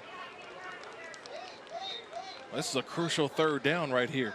You know, we were talking about how quickly they've scored, but you get a stop right here. They went for it earlier on a 4th down, but if you're able to stop them here on 3rd, it puts KC in a big decision. Do they go for it this deep in their own territory? Right. Or do they punt it away and hopefully try to get a stop defensively? It's a huge 3rd down right here. Here's 3rd down. Burgess now with time back across the middle, and it is caught. Breaking free, Jaley into the forefield, and finally had his flag pulled about the 10-yard line. Chase Jaley, we haven't heard anything of this 6'3" young man from Shawnee Mission East. Oh, Grayson Todd thought he had an interception. Watch Grayson Todd on the left side. He comes across late. He thought he had an interception. That ball seems like it hung up forever. Grayson Todd tried to go intercept it, didn't make the play. And Jaley was able to secure the catch for a huge 1st down pickup. Kirk Jaley comes to a complete stop with both flags here. He thought the flag got pulled. It didn't. See, and then finally the last line pulls the flag. He slowed down, almost gave himself up. You keep running till the official tells you to stop. Sometimes you got to, they say, stop at the whistle. No, I stopped at the echo of the whistle. So another 4th down conversion in this game. And now here's Barry in the run play, diving for the end zone. And is there a flag out? Yeah, this was an interesting There's a flag play. down, a penalty flag rather. Take a look at this one, Wes, because it was kind of an interesting snap situation, I would say. Let's see what Brian Sullivan has, and then we're going to look at a replay if we can.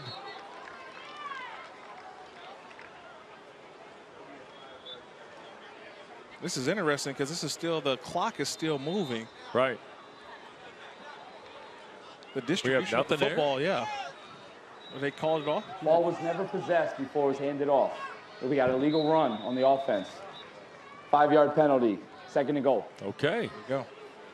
So the ball was bobbled by the quarterback, and it popped into the hands of the running back. Kind of watch, see, it was bobbled, and so it was never possessed by the quarterback. Huh. All right. So now the second play after the 5-yard penalty and the quick throw, and that is Otto. 3rd and goal. Gavin Otto, one of the more talented players playing NFL flag in this event. Stepped out of bounds, but now 3rd down. Critical 3rd down again. But no pressure on that last play. I'm always looking for who's going to be the designated rusher for the defense. Right. Because I don't know if I want to give Gage Burgess that much time in the pocket. And those tall receivers, we're at a spot right here on the field where the jump ball really comes into play. Well, and this is the tallest team in the field. Snap and a hand to Burgess. Trying to find somebody. Backing up, still dancing, and now in trouble. Throws as the flag goes, and it's picked in the end zone. Out of there with it comes Tate. Kingston Tate with Burgess to beat, and Burgess pulls the flag. Pressure from Rosa again. We got a flag down. I want to see what this flag is. Coach Marza called Rosa the We got a speed flag rusher. guard on the offense. The penalty's declined. So we get an interception, and the Legends are going to be on the doorstep with a chance to extend the lead. What a way. What an outstanding performance defensively, staying in front of the quarterback, forcing him to make an errant throw. That ball's in the air. Tate intercepts, and the Steelers are in business.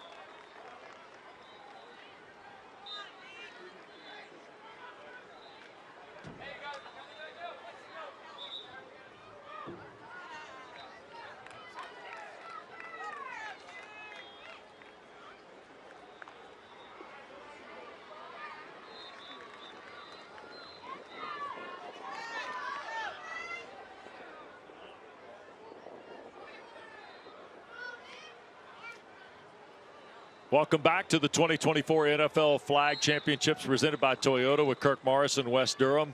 Alex Rosa really the star of the play a moment ago, Kirk. Yeah, it's all about do your job. Watch as he just comes to balance. He stays in front of the quarterback, doesn't get juked at all. He stays in there, pulls the flag almost, but he forces the errant throw, which was intercepted by Tate. And Tate ran it all the way back, and now the Steelers are in business. These legend Steelers in business. Sure are. 1st and goal at the 10 and plus territory after the interception. So at the plus 10-yard line, here goes Julian Marza. Slips it to Raj Paul, and he'll get a yard or two. That was Nicholas Carter pulling the flag of Raj Paul.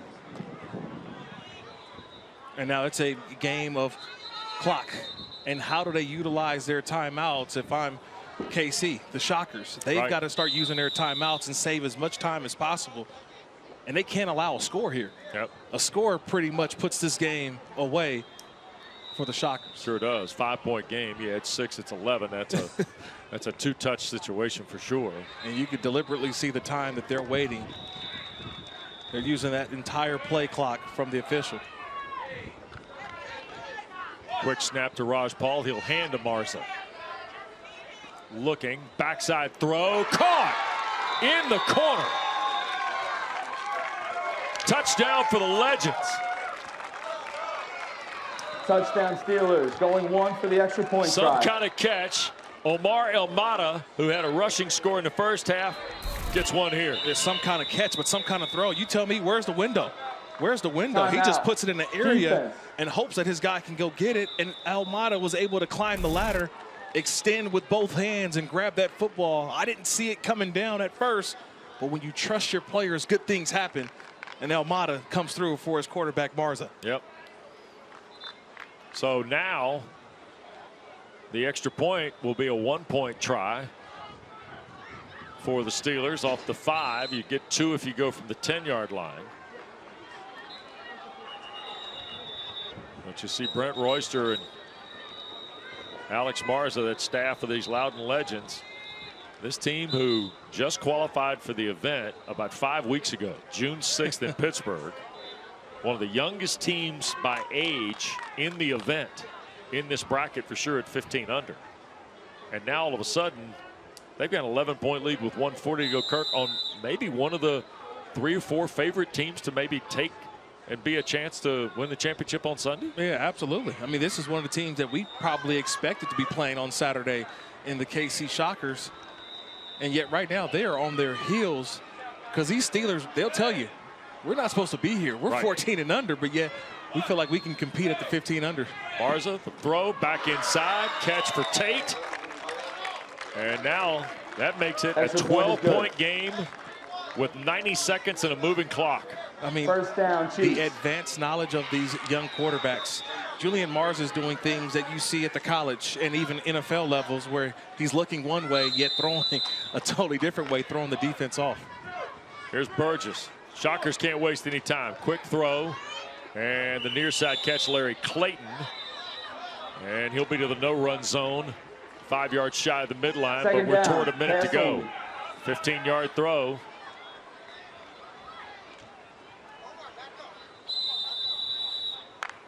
.54 seconds to go. Rosa again with the pressure, forcing Burgess off point. Incomplete pass. Clock will continue to run. Yeah, Rosa's got timeout. He's got my game ball. Timeout. He's got my game ball. Watching Anthony Rosa go out and compete, he's doing a great job. It's difficult to rush the quarterback, especially when you have that much open space. But just watch the patience of number 3. He gets there and watch how he comes to balance. Stand, stand, stand, and then attack the quarterback. That's difficult for any quarterback to try to make a throw, but Rosa's patience and staying square, that's huge in flag football. All right, he's 7 yards off the line of scrimmage. Correct. He's got to run another 7, but he's got to maintain his balance. Maintain the balance. It's difficult. And but you didn't have to run 7 to get to the quarterback. No, I didn't. But you know what? I'll tell you this: practice. Right. That's training. That's practice. You don't just come out here and expect to do that. That is something you rep Third down, and you continue to pass do on. it to be able to move side to side. Right. And balance. That's very difficult. Yep. Here's the snap. Burgess, quick throw near side. Clayton the catch. And trying to break away. Flag got pulled. 35 seconds. And a 12-point game. First and goal.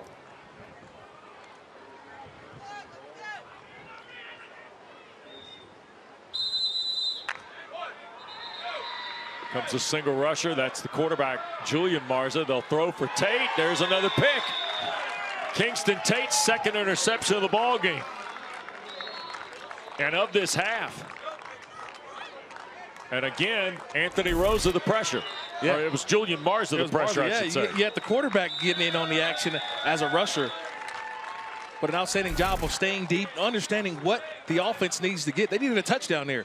And Kingston Tate, who had an interception earlier in this half, comes away with another one. So that's 2 interceptions and a touchdown for Kingston Tate now, saying, hey, I get a game ball too. You gave one to Rosa. What about me? Yes, you get a game ball as well, Kingston Tate. An outstanding job. And I would call maybe an upset here between the Steelers and also the Chiefs. Yep, I would agree with you. KC Shockers yesterday were 3-0 out of the AFC West. The Steelers went 2-1. Alex Marza, the assistant coach with Brent Royster. Congratulations on the win here today, Alex. Oh, thank you. The boys played so hard, and they left it all out there. So we're excited to keep on moving. Well, I don't know how this postgame works with father and son, but Julian was 11 of 12 for 138 and 4 touchdowns. I don't know how that works, but you can tell me. It's always fun when he does well, and it's even better when the team does well. So it's always a fun time, though. How did you hold this KC team scoreless in the second half? They are so fast. They're so explosive. I don't know. Our blitzer got in there in the second half. We couldn't get him in the first half. But the second half, our blitzer put pressure on, and thankfully, he made a few mistakes that he didn't make in the first half. But man, that's a great team right there with so much speed and so much size. You know, Alex, you mentioned to us that you guys are kind of playing up here, right? We don't have a kid that's eligible. We don't have we're all 14. We're a 14U team, so we could play in 14U tournaments, and we qualified to play up here, so we're just going to keep it going. So what's the mentality got to be? Why not us type thing? There's no excuses. There's us versus them, and let's just go play. Yeah, pretty much. So once we're ready to go, we just go. It doesn't matter who we play against. You know, where does this no fear mentality come from? There's a local team in Leesburg that scrimmages us once in a while, and they're 16, 17, and 18-year-olds, and they usually give it to us pretty good. So going against them once in a while helps us quite a bit. Well, you told us Anthony Rosa was a speed rusher. That was a good thing. He sure did. Yeah, he sure is. He sure is. Congratulations. Thank you very much. All right, good luck tomorrow. Great. Loudon Legends going to move on.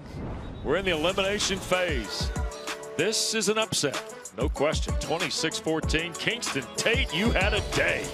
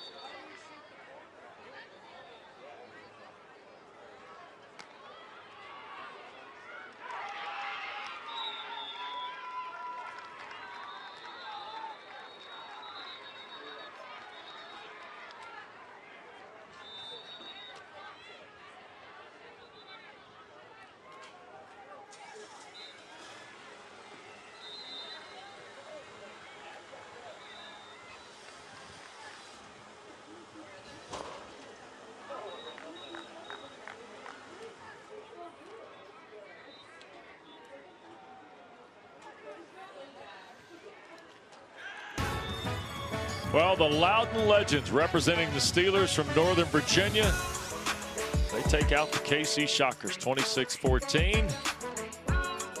Julian Marza 11 of 12, 138, 4 scores. And tell you what, this got off to the kind of start the KC Shockers liked. I mean, think about a touchdown pass. The first 4 possessions were all touchdowns by the teams, right? Both sides.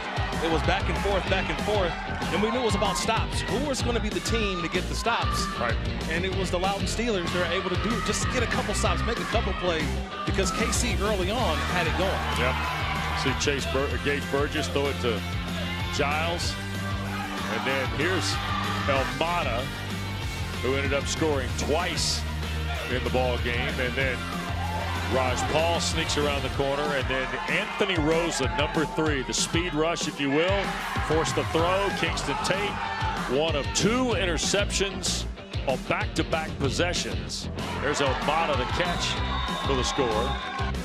And here's the Tate interception to close the show, Kurt. Yeah, that's just what it was. It was Tate, it was Almada, it was Rosa. It was a full team effort, and a young team came to play and grew right in front of our eyes. Well, you can see over on ESPN2 coming up 3 o'clock, Jaguars Elite and Yorkville, which represents the New York Jets, will play, and they'll meet the winner of the Loudon Legends 10 a.m. tomorrow on ESPN Plus. And we'll be back later with CK Elite 528-0 ballers. Get ready for all of that. And in CK Elite, we're going to see Matthew Stelmach, who made his flag debut with CK Elite yesterday and led them to 3 straight wins. So looking forward to that. Great to be with Kirk Morrison here in Canton, Ohio. Stay tuned. Roy Philpott, Phoebe Schechter coming back in a moment. Coverage of the girls bracket continues. Great day here in Northwest Ohio. Bad Rabbits, Raiders, and the Virginia Hurricanes. 18U round of 16 coverage. Up next on ESPN Plus for Kirk Morrison, West Durham. Thanks for being a part of the 2024 NFL Flag Championships presented by Toyota. The Loudon Legends roll on to the Elite Eight.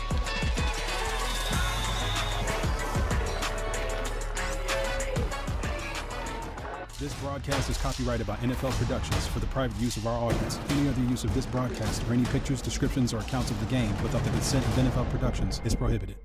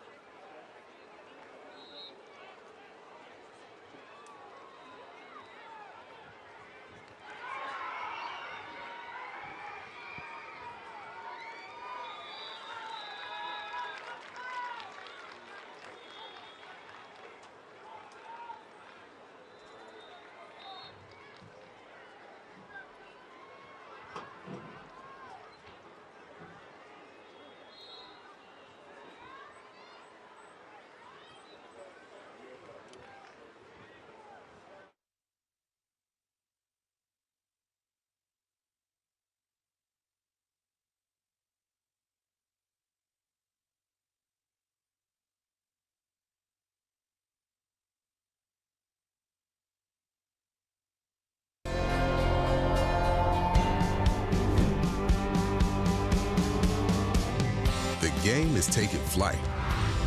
And these athletes along with it. Started out down a dirty road. We got to give it everything we got. We all want that title. You don't really get to experience this anywhere else. You have to lock in. They have more heights to climb, more horizons to chase.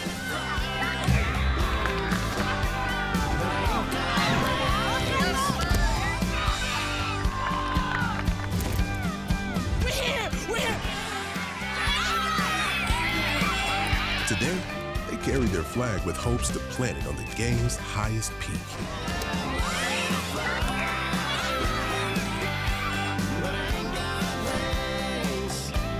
They are ready to fly at the NFL Flag Football Championships.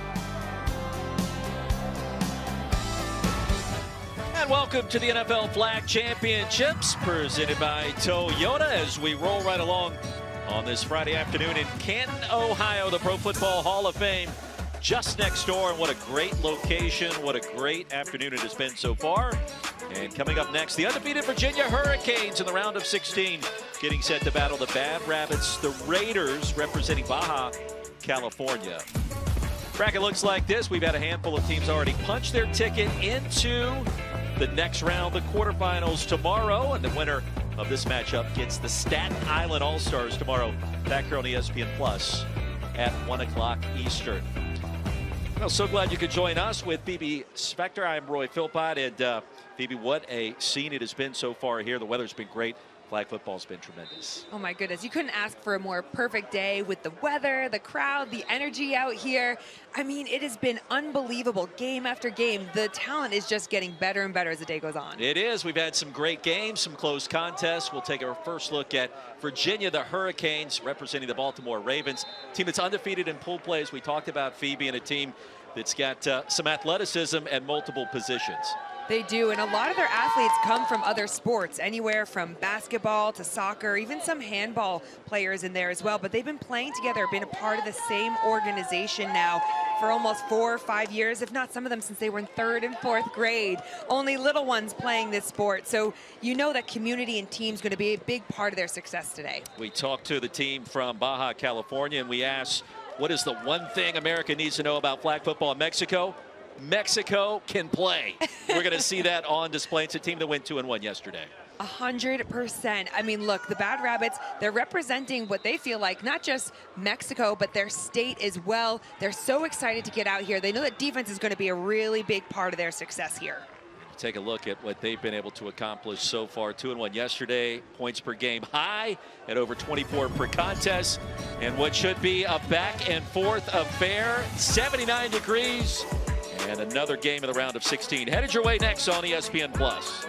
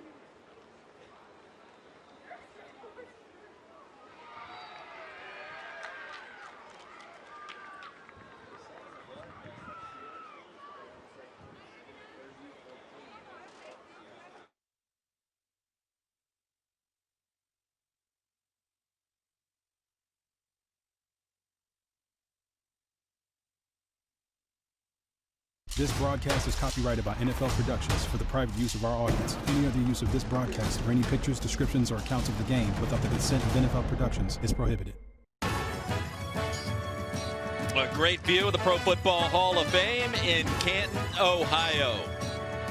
Phoebe Schechter, Roy Philpott, so glad you could join us. Our third of 4 games headed your way. Moments from now, we take a look at flag facts and how about nearly 700,000 participants in America, North America, now participating in flag football, Phoebe. I mean, it's pretty special. We even actually have a flag football display here at the Hall of Fame, which people can go and visit with things from our girls that are playing here and from people like Deanna Flores, who's made history and continuing to grow the game around the globe. But from 8 years old all the way through to adults, there are people falling in love with this sport every single day. And more participating every single day. It is a different sport, flag football, compared to American football. And here's a look at the difference in the rules. Here are the rules of flag. The number 1 rule: there is no contact in flag, so no tackling or blocking. Every player wears 2 flags on their belt. If a player has the ball and either flag is pulled by the defense, the play is over. 5 players take the field for each side. The offense starts on their own 5-yard line and has 4 downs to try to reach the midfield. Once they cross the midfield, they have 3 downs to score a touchdown. Defenders rushing the passer must start 7 yards from the line of scrimmage and wait for the snap. Defenders can try to intercept passes, but can't touch a receiver at any point. There are also no punts. You either hand over possession to the other team or go for it. If you go for it and don't make it, the other team gets the ball on the spot. Games are 2 12-minute halves, so get as many points as you can and don't forget your celebration dance.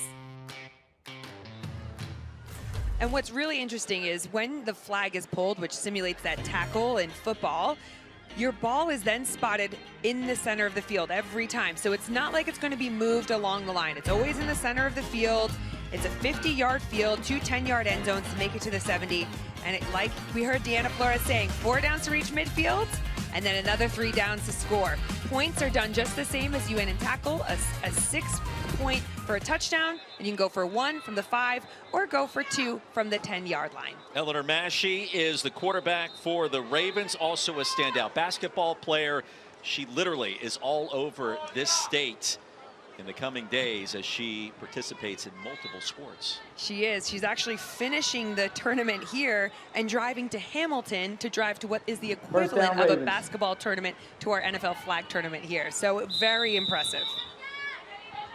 Massey, a quarterback, on the move across the middle. Pass is caught in traffic. Danica Miller, a committed player for soccer at the University of Pittsburgh. Second down. Grabs it ahead to the 14.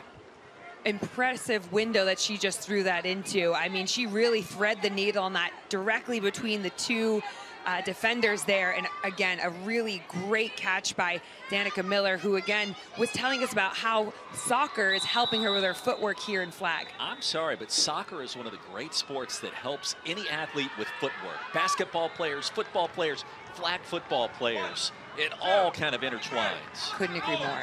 Time for Massey against her body and across the middle. That's close to a first down.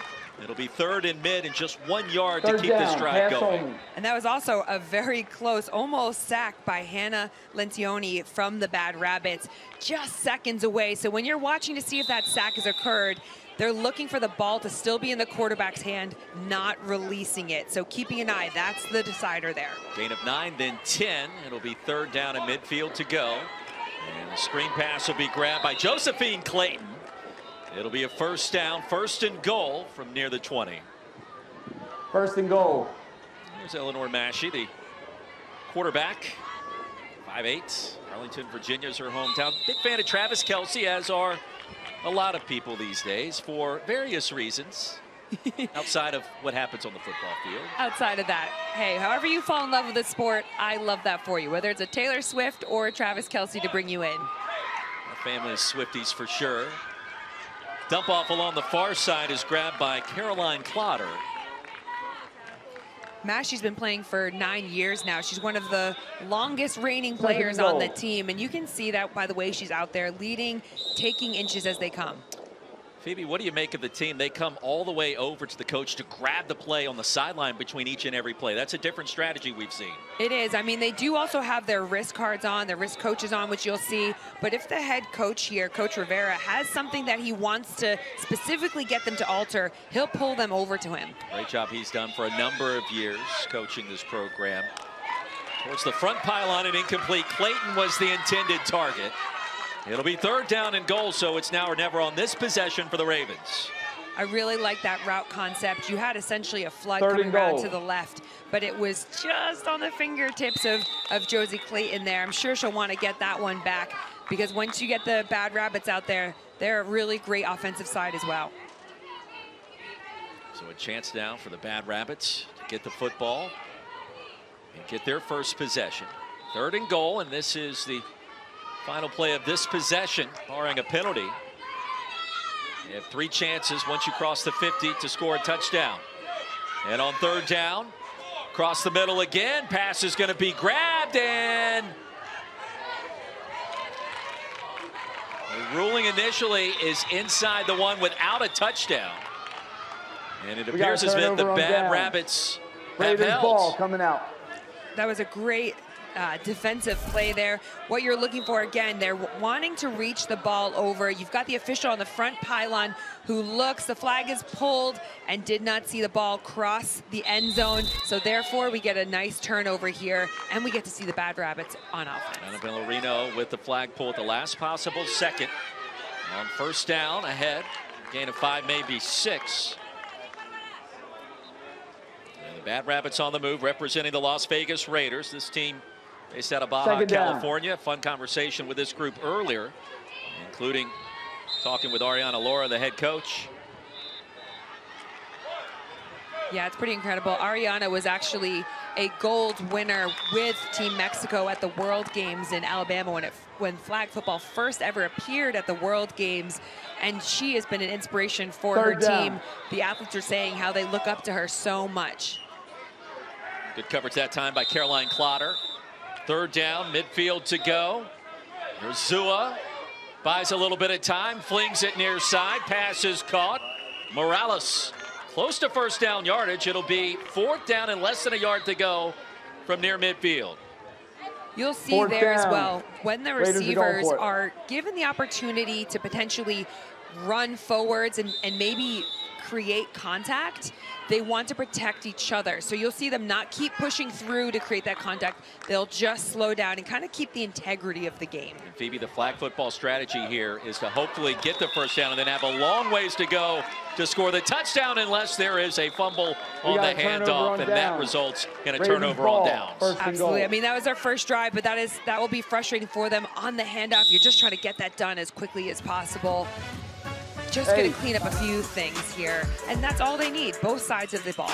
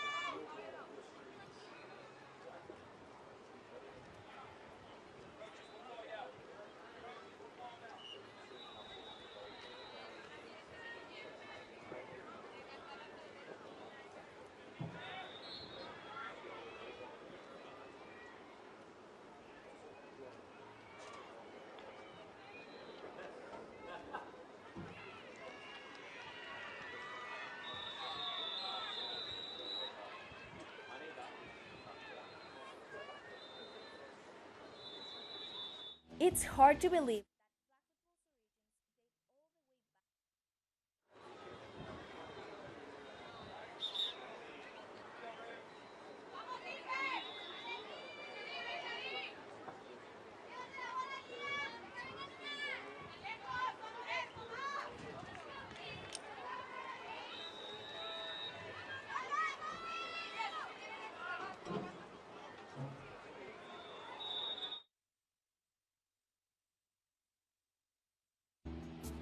It's hard to believe that flag football's origins date all the way back to the Second World War, when American soldiers were looking to stay fit and limit potential injuries. We can thank two teachers, Porter Wilson and Norm Adams, for developing the belt and flag system that we use today.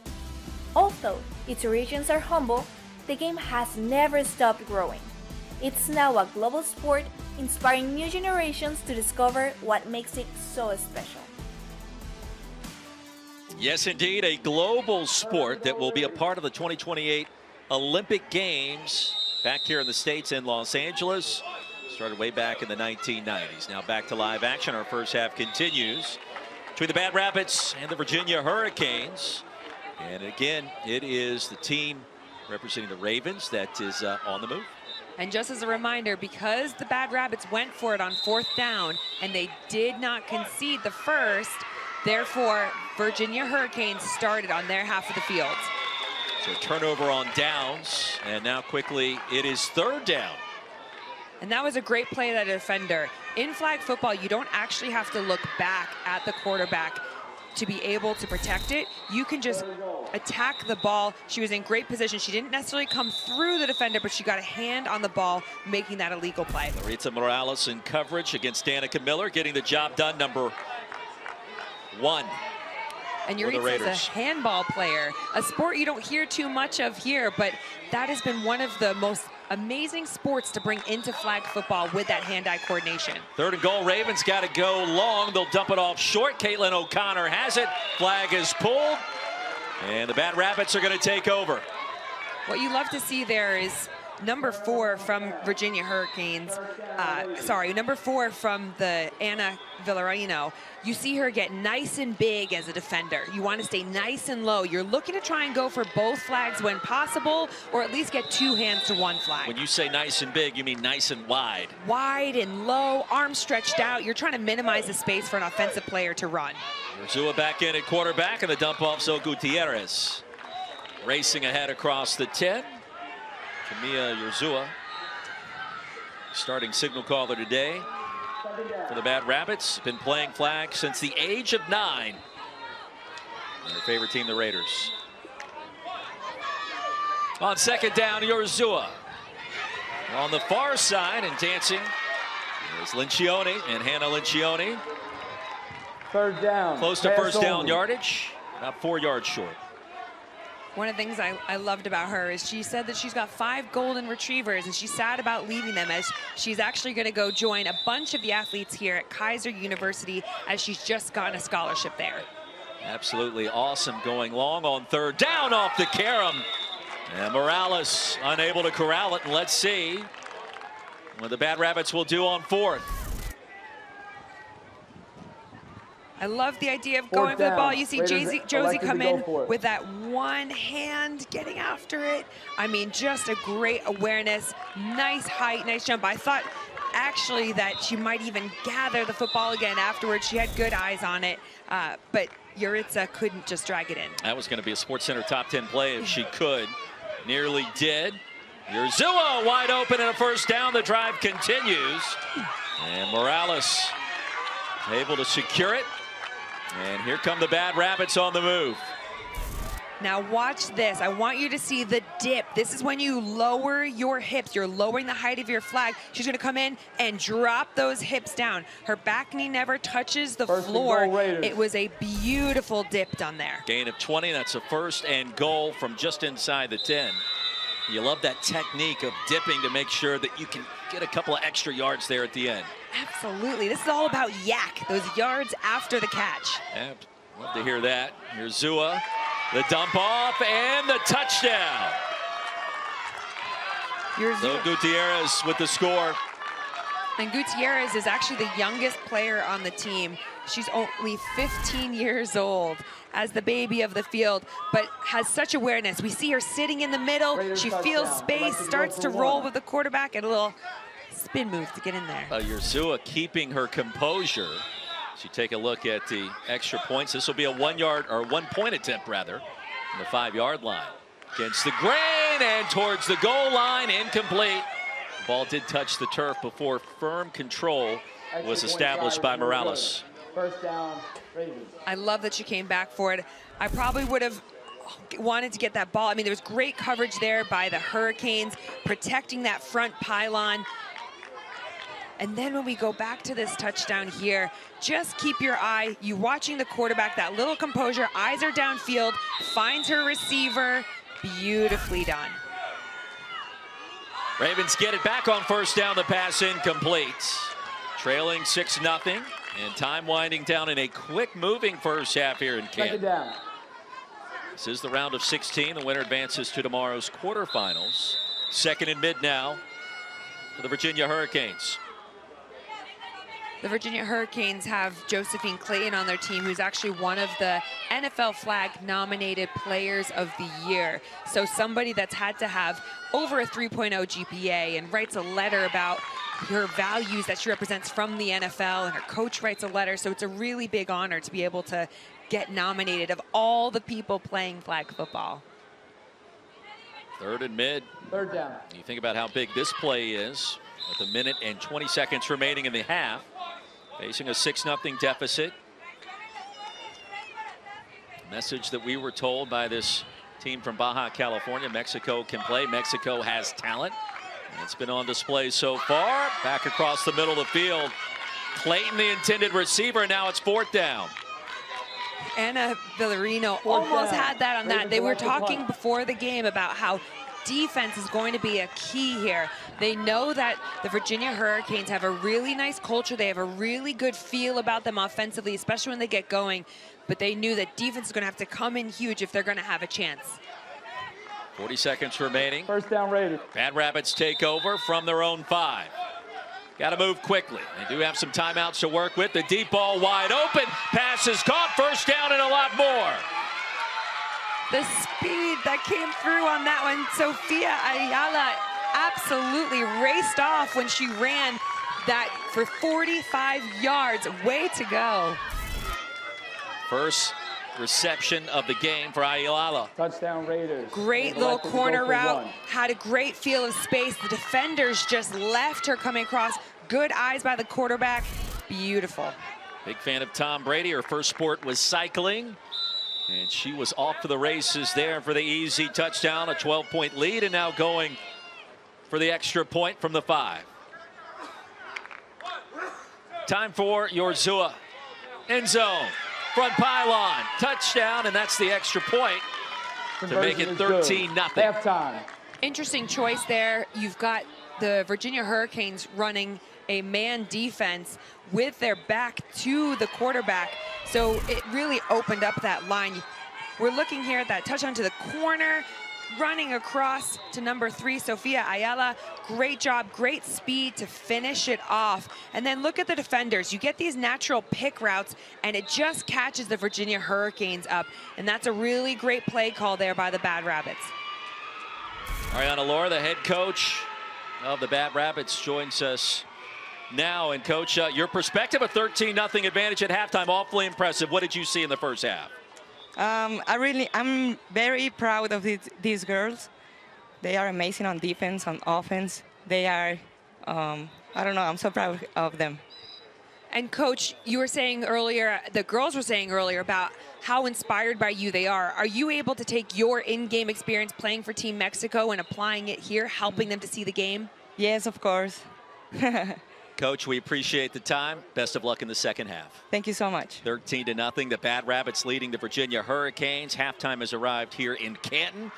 Girls 18 and under, round of 16. And with that final touchdown, awfully impressive. Ayala from 45 yards out, racing to the end zone, emotions running high.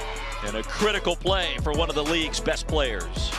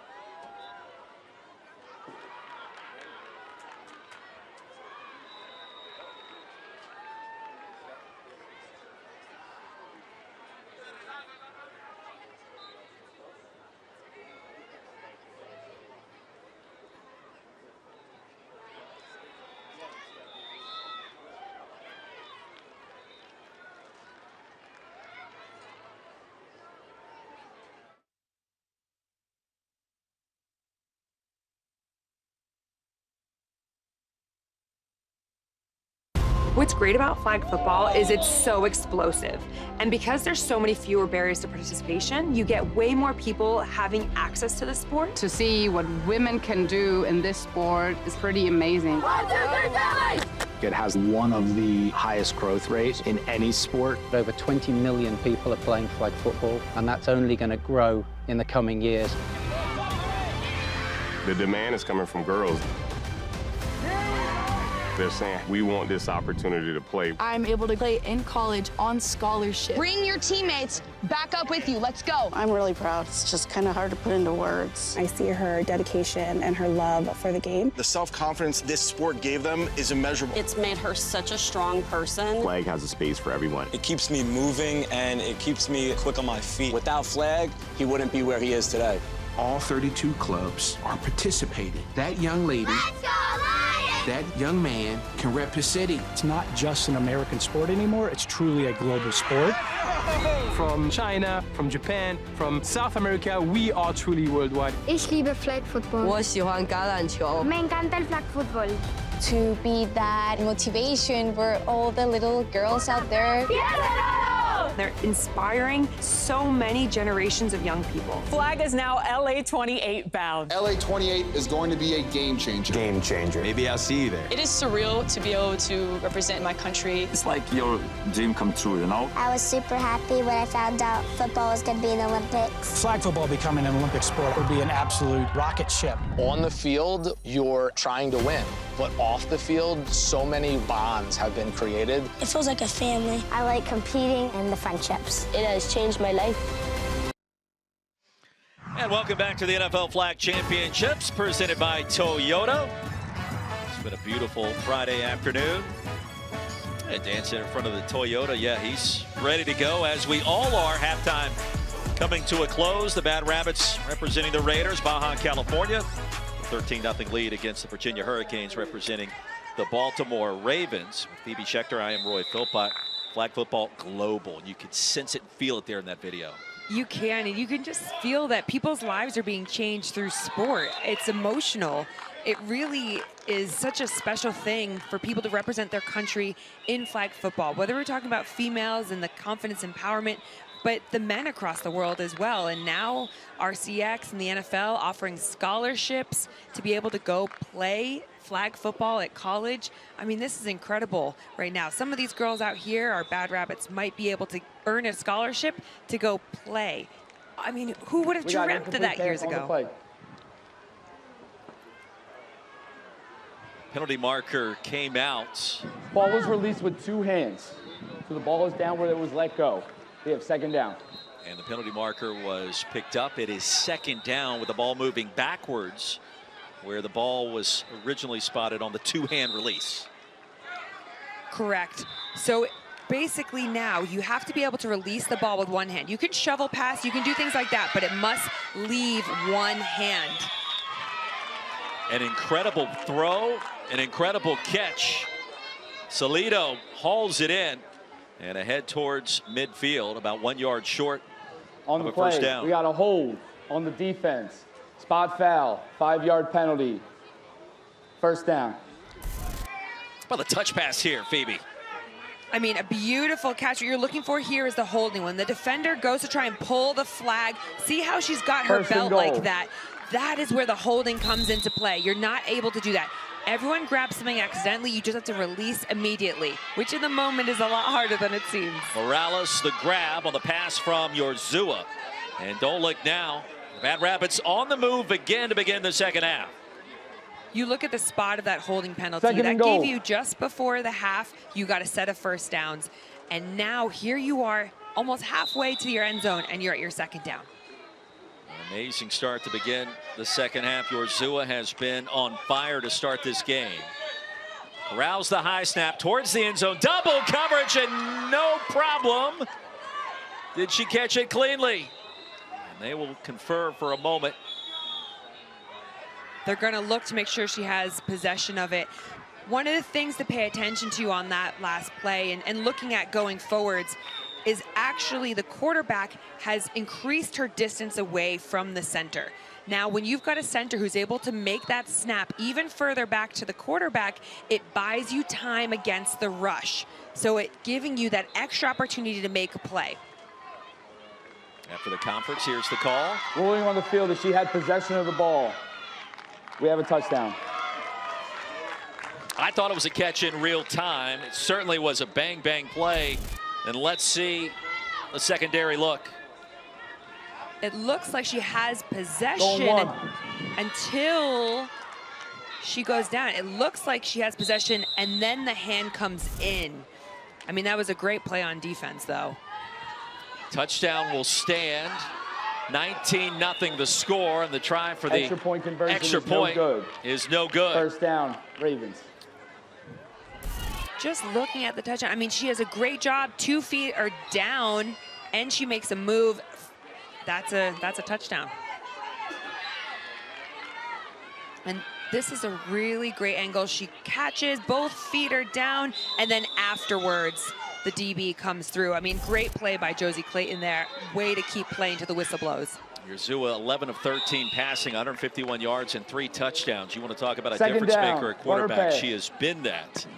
Only issue I have with a slow motion replay of a catch, if you slow it down slow enough, you can make anything look legitimate when it comes to receiving a football. But I think you nailed it.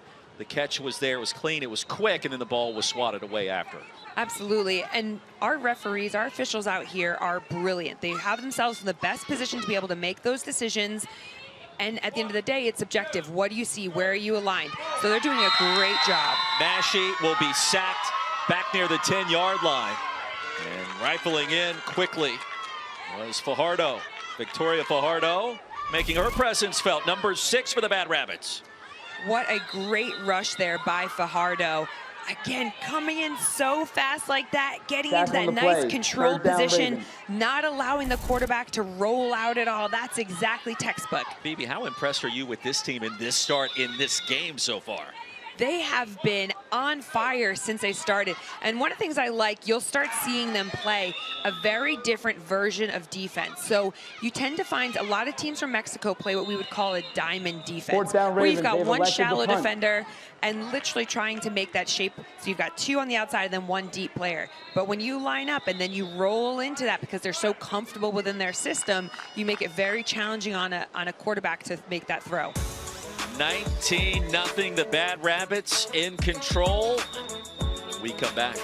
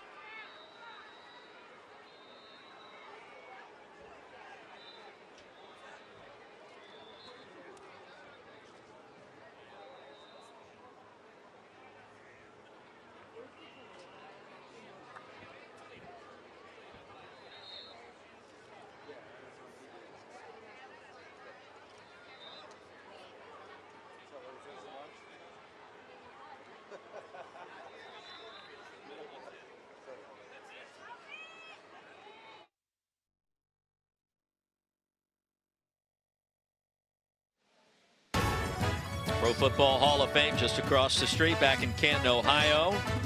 Hall of Fame game on ESPN networks this year on August 1st. Bears and Texans Look at the bus inside, and when you want to talk about the cradle of American football, it is right here. The heartbeat of America in Canton, Ohio. Bad Rabbits a 19-0 lead. Davey Schechter, Roy Philpotts. What's turned out to be a beautiful Friday afternoon. And what a start by this team, Phoebe. From Baja, California, the Bad Rabbits representing the Las Vegas Raiders, forcing the punt moments ago. They'll get the football back, leading by 19 with only 7 and change remaining. Yeah, they've done a brilliant job out here. Again, like they said, defense is going to be their key to winning the game, and that it has been. They're forcing the Virginia Hurricanes into some uncomfortable positions here and really having to defend every space on the field. They do a great job, like we saw just in that play there.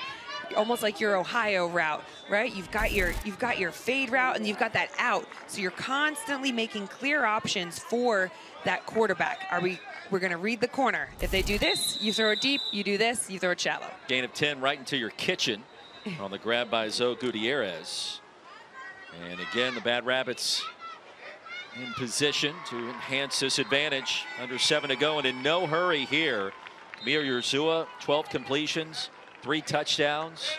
Her arm strength has been dazzling at times. A variety of different arm angles. The arm slot down the field against the grain.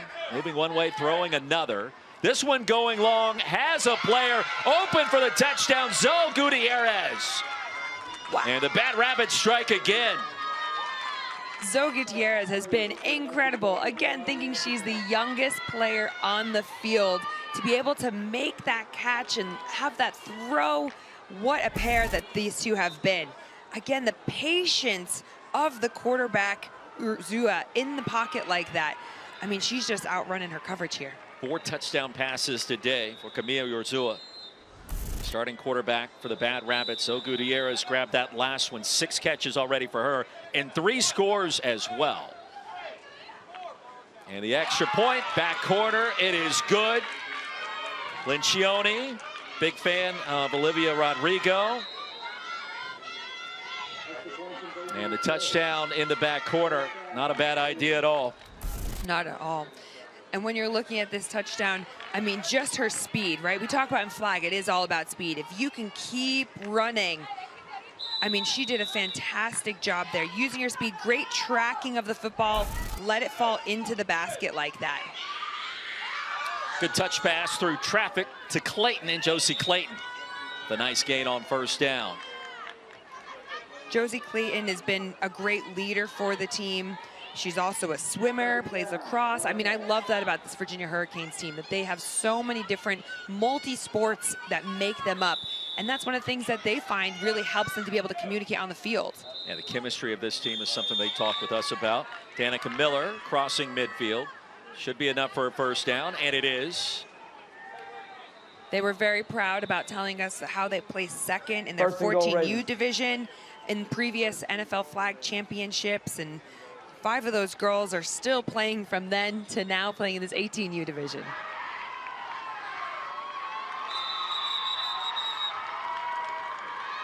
And a timeout will be called by the Bad Rabbits. You see Danica Miller. Timeout. Committed to play soccer at Pittsburgh.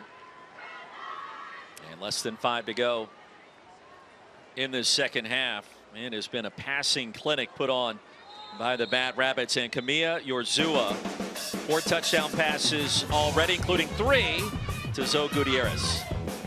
I just love watching the way that she looks downfield, Urzua. She is so great at being able to keep that focus, keep that vision through all that kind of eyewash that's happening in front of her.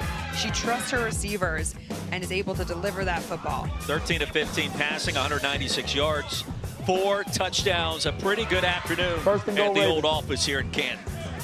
I think they're having a bit of fun out there too. What do you think? Feels that way from our perspective. And a pass on the near side will be corralled. Great grab there by Josie Clayton. A lot more kind of those mesh crossing routes we're seeing now. Again, it's all about trying to get the ball in the receiver's hand when they're on the run like that. So we're using that speed. You're able to install those evasive moves we speak so much about. And she wants to move quickly on 2nd and goal towards the end zone. Man-to-man coverage. Ripped away and nearly intercepted Morales had that football in possession about 5 different ways and could not complete the art of the catch. Yeah, it's going to be very similar actually to the touchdown we had before. It looked like simultaneous possession there, but you can't actually strip a football in flag football. They may have called it that. However, she didn't have the possession when she went to take that turn. Salido was also involved in that play.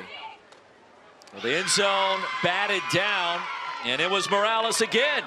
Turnover on down. What First a down. great defensive play there. The way that she's playing that football. Sometimes you watch some of these flag teams and they're almost waiting for you to catch the ball and then we pull the flag. This team is taught discipline-wise, get after the ball. We all have the equal rights to get after the ball. And she does a great job of going with one hand and then she'll come down with the other to pull the flag in case she doesn't make it.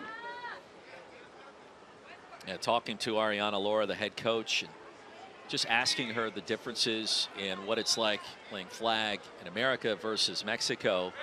She says, I feel like that for the most part, you'll have better athleticism here. We try to out-scheme and to try to put our players in a position to overcome that athleticism. And I think we've seen that so far today. Down. Absolutely. We've seen that time and time again. And now they're in a position where they can slow it all down. The play clock is 25 seconds from the moment the official blows it in.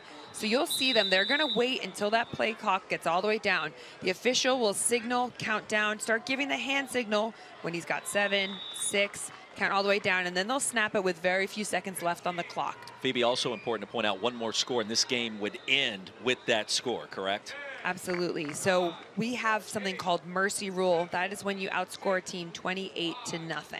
So they are close. If they do score, that would be the end of the game. So Gutierrez, another grab, and now Bad Rabbits with over 200 yards passing in this game, less than 2 minutes to go. You also see a couple girls out here who have on soft shell headgear. Some people aren't used to seeing that. It is something that's really popped up in the past few years in flag football. It looks like a headband almost. You're allowed to play in things like hats, not obviously from a protective perspective, but you see our center here has a hat on, and if you play with a baseball cap, it has to be facing backwards, so you are protecting each other. I'm a big wear the baseball hat backwards kind of individual too, so I support that, but it makes sense.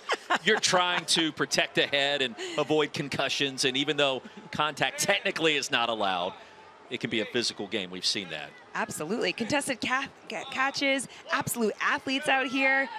It's bound to happen accidentally. So Gutierrez over 100 yards receiving. My daughters both tell me I'm too old to wear the hat backwards. I do it against their will, and I'm proud to announce that here on ESPN Plus today. You just got to be a cool dad, that's all. I try to be, but inevitably I'm not because I try too hard. Because you try. I get it, I get it. It's very strange how that works. Under a minute to play. Phoebe Schechter, Roy Philpott, so glad you could join us today. 229 yards passing now for Yorzua. Zoe Gutierrez with 119 yards receiving and the 3 touchdowns. They have been the story in addition to this defense, and let's not be short-sighted there, Phoebes. No, absolutely not. I mean, this defense has been unbelievable. We always say defense wins championships. That is definitely something that has been present here.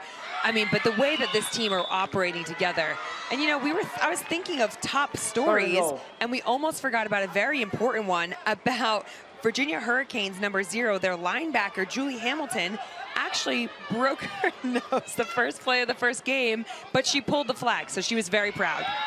Touchdown counts right as the clock strikes 00. And this game comes to an end. How impressive were the Bad Rabbits today in the 1800 girls round of 16. They'll punch their ticket to the quarterfinals and a final score of 32-0.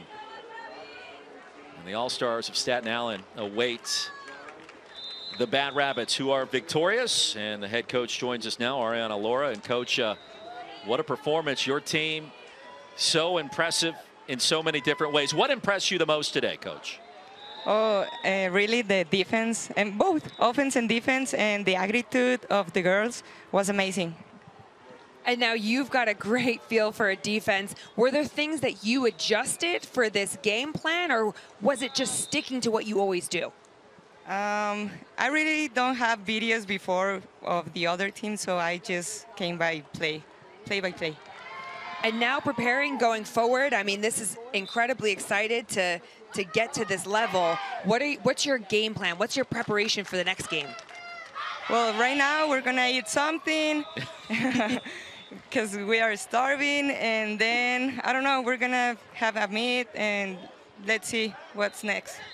Get some rest. Appreciate your time, Coach. Best of luck tomorrow.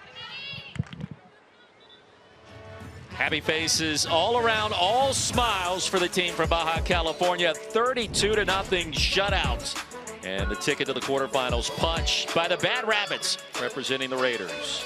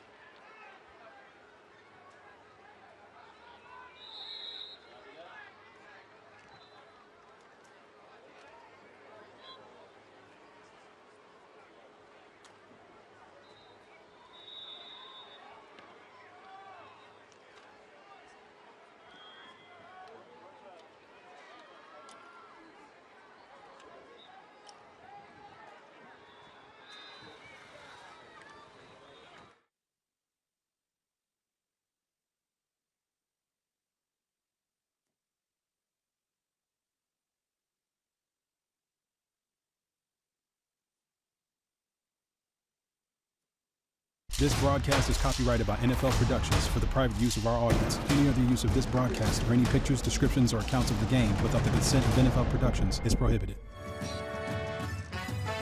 Back in beautiful Canton, Ohio, 32-0 our final score. The Bad Rabbits from Baja California shut out the Virginia Hurricanes from Arlington, Virginia. Raiders over the Ravens. And Phoebe, we take a look at the updated bracket. Staten Island All-Stars, Bad Rabbits, Raiders tomorrow. That should be a heck of a contest. That is going to be unbelievable to watch. It's just juicy thinking about it. I mean, two incredibly well-drilled teams.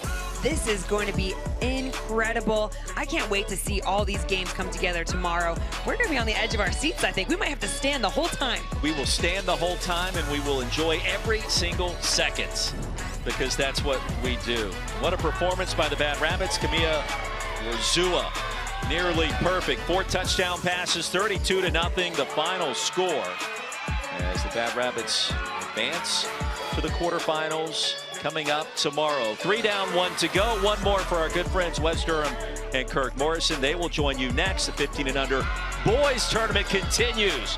Another chance to punch a ticket to the quarters. That's coming up next on ESPN+.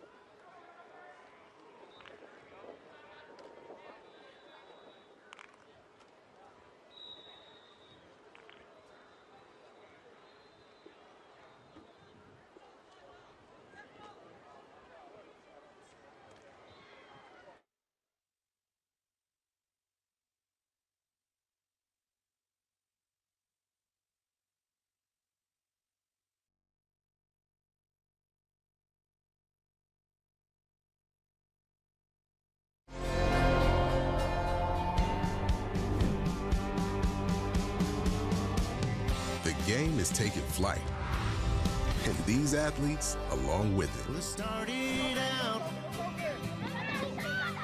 down a dirty road. We got to give it everything we got. We all want that title. You don't really get to experience this anywhere else. You have to lock in.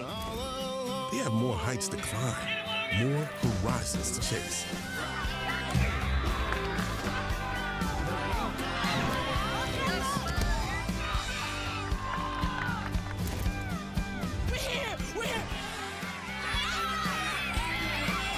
Today, they carry their flag with hopes to plant it on the game's highest peak.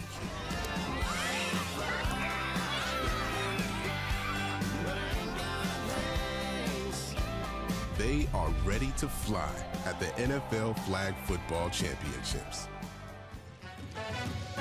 And a beautiful Friday afternoon in Canton, Ohio. The 2024 NFL Flag Championships are presented for you by Toyota. We're day 2.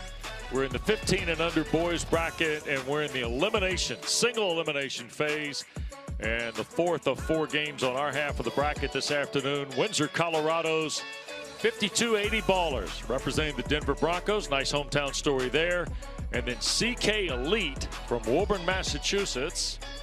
Everybody stays at home. It's nice. It's very symmetrical. They represent the New England Patriots. We've already had terrific action here on the digital field, Kirk Morrison, and it started early with THT representing the Giants. Yeah, THT early on, they were able to get everybody involved, quarterbacks, running backs, wide receivers. It was a true team effort. They got us going early on. Yep. Said it was going to be a big scoring day for a lot of our teams that won. And then the team we thought would be impressive was that and more. Tucson Turf stays undefeated and unscored upon in 4 games here in Canton. Yeah, the quarterback, Jake Rogers, put on the show, let everybody know that I think he's the best quarterback so far in this 15 under division. And then we slipped the slipper on Cinderella. The Loudon Legends, representing the Steelers out of Northern Virginia, one of the youngest teams in the tournament, upset the KC Shockers to advance to tomorrow's Elite 8. And that brings us to our final game, CK Elite and the 52-80 Ballers here on the digital field in the 15U Boys NFL Flag Championships. And we welcome you inside our digital spot here in Canton, Ohio. Great to be with Kirk Morrison, Wes Durham, And this is going to be interesting because CK Elite's got a lot of talent. They got a lot of experience, a lot of continuity. And then there's Steve Bryson and 5280 Ballers, who are like the lonesome team. It's one team. It's not a club. It's him and his group. And yesterday they were successful, and now they get another chance. Yeah, look, they had a chance to go out there and see where do they fit in this group, in this 1500 division. They lost one game, but it was, you know what, it's okay. We're fine. Yeah. They went back to technique, fundamentals, and that's why they're here today, because they feel like they've got an opportunity to forget about tomorrow and relive what they think today is a better, much better day. Well, one of the stories you're going to hear about with CK Elite is Matthew Stelmack. This is a quarterback, 6'3", 16-year-old kid who played for this team yesterday for the first time and won 3 games. And in the world of flag, he came over from another team in the same league because their normal quarterback just couldn't make the trip. Couldn't make the trip. I mean, probably had a family trip. That's Who knows? it, beach weekend, whatever. Look, next man up. And look, they come from the Massachusetts area. Yeah. It's kind of the Patriot way, right? Do your job. Do your job and next man up. So in true Patriot fashion, we'll see Stelmack today at quarterback. And then the storybook situation with 5280, that's Caden Bryson. That's the 15-year-old son of the head coach. And, oh, yeah, all the feels and all the emotions talking to Steve Bryson. I've coached my kid since he was 5.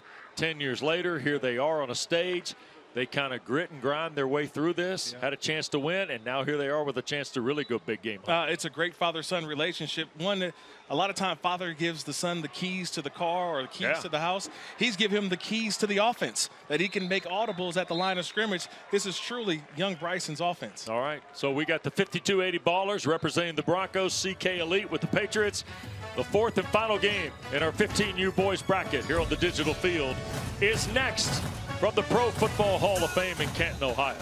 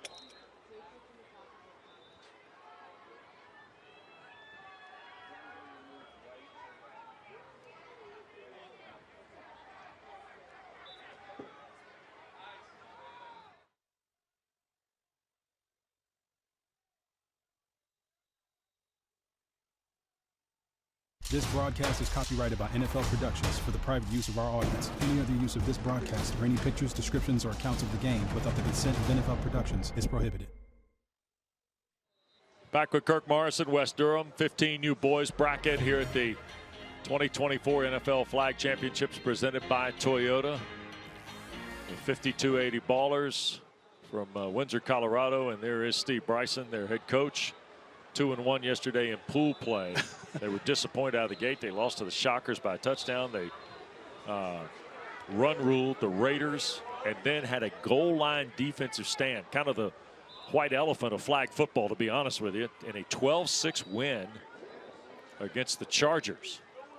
And for everybody saying, what, 5280 Ballers, 5280 Ballers. Yeah.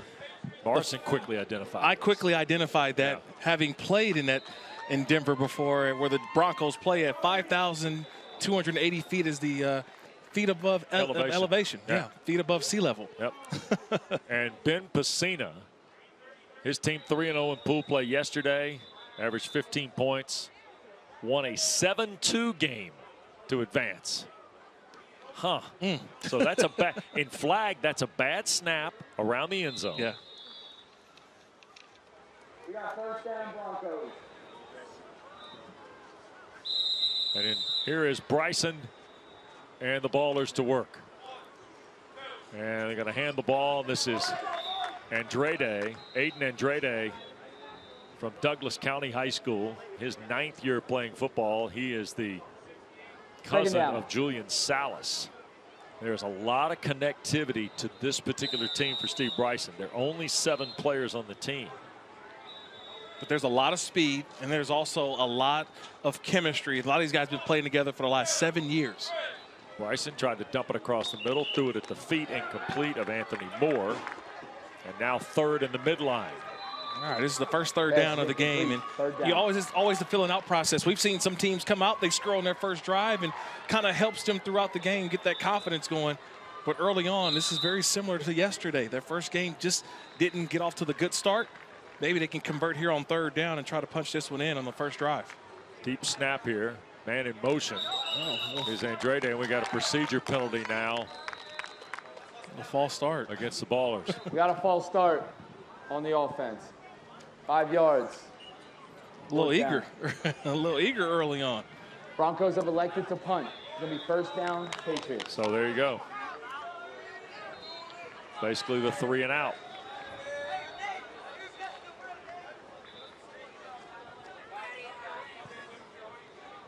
It's funny the word fundamental got used by both. It did, right? yeah. Because unlike the Tucson Turf, KC Shockers who we saw earlier, you're now dealing with teams that have to play both sides and understand the value of both sides. Well, you go back to what you know. And sometimes when you have the unknown of a lot of these teams, you don't know what the offensive game plan they have. We don't get a chance to watch film, basically. We don't know what we're going up against, but your technique, your fundamentals always take you back to the purest part of the sport, which is just sitting back, playing your game, having fun. Matthew Stelmack handing to Braden Gillespie there. Just a couple of yards, has a quick throw. This is Doherty, incomplete. So very quickly, 3rd in the midline now for the CK Elite. CK stands for Clamp Kings. 3rd down.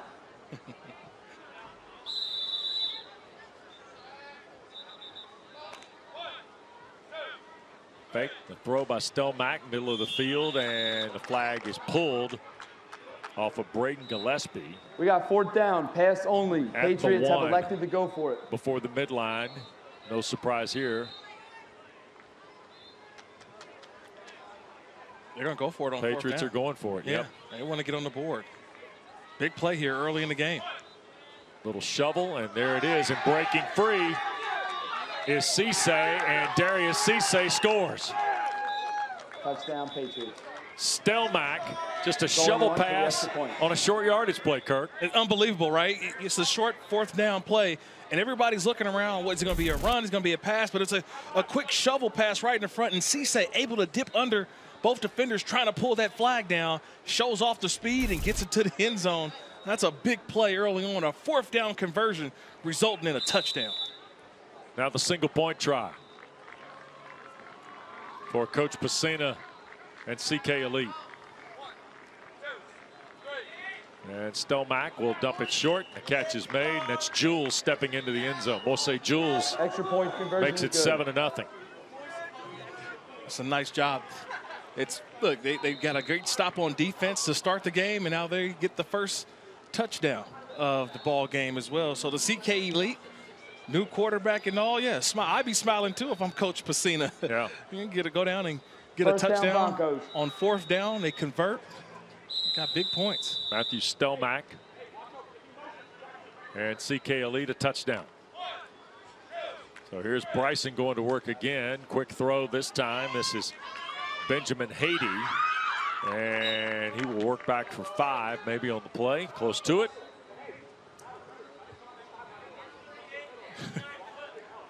shifty. That's what I'll call this one. This is a shifty play by Haiti, just being able to just make guys miss in the open field.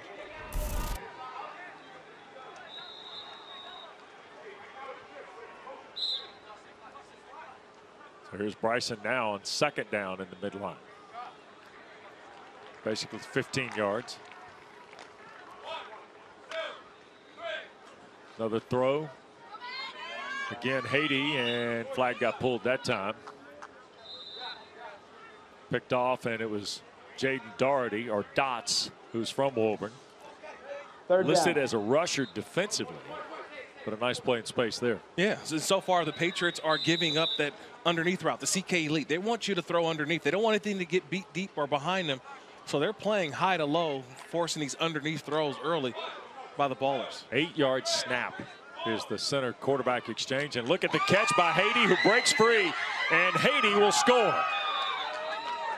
Benjamin Haiti made 2 terrific plays in the possession, and the last one, a touchdown. He found the opening in the defense, right? The cover 2. When you got that safety, watch number 9 in the middle, Braden Gillespie. He's watching the quarterback's eyes, but that late, he just couldn't get over there just in time. That ball delivered perfectly by the quarterback, Bryson, that was able to just move the safety just enough to the right to give enough of a window to open it up on the left. Boy, Steve Bryson got to be thrilled with the sequence there.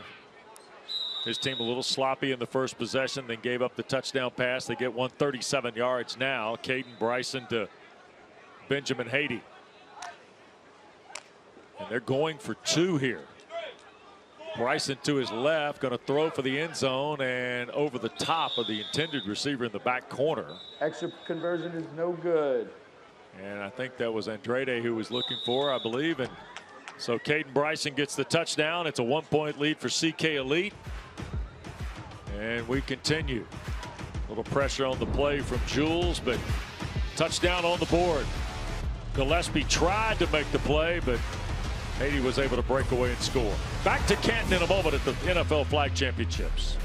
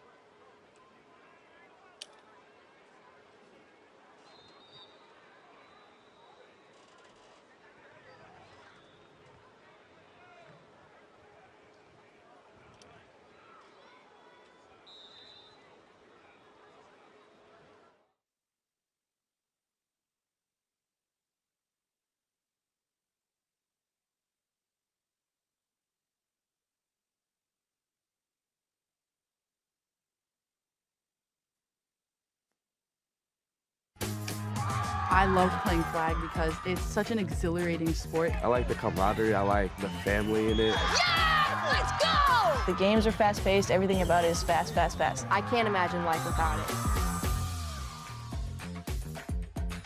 Well, our 4th game over here on the digital field in the boys 15U bracket. 7-6 game. CK Elite getting ready to take the football back with 5:31 to play in this 12-minute running clock first half. And here in Canton with Kirk Morrison, Wes Durham. Great to have you with us on our coverage all day. It's been We said at the top of the morning it was going to be exciting, and it was going to be a lot, and it's proven to be that and then some. Yeah, it's delivered. It's delivered big time. We've seen great quarterback play, outstanding defensive plays, some fast kids. We've seen a lot so far today, and I think this one has a billing to be probably one of the best games of the day so far, with both teams already on the scoreboard. Matthew Stelmack takes a snap from under center, a little shovel pass, and that's say move again, and a flag is pulled right at about a 10-yard gain, maybe a little more. And the ability for Cisse to just dip right at the right time. As soon as the defender's trying to converge and grab that flag, he gets down so low that they're kind of grabbing air. That's how he got the first touchdown and a positive gain already here on first down. First time I saw it yesterday when we were watching some of the games unfold, I thought it was the Kenny Pickett. Remember the Kenny Pickett dead leg I remember in the ACC championship game a couple of years ago? But it's done so that they don't guard the flag, but they get low, right? Yes, correct. And it changes the angle, the point of attack for a defender. Stelmack, a quick throw, nice catch, and Gillespie breaking free. He's across the midline. And now first and goal, it'll be for CK Elite with this 1-point lead. Yeah, the 52-80 ballers, they got to figure out a way to go grab some flags and come under balance. They're having a tough time right now of getting flags pulled at the right times. A lot of guys coming in conversion, but not communicating outside and inside. You've got players splitting the defenders. Stelmack gives a little ground and shoots it here to the near side. Flag is thrown. Cisse the catch. Was it a catch or not? Yeah, I wonder, do they get the secondary here? I think Anthony Moore of the Broncos would have pushed at the end. We got unnecessary roughness, defense, 10-yard penalty, automatic first down. So it is a catch. Yeah, he was all over the receiver, and I think it was just that sequence at the end where you've kind of have them covered, but when you push them out of bounds, or almost like a tackle out of bounds, it's a little too close. Have to stay off as much as possible. No contact. And flag. Anthony Moore, the guy flagged. Pardon the pun. So now first and goal again.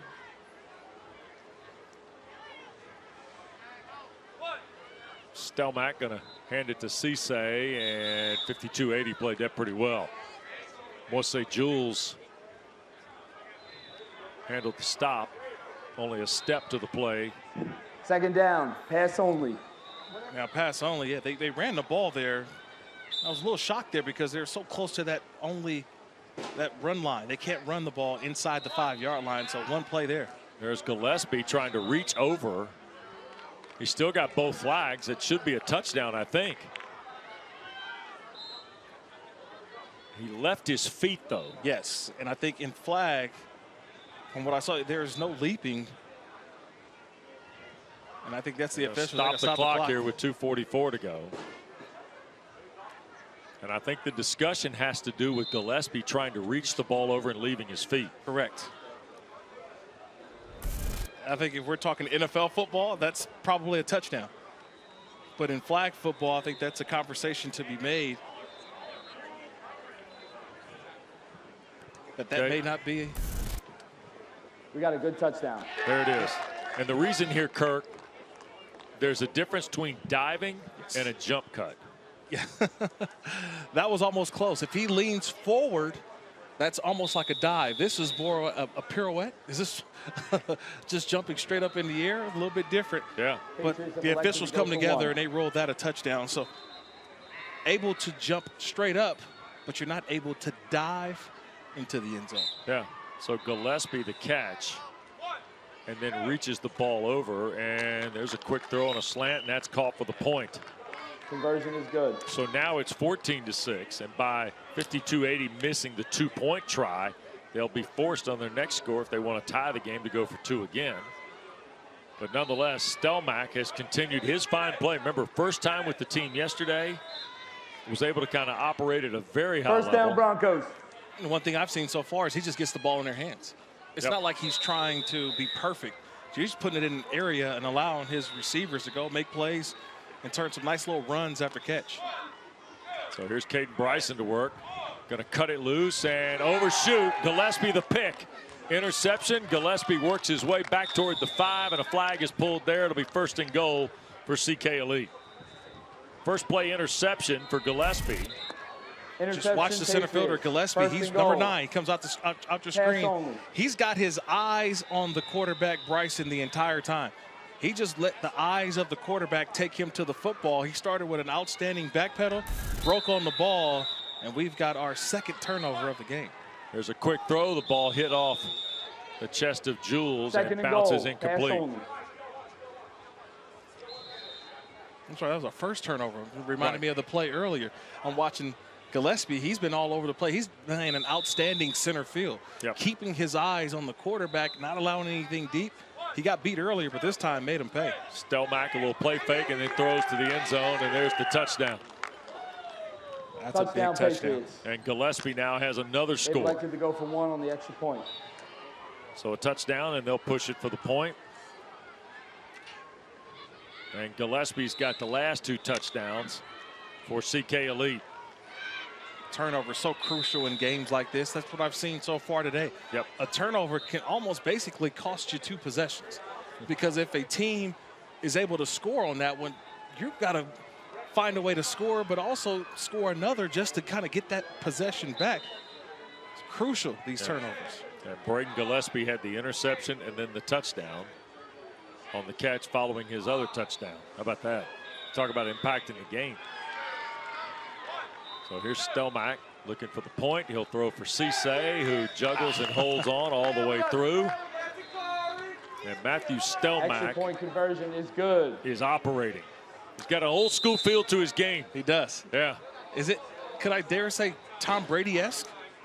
I'll tell you what, he's got a lot more to go. I mean, we're talking about northern Massachusetts. Yeah, we are. Think of the, New England Patriot way. Sure, the Patriot way. Well, 21-6 the scores. We've reached the half here in this elimination game. Ben Pacina runs this CK Elite team. Ben, you got to be pretty pleased, huh? Yeah, it's a solid first half. They're a good team. They play pretty smart, so we had to step it up a little bit. Our offense is moving. Our defense is pulling flags. We had that one mistake with the jumped rush, and they scored off of it. But as long as they keep doing what they're doing, other than that, they'll be fine. Go ahead. No, what's been the philosophy, though, defensively, being able to get not only a turnover but a big stop early on as well? Our philosophy is stay in your zone, play smart, don't try to beat them athletically, because we're not really the biggest team here. You just have to lock in. You have to stay in your spot. You have to keep up with them. You have to pull flags. If we miss flags, we lose. It's that simple. That's how we've been playing all year. Hey, look, we talked about it this afternoon. You had to find a quarterback. Yeah. I don't know how the transactions work in your league, but this guy here he's the real deal. Yeah, Matty, it's the first time he's played with us this tournament. He is phenomenal. Everything I tell him, he takes it another step further. I tell him who to look for. He'll be like, no, I want to do this, and it's always open. So I let him do what he wants. Well, Benny told me he wanted to be Matty Ice. He's playing that way so far. Yeah. All right. Good luck second half. Thank you. Thank you. Ben Pacina, coach of CK Elite. His team's got a 15-point lead. We have reached halftime. Winner advances to the Elite Eight tomorrow. 2024 NFL Flag Championships presented by Toyota on a beautiful Friday. Canton continues in a moment.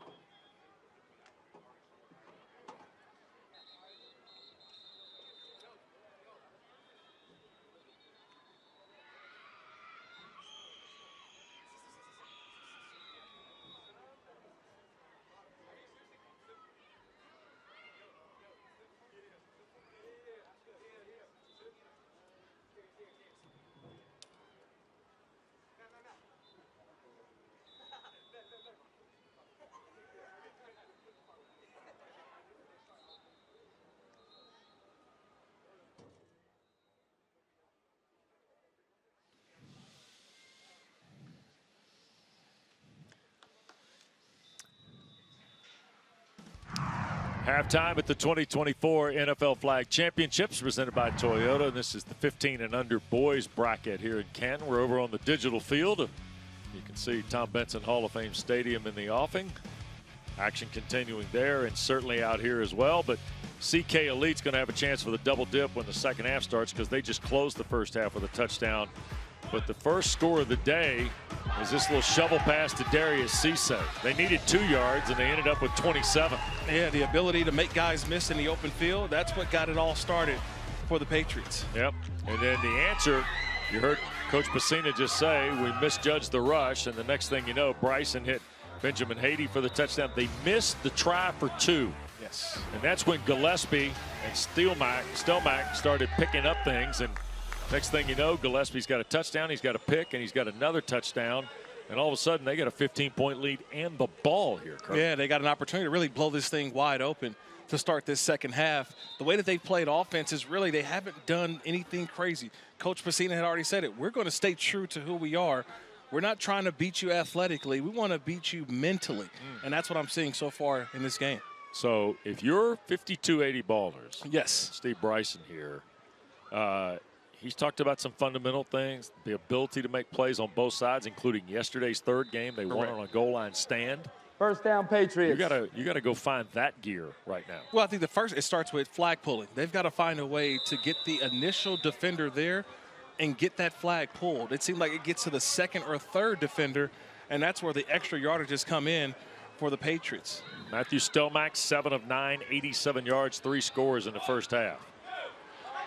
Big fellow to work again, and that's Gillespie on the back end.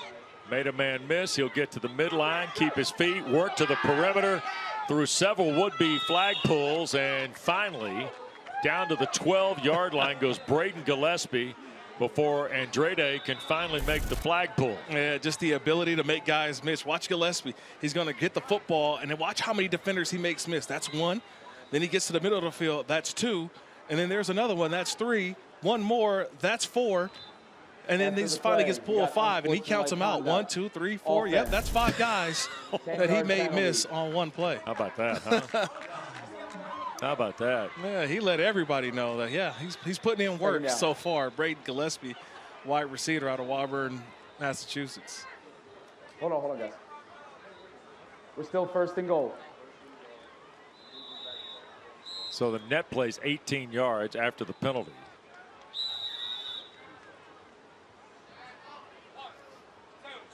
And here goes Stelmack, and a quick throw. That's Gillespie, and flag is thrown as flag is pulled. It's marked out at the 2. But what do we have, Brian Sullivan? Pass only. Yeah, pass only. Look, Stelmack, for his first time playing with this team, only his second day with this CK Elite Ball Club. Yeah, he seems to have a chemistry so far with Braden Gillespie that it looks like the Broncos, the 52-80, they don't have an answer. Back foot, Stelmack tried to sidearm it. Oh, it's caught. Cisse through traffic. How in the world? It's a touchdown for Darius Cisse. Go for 1 on the extra point. Okay, here you go, Kirk. Right in your kitchen, right? He's got a defender in there. Look at that sidearm angle. I mean, we see all the NFL quarterbacks doing it, right? Being able to throw from different angles. That time, he went a little underhand on me over there. Sidearm underhand. And now a loop for the corner, and Kahn was the intended receiver. That ball got batted away by Anthony Moore. So Cisse's got his second receiving score of the day. Conversion is no good.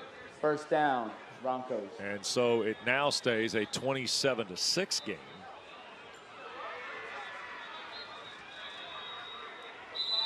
You can see just the faces of these 52-80 Broncos. They need a play. They got to make a play. They've only been one big play that they had, and you would say that was probably a mistake because of the CK Elite Patriots in their rush and their coverage. But they got to find a way to make a play here just to stay in this game because not a lot of time left. Yep. Caden Bryson, the quarterback, a fake to Haiti. Now got a long shot down the field, and Gillespie had it. And Andrade almost made the play defensively to keep Gillespie from another pick, and there are the push-ups for Braden Gillespie. Gillespie's had his hand on the ball a lot today, and as a receiver, but I think he's played an outstanding game as that free safety in the middle of the field.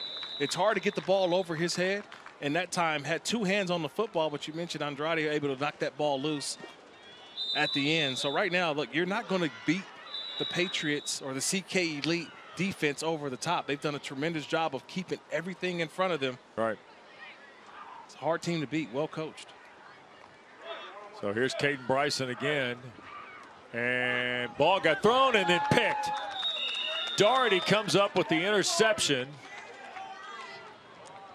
So another turnover for 52-80. That'll be the second interception of the day, and this one for Jaden Doherty. Yeah, this was First just and goal, Patriots. Caden Bryson was just trying to find an open receiver and just couldn't do it. Here's the previous play. Gillespie, he's up. He's got two hands on it, and he misses that, did his push-ups.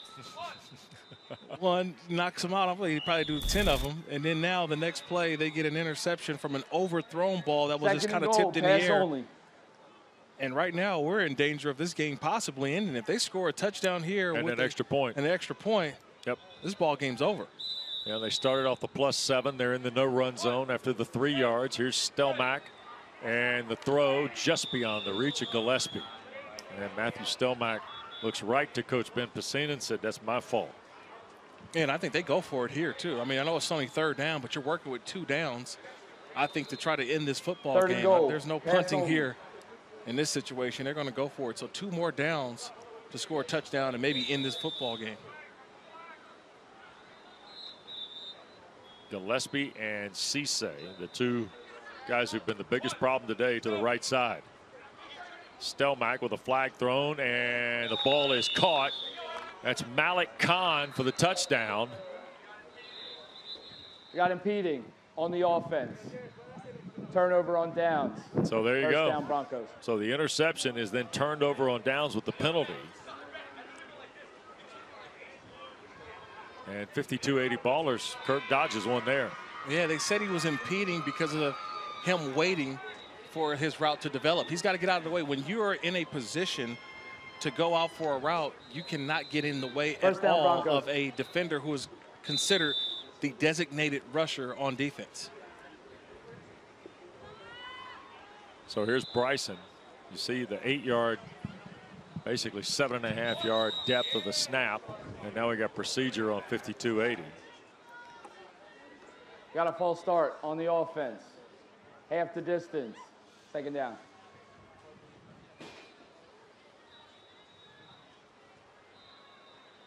So the unforced errors are really hurting this 52-80 ballers team.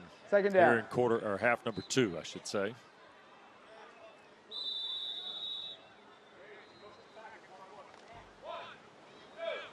Bryson and Haiti never turned around. Yeah, right now, Caden Bryson's probably had better days, but this game so far, a little bit, looked like a little frazzled back there. You know what I mean? He's trying to find guys who are open, and it's just not there. This is an outstanding defensive performance because you've got a great rush that's been in his face all game long, and the receivers haven't adjusted their routes to the pressure that they're getting by the CK Elite Patriots. There's the snap, and the ball hit Bryson in the hands and was dropped. That's a safety.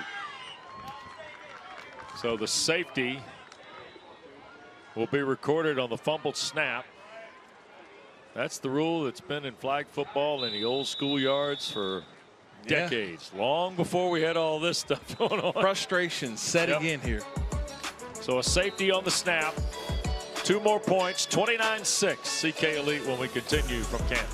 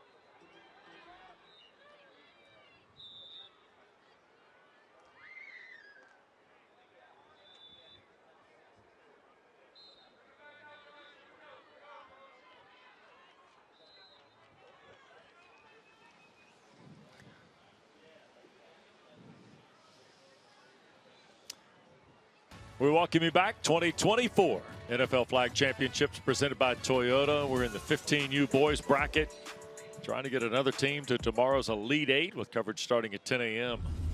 on ESPN Plus and the other platforms. There's a look. We're trying to plug in that top right. Right. Fusion from Baltimore and the Lockdown Legends would meet the winner of this game in the 3 o'clock quarterfinal. You see the other 6 are already there, including the explosive Tucson Turf, the Loudon Legends, and THT, who we saw at 10 a.m. this morning. So we're finishing up a hard day's work, and Matthew Stelmack and CK Elite trying to win the game on this possession. And he will dump it, and that is Khan. Malik Khan from Roxbury plays his football at Catholic Memorial. Kirk, the other thing I've noticed here, a lot of guys who are playing flag play for their high schools in the fall. Yes. Like normal American football. Yes, they're playing both. I think the continuity is interesting. I think that you can get a lot from flag. The ability to look at Gillespie. Here goes Gillespie again. Flag pulled right as he crossed the midline. Gillespie's got some wiggle to him, right? Yeah. It's just these aren't deep throws. These are pitch and catch. Yep. Right, and in turn a 2-yard throw and game into a 10 to 15-yard game by making the initial defender miss. Yep. When you've got players like that, that makes it so much easier on the quarterback. Not feeling like he's got to throw the ball deep, not feeling like he's got to be perfect. Just get the ball in the playmaker's hands and go let them make plays. Yep. Well, CK Elite's in a big-time driver's seat here. And they can wind the clock out or they can score and end it. Take your pick. And win for the 4th time and go undefeated into the Elite Eight tomorrow. There's a play fake. Stelmack loses it to Gillespie again, and the flag is pulled right around the 10-yard line. It's unbelievable from our vantage point watching plays develop. You just seeing how, by the way, the flag pull for the Ballers. See, we're watching these plays develop, Second and to goal. watch the Run it quarterback, back. Stelmack, wait for his defenders to clear. Yep. Right, they have to clear that center of the field, but that ball is delivered on time. It's always a catch, and the ability to extend the play by running.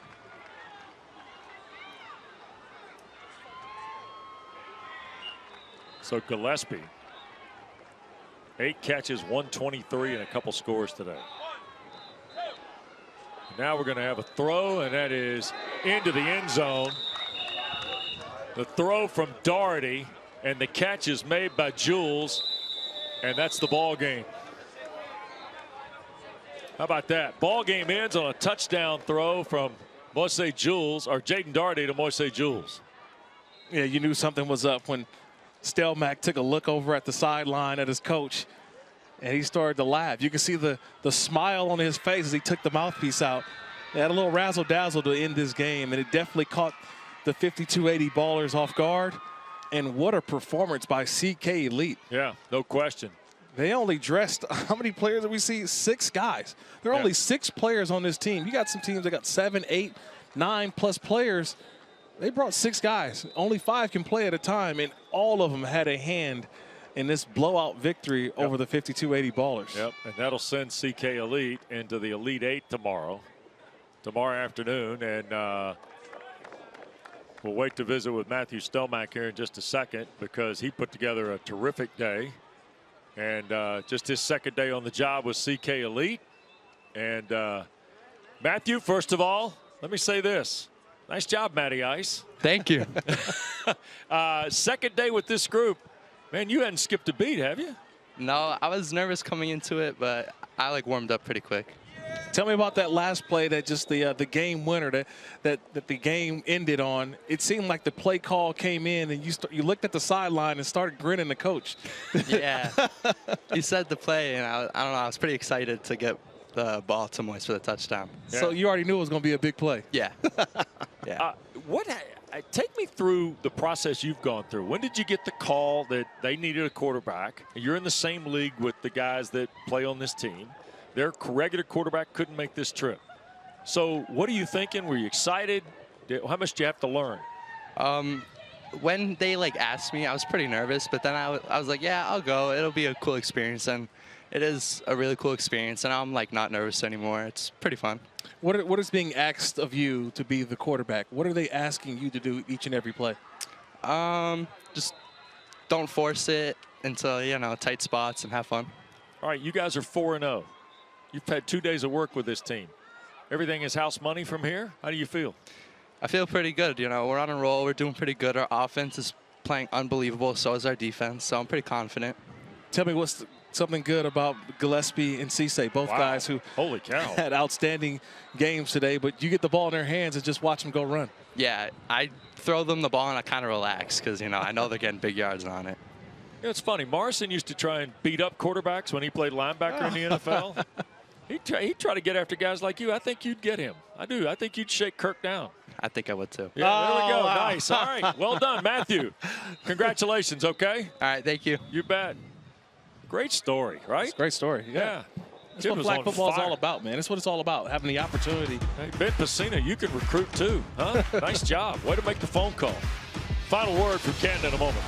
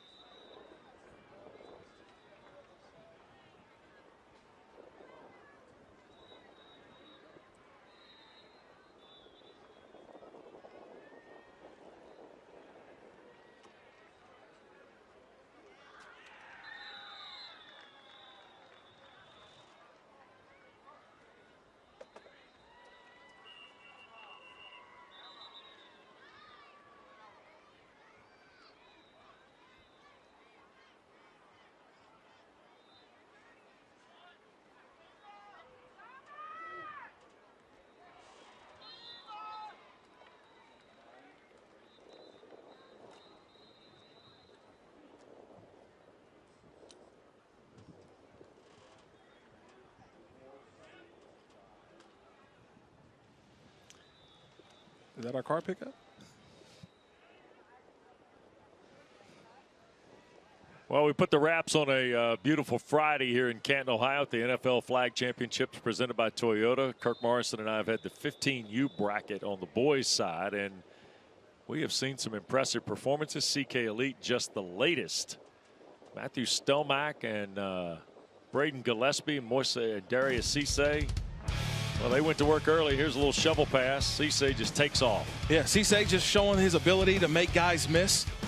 Showing me how to dip in between defenders. Yep. Defensively, I thought they had an outstanding job. This is one of the few breakdowns, or actually the only breakdown they had defensively, the only point that they gave up in this game. And after that, it was just an offensive display with multiple guys touching the football. Braden Gillespie, an interception, a couple of touchdown catches. Holy smokes. And big Matthew Stelmach, huh? Yeah. I'll tell you this.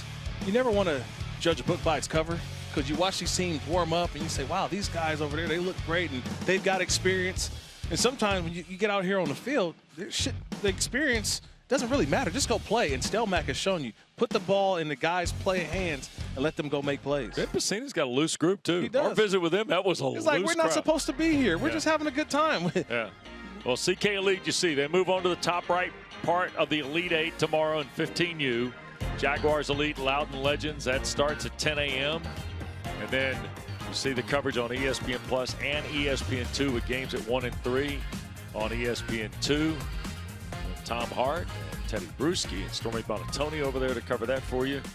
And Kirk and I will be here at 10 a.m. for Jaguars Elite and Loudon Legends. To be followed by Boys and Girls Club Northern Rhode Island Raptors representing the Eagles and the explosive Tucson Turf on this 15U Boys NFL Flag Champions bracket. And of course, title game Sunday at 3 o'clock after a noon and 10 a.m.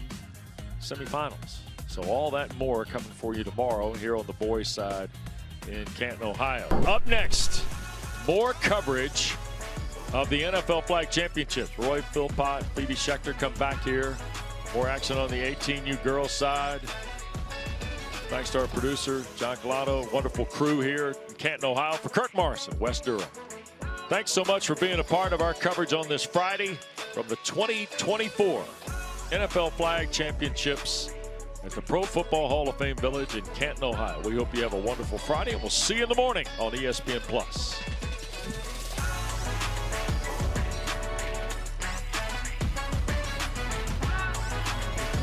Any pictures, descriptions, or accounts of the game without the consent of NFL Productions is prohibited.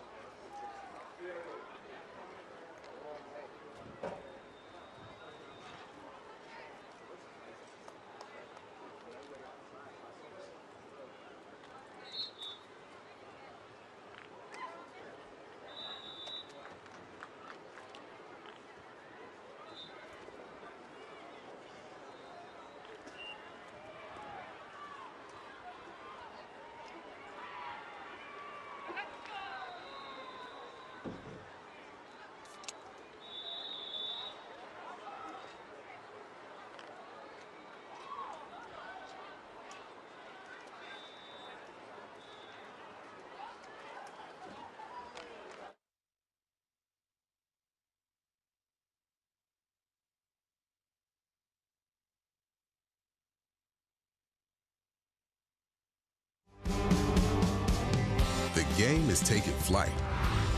And these athletes along with it. Let's start it out down a dirty road. We got to give it everything we got. We all want that title. You don't really get to experience this anywhere else. You have to lock in. They have more heights to climb, more horizons to chase.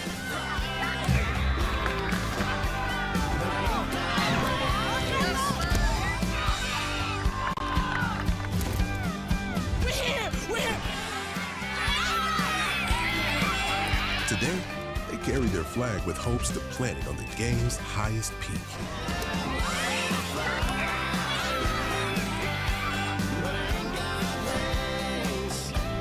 They are ready to fly at the NFL Flag Football Championships.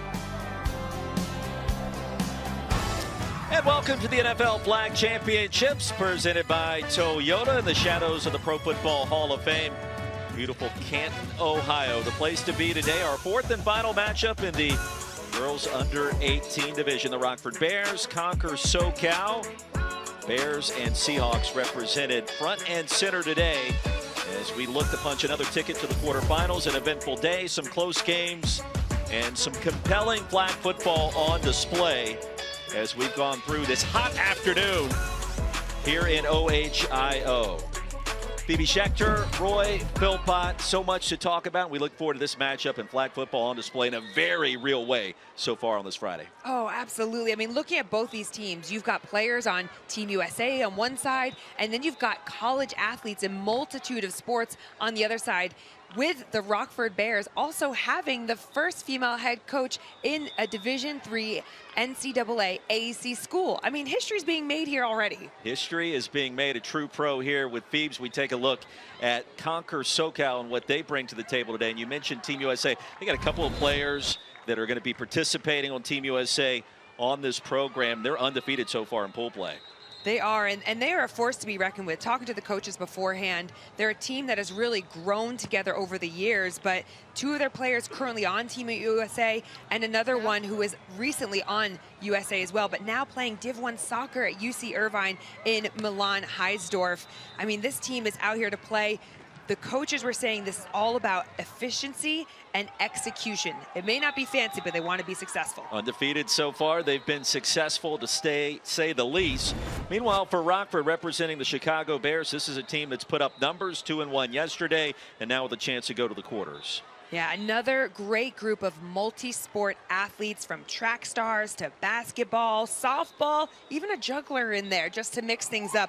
But this team, this is their first year as a team, and this is their first appearance here at an NFL Flag Championship. So this is going to be a big test on how they're doing on the road, but a team that's highly supported by the Chicago Bears and are excited beyond belief to get this opportunity to play against this level of athlete. How does one learn juggling? That question and more answered and revealed as we go through these two halves of flag football here next door to the Pro Football Hall of Fame. That's coming up.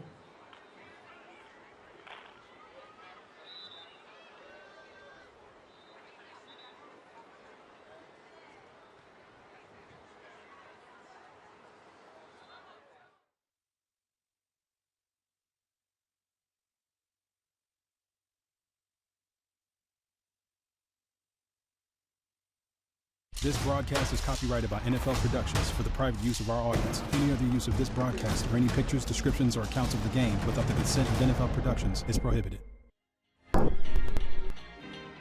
Take a look at our NFL flag facts. First year, the NFL Flag Championships were broadcast here on ESPN, and that number in the middle is the one you need to circle. 700,000 strong. This sport is growing exponentially. It is, and what's so wonderful is that all the flag players here, you can take this into tackle, you can stay in flag, coach, officiate. There are so many different roles to have within this sport, and the more you're around it, the more you learn about it. Well, rules aren't exactly fun unless you don't know them, but we want to teach you, and so here are the rules to flag football that you will see talked about this afternoon. Here are the rules of flag. The number one rule: there is no contact in flag, so no tackling or blocking. Every player wears 2 flags on their belt. If a player has the ball and either flag is pulled by the defense, the play is over. 5 players take the field for each side. The offense starts on their own 5-yard line and has 4 downs to try to reach the midfield. Once they cross the midfield, they have 3 downs to score a touchdown. Defenders rushing the passer must start 7 yards from the line of scrimmage and wait for the snap. Defenders can try to intercept passes, but can't touch a receiver at any point. There are also no punts. You either hand over possession to the other team or go for it. If you go for it and don't make it, the other team gets the ball on the spot. Games are 2 12-minute halves, so get as many points as you can, and don't forget your celebration dance. I mean, I still think that the touchdown dance is probably one of the most important parts of the game, but just some bits to look at. This is 5 onside, and it is an incredibly fast-paced game. 2 12-minute halves with the running clock. They get that little half time in between to get some game plans in there, but ultimately we're looking at the touchdowns, just like Deanna Flores said in that video. 6 points for a touchdown, and then you can go for 1 point from the 5-yard line or 2 points from the 10-yard line. What is your touchdown celebration dance? Ooh, you know, I'm going to age myself. I'm probably going to have to go Running Man. The Running Man. I don't know if it was the Cabbage Patch, Running Man. I didn't know what it would be. Well, you know, I tried to do the gritty, and the kids don't think I'm cool anymore.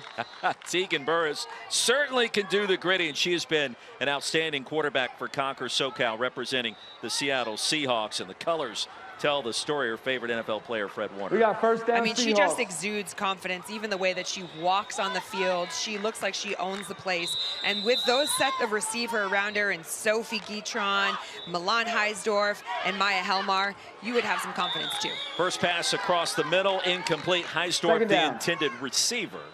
And it will be second down, midfield to go.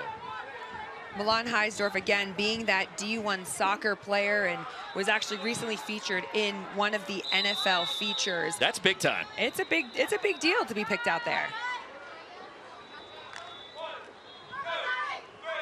Burris heaves one deep, has a player open. It was Guitron, and that pass too far. And quickly Phoebes, it's third down. It is Guitron actually playing for Team USA. They all competed last weekend out in Los Angeles, where they had the International Cup. As this game is growing, we're getting more and more athletes, more and more opportunities to play as national programs. So these are definitely athletes to watch throughout the game. 12-minute running halves just underway in Canton. And Burris again across the middle. Pass is corralled, and the flag is pulled short of midfield as Heisdorf makes the reception. It'll be fourth down. Really nice speed here, coming off the line and being able to burst. Look, that jump in the air helped her to not get her flag pulled. Now it's looking at making that decision. You're 4th and short, 2 yards from the midline. I would imagine they would want to go for it as well. Gain of 18, 2 needed to keep the drive alive, and they will. No surprise, Burris. Maya Helmar also a part of Team USA. Easy pitch and catch. That's a first down. Heisdorf has it. Her second grab, and a late penalty marker comes in. It was a really nice play design. You'll see a lot. We get those stack formations. You tend to get either a go or some sort of slant inside. But when you get that motion with it coming back out, it makes it interesting. On the defense, number 8, 5-yard penalty, first down. Brian Sullivan with the call. How about this officiating crew? All the experience in the world. they've shown it. It has been an outstanding day on the field in terms of these rules and interpretations and the like. Absolutely. These officials actually are from all over the country, and they are hand-selected by Tom Lenev, the head of officiating for NFL Flag, to bring them to this moment. So this is a really huge honor for them to be here and to be able to officiate these games of the top athletes in the country. Second and goal. Second and goal Pass from the only. 5. And in the no-run zone as Guitron brings in the reception. Again, no run zone to me sounds like a future meme, song. Like somebody can take that and run with it. No pun intended. You see what I did there? Finally, somebody understands my expertise. Back corner, and that is in for the touchdown. And here comes Conquer SoCal. And the grab by Herstein.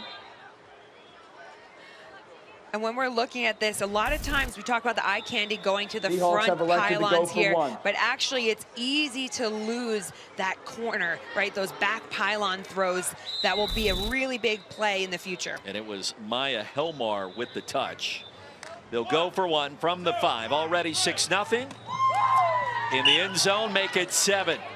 1-point conversion. They do a is really good. nice job of playing with spacing based off of their formations. You'll see them all lined for specific reasons to create this space here. Guitron with the point after, and the touchdown grab in the back quarter. First down, Bears. By Helmar.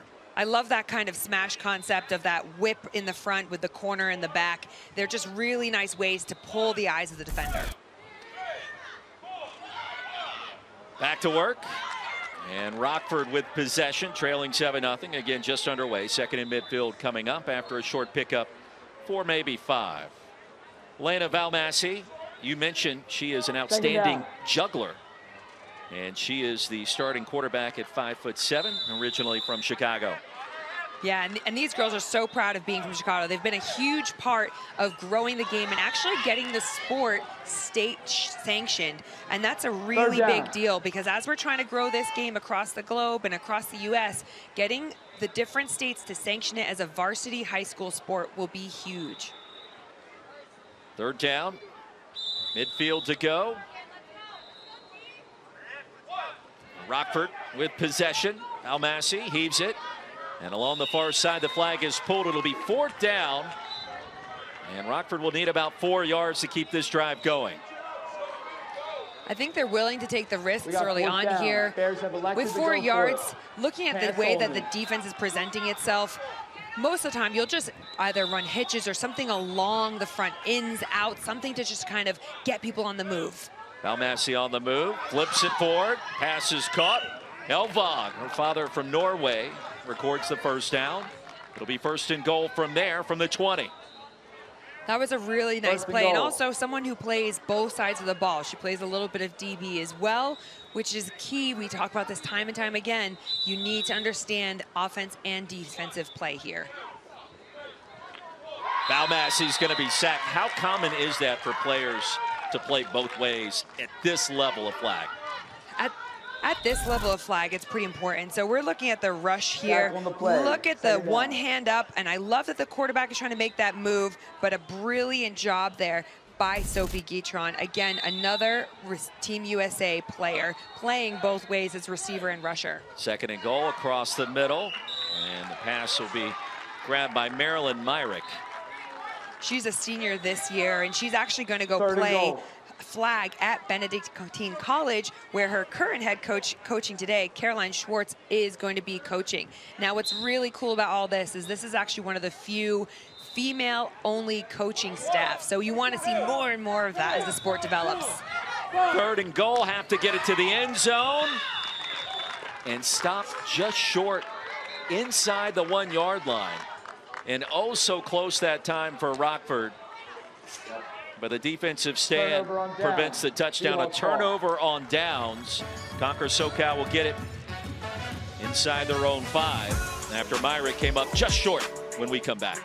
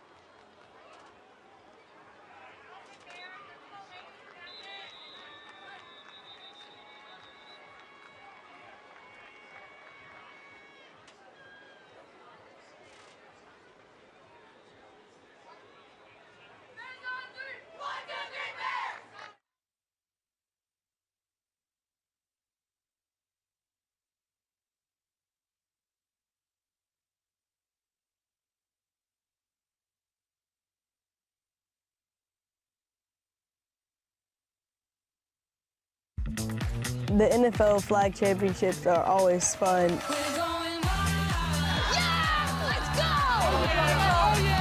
All the teams are the best. Everyone from around the states coming together to play the game we love. We look forward to this all year round. Over 700,000 boys and girls between the ages of 5 and 18 participating in flag football. All these wonderful leagues across North America. It's pretty cool to see. And you think about now how the Pro Bowl is 7-a-side flag. I mean, all of that just boosts the love for the sport and the interest in it. Burris completes the pass ahead to the 15. It'll be second down in midfield to go from there. And the catch made by Helmar, who scored the game's only touchdown moments ago. And Burris does a really nice job of sitting and being patient in the pocket, and it's allowing for these lanes to open up for their receivers. So they're less about those short kind of check down routes, whereas they're looking at more intermediate, finding those holes in the defense where they can sit and settle. One of the questions we asked Conquer SoCal pregame, who's the team jokester? Who keeps things loose for this squad? And everybody pointed to Maya Helmar. And I said, Maya, why is that the case? She goes, because I have no filter. So she said, when I score a touchdown today, just call it as Maya No Filter Helmar. And I said, all right, we'll work that in at some point in time. And Maya, it happens to be right now. Everyone needs that on the team. You need a good balance of characters because you never know in those pressure moments. You need someone to lock you in, and sometimes you need people to just let you de-stress a little. It's important for the chemistry of the team. Helmar at 5'10", the wide receiver, a standout performer, and a quick strike to Heisdorf, who's also impressive. Flag pulled short of the 15. What I like about this team is going back, you'll see it here, all of them just run hitches to the midway point. And it goes right back to what the coach was saying earlier on. Coach Schulman said, it's efficiency and execution. We're not going to be fancy. We're just going to hitch our way up the field. The hitch worked for 15 and a first down. It'll be first and goal from there. Heisdorf has been active. Tegan Burris has been on point. And she'll get it standing near midfield. Wants it all towards the end zone, and there it is again. Sophie Guitron from 17 yards out. The second scoring strike from quarterback Tegan Burris, who has been impressive early. A beautiful job there. A nice little scissors concept, getting the back pylons covered up, and it's just taking those defenders' eyes away. She does such a nice job and beautifully placed where only her receiver can get it. And again, they'll go for the singular point. Burris now 8 of 10 passing, 85 yards, 2 touches. And trying to extend this advantage to 14-0. Under 3 minutes to go in a quick moving first half. The day it's been for flag football on display in Canton, Ohio. Beautiful afternoon, warm temperatures. And Conquer SoCal has been the dominant team so far in traffic. Guitron again. And the extra point is good. It's 14-0. Really nice hands on that play. Strong hands, even with the defender coming in like that. Just great awareness. You can understand why she's on Team USA as a receiver. So looking back to this kind of scissors concept that we get, I mean, beautifully placed. Back to live action. Rockford gets it back. Elvog quickly ahead. Let's look at that touchdown one more time, Phoebe. There you go, and you've got the receivers coming across with that little out route as well. It just slows those defenders from getting back into the end zone because it pulls their eyes down. The rat and the cheese. The rat and the cheese analysis. How about a sack? That was a spicy sack. A spicy sack results in third down and a long ways to go. The pressure was coming, and that time Ween got there. Beautiful job. I mean, she just had her eyes on the prize the whole time, understanding where the quarterback wants to not roll out and push her away from there. How difficult is that in just going for the flag? If you don't get it, then you know the quarterback escapes, but you're so close, and she got there and she got the flag. Risk reward, ultimately. I'm sure if she missed the flag, the coach would be less impressed with that technique. Sidearm delivery, pass incomplete. There was some contact down the field. Chrissy Johnson, the intended target, and a penalty marker comes in. It'll be interesting to see who they call this on. We got impeding the rusher. Offense. Half the distance, 4th down. Phoebes, that rule again is something to consider in flag football. It is, and it's going to come up time and time again. Again, when we talk about impeding the rusher, I mean, and it's such a big play here, causing a turnover. But when you watch here, watch the rusher and watch the center. So here, even though because the rusher has that direct line from their spot to where the quarterback is, impeding the rusher applies to the receivers as well, not just the center. So the center comes out, but the receiver who's on that drag route runs into the rusher in her lane. That still counts as impeding the rusher. It's Marilyn Myrick, the intended receiver that time for Rockford, representing the Chicago 4th down. Bears. Bears have elected to punt. And so on 4th and extremely long, Bears will elect to punt. Conquer SoCal will get it back. It's a smart move to do here. You want to live to play another down. And then just look at how you're going to adjust your defense. Seeing how Conquer SoCal are wanting to attack the field. They're looking for those intermediate kind of throwing lanes. What can you change up to make that a bit tougher as a read for the quarterback? So one more chance for Tegan Burris, who claims to be extremely good at rock, paper, scissors. There's a strategy to that I've never understood. Tegan apparently does. Apparently, it's if you comment on the color of their shirt. Oh, 1, 2, 3. Really? Conquer! That's it. That's how you win. I did not know that. You're welcome. Thank you. Learning about flag football from the expert, Phoebe Schechter, and also about rock, paper, scissors. You are a turnkey solution. We're just here to compete. 1st down, Seahawks. All right, so first midfield to go. Not a lot of time, but you do have 3 timeouts, 50 seconds. What's the strategy here in flag? Across the middle, pass is caught. About that is a good strategy. Ahead towards the 16. Yeah, beautiful job. Again, right, look at the yardage that they're chunking away here. That's what's so dangerous. Burris gets the snap again, already with a 14-0 lead. Goes deep and a tiptoe side dance. And yes, it was reeled in. Helmar, boy, she has been electric today. She just got that feed in. Absolutely. All you need is one. Beautiful job. And again, it's working that high-low, giving your quarterback an easy read. End zone, Helmar fell down, and we could have a little interference coming. There was a lot of contact near the goal line. Yeah, looking like that, you're impeding the receiver from getting to their place. So there's something in flag football called right of way and right of place. A receiver has the right of way, should they be running, and right of place. We got pass interference, defense, spot foul, automatic first. So time ran off. Timeout, offense. And a timeout will be called with the ball placed at the 1. And when you watch the penalty again, I mean, this is going to be incredible field position for them. But when you're watching the penalty, the receiver is running her route. And here you are, the defender gets in the way of her right of way. Again, to clarify, if you have right of place, that's when you're a defender and your feet are planted. A receiver cannot run into you. So they'll put 4 seconds back on the clock. And enough time to run one more snap. And whatever your best play is, you better think about utilizing it here. Quick toss and across the goal line for the touchdown. Heisdorf able to reach it without any issue whatsoever. Elected to go for 1. And a 20-0 score on the final play of our first half, Phoebe. I mean, that was a really great play choice here. You're looking at a man setup here. So when you've got someone, just get them out to that front pylon, a quick little shovel pass underneath. That's all you need. And you're anticipating getting points. When you're this close to your end zone, you're anticipating the points. That's the beauty of flag football. They'll go for 1 again, already leading by 20.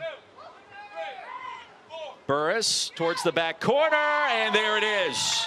Heisdorf, the connection. 21-0 on the final play of a first half that has been dominated by Conquer SoCal. Really nice job. I mean, they've just executed all the way down the field multiple times, just taking those big chunk plays. And to talk about Rockford, it's just about their defense right now. So we watch this play here. You have to recognize that they're starting to attack the pylons predominantly. All right, we're joined now by head coach for Conquer SoCal, Justin Schulman. And Coach, what did you see in the first half? Obviously, your team off to a great start. Well, first off, you can't give away our offense and tell them we're going to the pylons all the time. But no, listen. I said before the game we just want to be efficient, and that was as solid of a first half. I'll take that. Defense played really good. Lockdown defense. Girls are playing well. Girls are playing well. No, and to hit to what you said, I mean, you were saying how efficient they were. It's not going to be fancy, but you're taking what the team gives you. What are you looking to change up in this second half to be able to allow you to continue to execute at this level? You know, I think for us it's just going to be let's be methodical with it. We're going to, we'll run some clock, but for us it's do what we do and make teams just try to stop us. On defense, just don't get beat deep. I'm not the defensive coach, but I always tell the girls, just don't make it easy on them. Don't get beat deep. But we're playing well, playing with confidence, and what better place to be here than right here, right now. 100%, Coach. Great first half. Best of luck in the second. Appreciate you guys. Justin Schulman checking in. His team leading 21-0.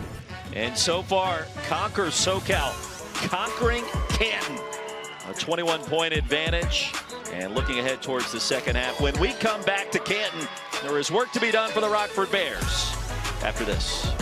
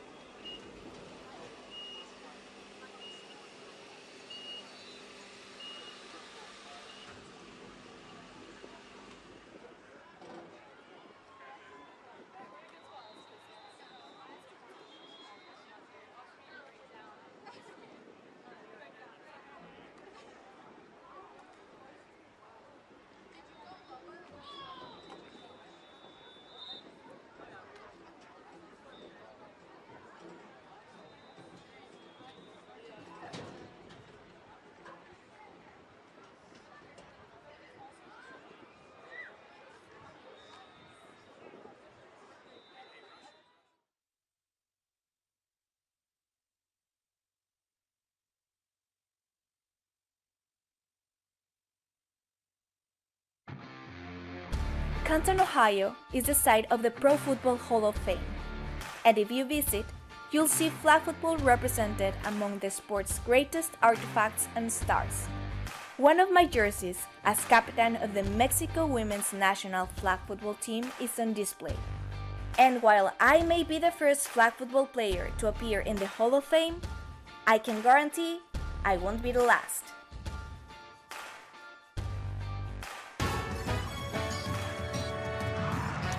Welcome back to the NFL Flag Championships, presented by Toyota. A look inside the Pro Football Hall of Fame. Hall of Fame game coming up just days from now. Football season, you know what? It's here today in Canton.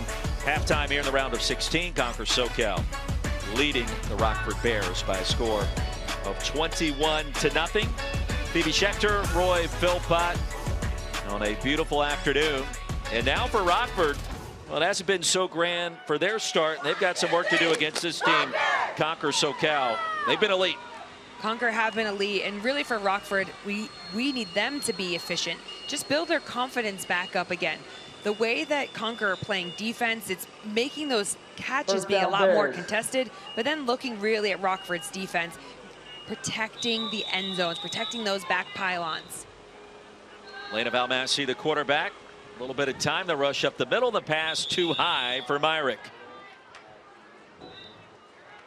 Yeah, the quarterback just needs to calm down a little bit. Just bring the ball down, allow her receivers to be in a great position to catch a ball. They have a lot of talent and speed on this team. They just need to have fun out there, right? We talked about that chemistry. Enjoy this. Great conversation pre-game with Rockford and talking with Coach Caroline Schwartz. Almasi, the pump fake. Here comes the pressure. Gets it to Elvog. Crossing the 10, ahead to the 11. It'll be third and mid from there. A really nice use of that almost center tight end like screen, essentially waiting for the rush to go past her and then being a nice check down for the quarterback. It's a great kind of anchor for them to come back down to. Winner of this game advances to the Elite Eight tomorrow, the quarterfinals. And the low snap results in the ball being spotted way back near the 5-yard line, the original line of scrimmage. And if you're Rockford, what do you do here? 4th down. Bears have elected to go for it. They've elected to go for it. I think they're feeling the pressure of needing to get points on the board. This is quite a big ask, though, understanding that if this is not completed, it's going to be spotted right there. And, of course, a 28-point lead would lead to the end of the game, the mercy rule. Dump off Elvog. Flag is pulled, and the ball will be spotted on the turnover on downs back to Conquer SoCal. Turnover on downs. Conquer SoCal were telling us before the game that they actually, they're supported by the Chargers as well as the Seahawks, and they actually had Coach Harbaugh come and talk to them when they went to the Chargers facility. I mean, what an incredible pump-up speech that must have been before coming out here to Canton, Ohio. Mr. Kaki himself. Hey, it's worked to perfection. Coach Harbaugh, if you're watching, you did a great job. And we know that you are. Tegan Burris back on the field. What a start for her. 10 of 12 through the air, 113 yards, 2 touchdowns. Heisdorf swings around the right side and ushered out near the 10. A nice little run play. They've gone into this kind of 3-2 style defense from the Rockford Bears. They're trying to get as much of an opportunity to get those flags. The girls are quick. It's just that experience. And we talked about this before. Rockford are an incredible team, right? This is their first year as a whole team, and they were the winners of their state-sanctioned Bears League. But this is their first time really traveling on the road, and you start to see the differences. Burris with time underneath. Heisdorf short of the goal line. It'll be third and goal from the 2. Pass only. And at this point, you can only throw the football. No run zone. Where you see the candy stripe across the 5. Inside there towards the goal line. No running of the football allowed. I'm starting to sound like you. That's not a bad thing. No. You're going to be a flag nerd too soon. Yes, I am. On third down, the quick toss ahead. Pass is caught for the touch. 27-0 the score, and the all-important extra point to come. Touchdown Seahawks. They've elected to go for 1. Going for 1 means that you'd bring the score to 28-0, which would be what we consider a mercy rule. So that would end the game if they complete this. Leah Schulman grabs the touchdown. The center caught that pass. And now going for 1, the game on the line here for the Rockford Bears.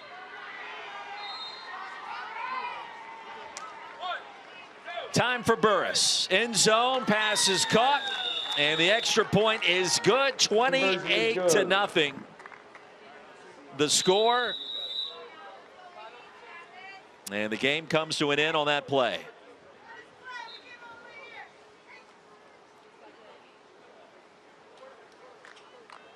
Leah Schulman, the exclamation point on for Conquer SoCal, as impressive as any team that we've seen today.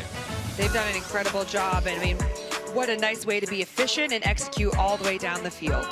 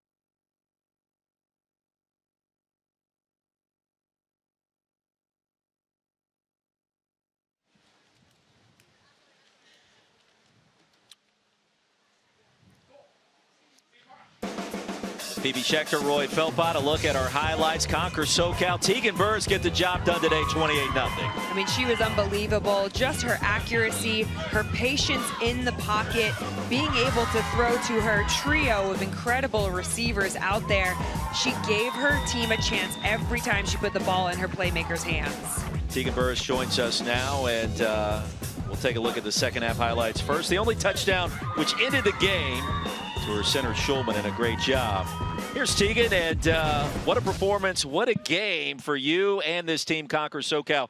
When did you know that things were working in your favor today, Tegan? You know, it's pretty easy when you throw in 3 people who have been on Team USA, so, you know, we just do what we do, and we go out there and we score and we win. And what is your mentality? I mean, we watched you walking out to the field when the game first began, and you looked completely confident in yourself. Is that the culture? Is that your mentality? Tell us a bit more about that. I just try to not let myself get too high or too low, you know, keep a steady head, and everything else kind of follows. You know, we talked to the team and you before the game. Everybody felt really tense and uptight, and we can see right behind you that that appears to be the case again right now, Tegan. What can you say about these ladies and the great job they've done for you? You know, they're amazing receivers, but I think they've been waiting for their moment. You know, they just left, but they like to dance, so we'll let them have their moment. Go celebrate with the team, and we'll see you back here tomorrow, Tegan. Thank you. Well, you got to love the shenanigans. Oh, yes. Quick Gatorade bat. And the team, this chemistry. Yeah, all smiles, and rightfully so, a 28-0 shutout victory against Rockford.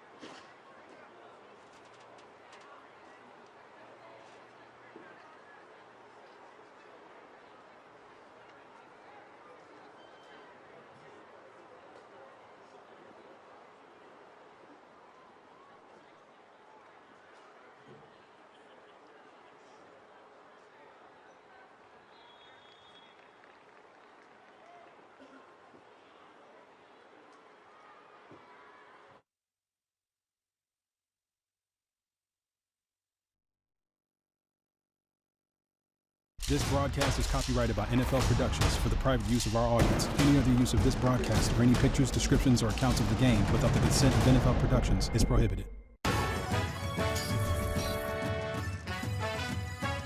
Now, what a scene for Conquer SoCal, 28-0, victorious over the Rockford Bears.